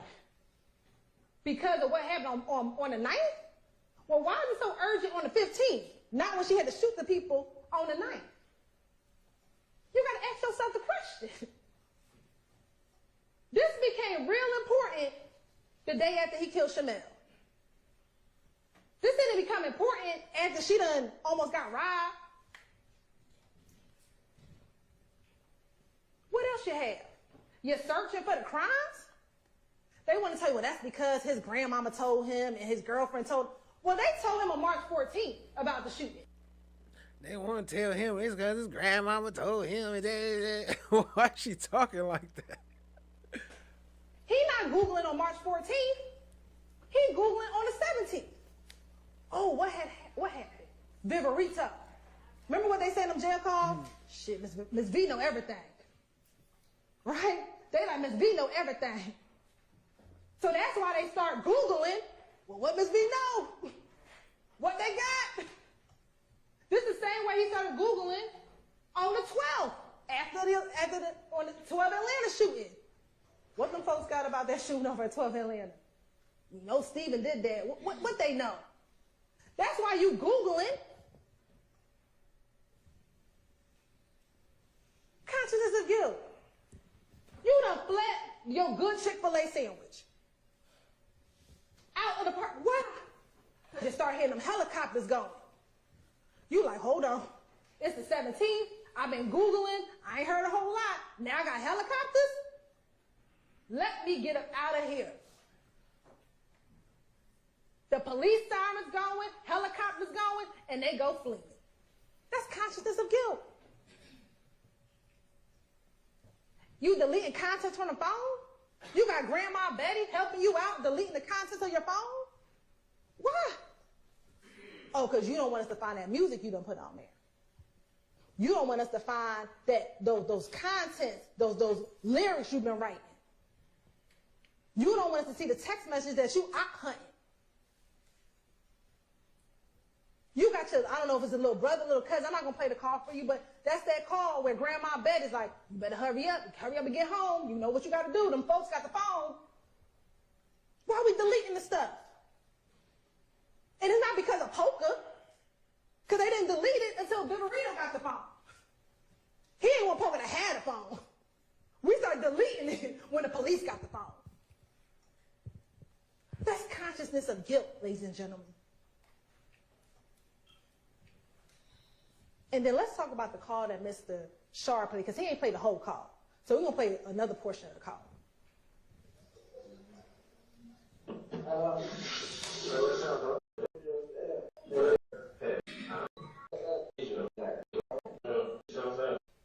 Talking about Dolly White. Well, we all know Dolly, Doug's sister. And they're talking about getting payment for a lawyer. And then before that, or right after that, they're talking about Blizzy seeing Domikian at the hotel in Cobb County. Remember, Blizzy is the ox, Carlos Barber. And so now Domikian is updating Shannon about what's happening. Because remember, Shannon's been in custody now since March 17th. What's also important is that they're on this contraband phone. So remember, early in the call, they're like, Shannon, I couldn't be on that other phone because they got my phone. So now I'm using somebody else's in jail contraband phone so that we can talk. So on this contraband phone, where they don't think anyone can hear them because they don't know it's a wiretap, they're like, hold on, Miles is tripping. Tell him don't talk to them police. He said the other boy tripping too. I submit he's talking about Carmavius Nichols. He's like, I'm just trying to keep Buddy calm. Because remember, at this time, only two people are locked up. Shannon and Cormarvius. Miles is not locked up, and we have not confirmed that DeMarco Boyd. Y'all gotta stop messing with Chadiggy, man. Matter of fact, I'm about to upgrade her to the Super Wrench. You about to be part of the Super Wrench crew. I'm gonna give her blocking power because I don't like the way the vibes just changed. So not to say whatever, but just y'all keep it cool because she just got a Super Wrench now, so she can block people now. Is a part of this. So he's trying to keep Quay down, trying to keep Miles from snitching, and that's what they're talking about. Then towards the end of the call, and I know Mr. Shaw tried to flip this, but he says, if they get my car, it's going to be clean, because there ain't going to be no GSR in it. Who says that? And let's see, did he go get the car clean? He did. These circles, and y'all gonna have these pictures in the back, are watermarks. You see, they ain't do a good job cleaning it, but it's watermarks dripping on the dashboard, over here, because he got the car clean. See, he thought maybe in his mind that the gunshot residue might be on the dashboard. It might be over here. Because he shot that gun out the window. He ain't shoot the gun in the car. Go look back at the trajectory, and he could not have shot in the car. He had to shoot out the car because the bullet had to go through the car, through the window, into Chanel drinks. I submit he not inside the car like, ping, ping. That's not what he's doing. He gonna put his hand out the car and he gonna shoot. So when he's talking about they gonna wipe the car, it's gonna be clean, because that's what he think the gunshot residue gonna be. And what did Mr. Colvin tell you? He said, I dabbed, I took 2 dabs. I think he said he took about 8 or 16 dabs, but I didn't dab the entire headliner. He said there could be portions that had it, that's just not what I tested. You saw how big the headliner was. We pulled it out the bag for you. Now she trying to say he wasn't good at his job. She trying to say it was too big and maybe he didn't check everywhere. He didn't do a good job at his job, so that's why he didn't find nothing. Is it possible, reasonable that it could have been on another piece of the headliner? Yes. Or is it reasonable that all of the gunshot residue went out the car? Because remember what he said. He said it's going to be a poof, but it's going to go in the direction of the bullet. You might have some blowback, but not a whole lot, unless the shooting happened in the car. The shooting didn't happen in the car. Therefore, it's not going to be a whole bunch of gunshot residue inside of the car. Remember, we asked him, is there going to be a distinction between the two? He said there's going to be way more gunshot residue if, say, Damikian or someone in the car fired.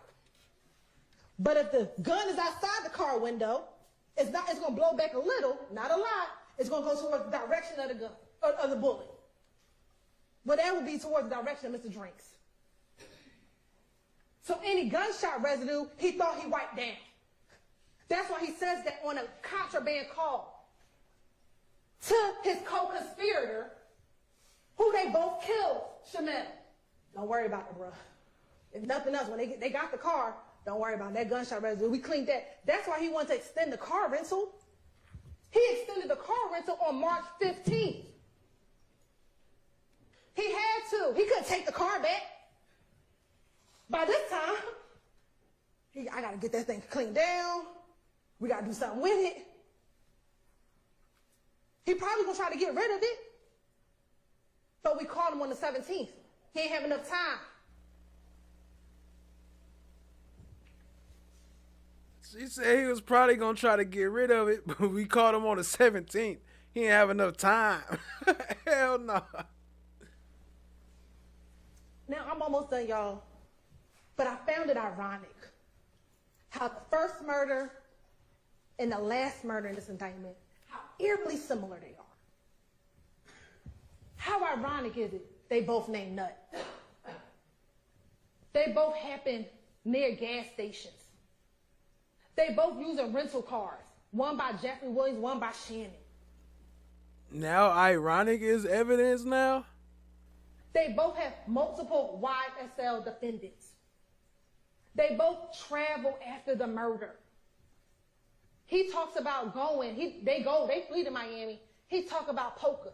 He talks to poker about going to Miami. They go into the studio, writing lyrics about it.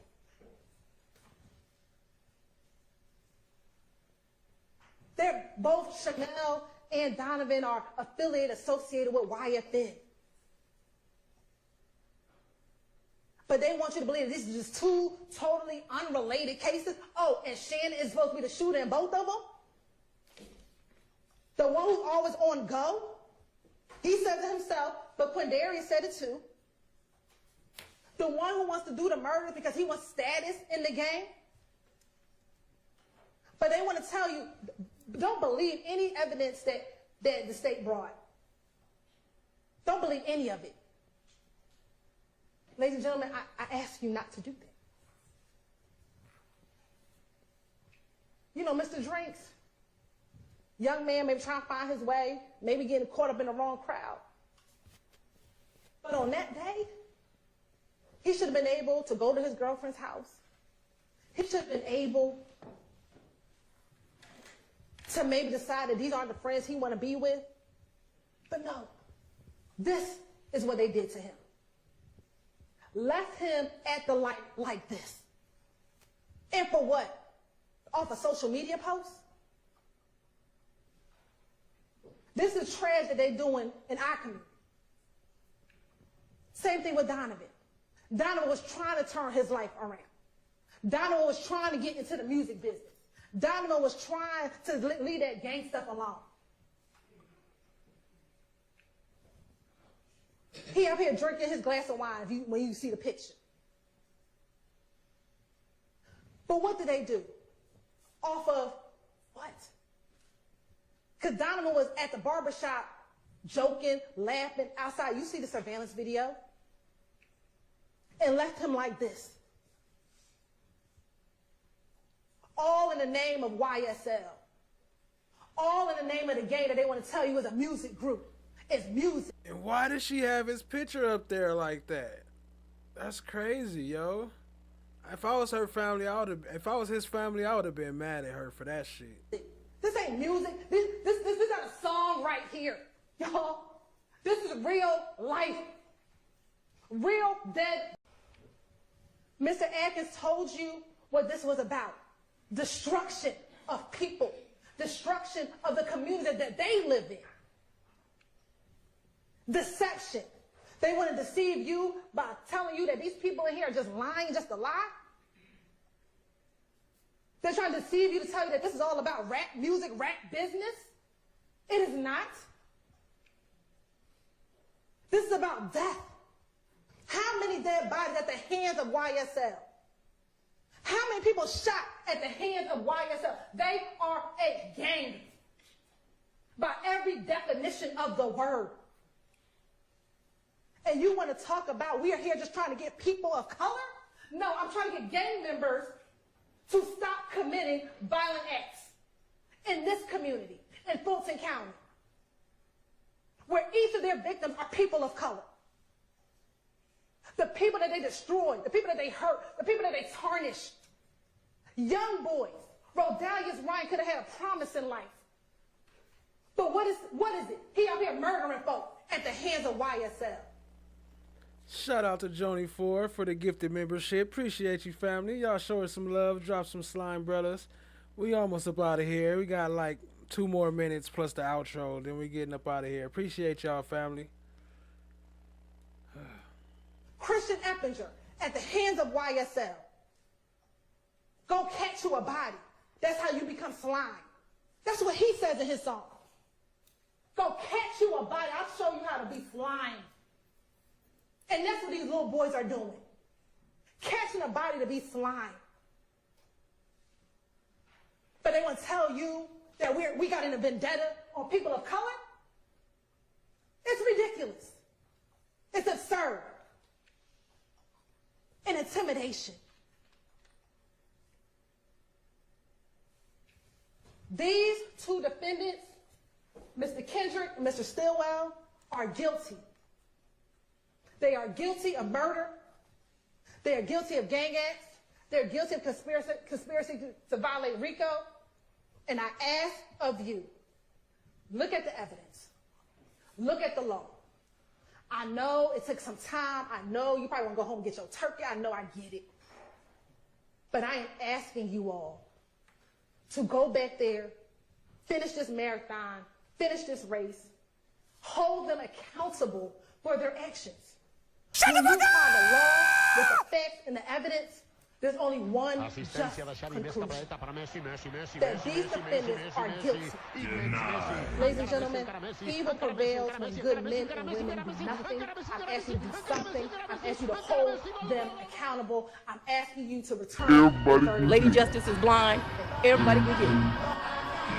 All right, ladies and gentlemen, I want to thank you for your attention and your patience during this very long day. I know this was not an easy day for y'all. It's been a lot of hours here in the courtroom today, but y'all paid good attention and close attention, and everybody appreciates that. So let me give you some instructions before you return tomorrow to maintain the integrity of this. He said it was Yak, Nard, and Doo-Wop.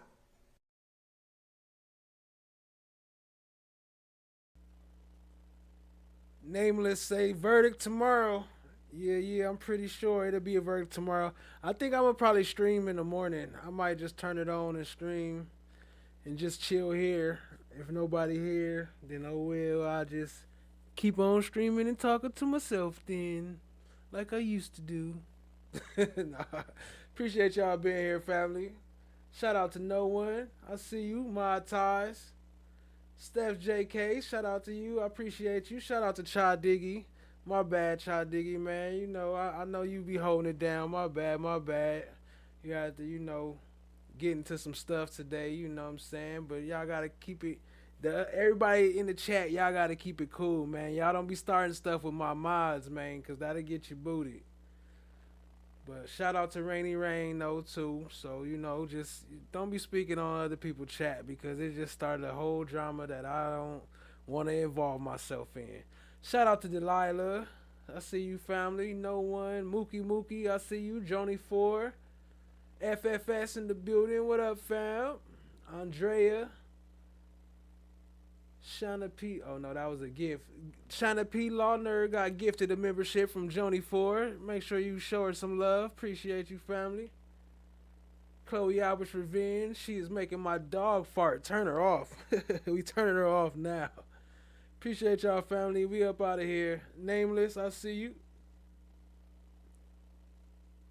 And to everybody up in here, I see y'all. Appreciate y'all. Much love, man.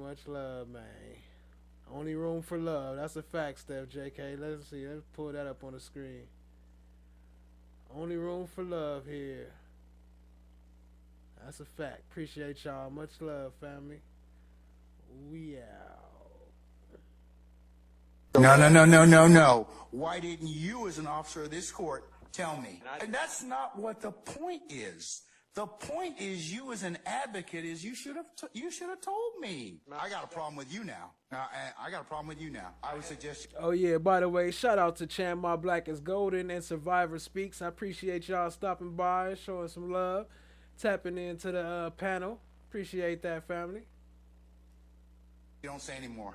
Now you want to have it both ways. You can't do it. Both sides have an equal responsibility under the rules of professional responsibility. All right, have a seat, sir. Thank you. Things have changed. How fast things have changed. How fast things have changed. Now I see you running, coming for my come up. Broke out all your shackles, turned it to some armor. Used to be the judge, but now you have no honor. To die with your pride is to live with all your karma. Now you understand. Now you understand. Another night flight. There's a lot of women houses about. All right.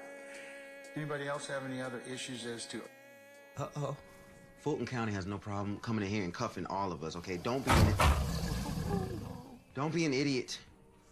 Are you trying to tell me about myself? You homeless, Ern. You don't even have a mirror to look at yourself.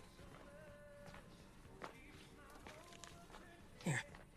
So I know you all about your principles. But can we just please just listen to Ern so we can get out of here? It's 4 cops on the other side of that door. You know if they come in here, they're gonna get your ass on a whole lot of other shit. You lying ass bitch. You knew it. Mama, I hate you, Will. Don't you never come back to my house, And no. I hope they blow your motherfucking ass to smithereens. You better hope they do, bitch. You better hope they do. This nigga kidnapped me.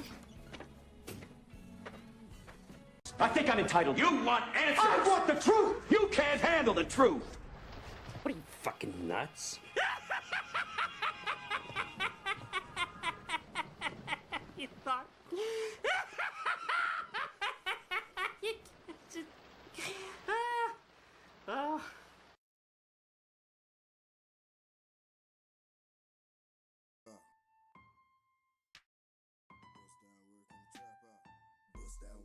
Trap house.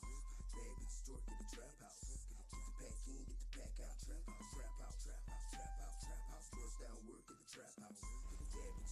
Shout out to No One. Y'all go sub up, show him some love.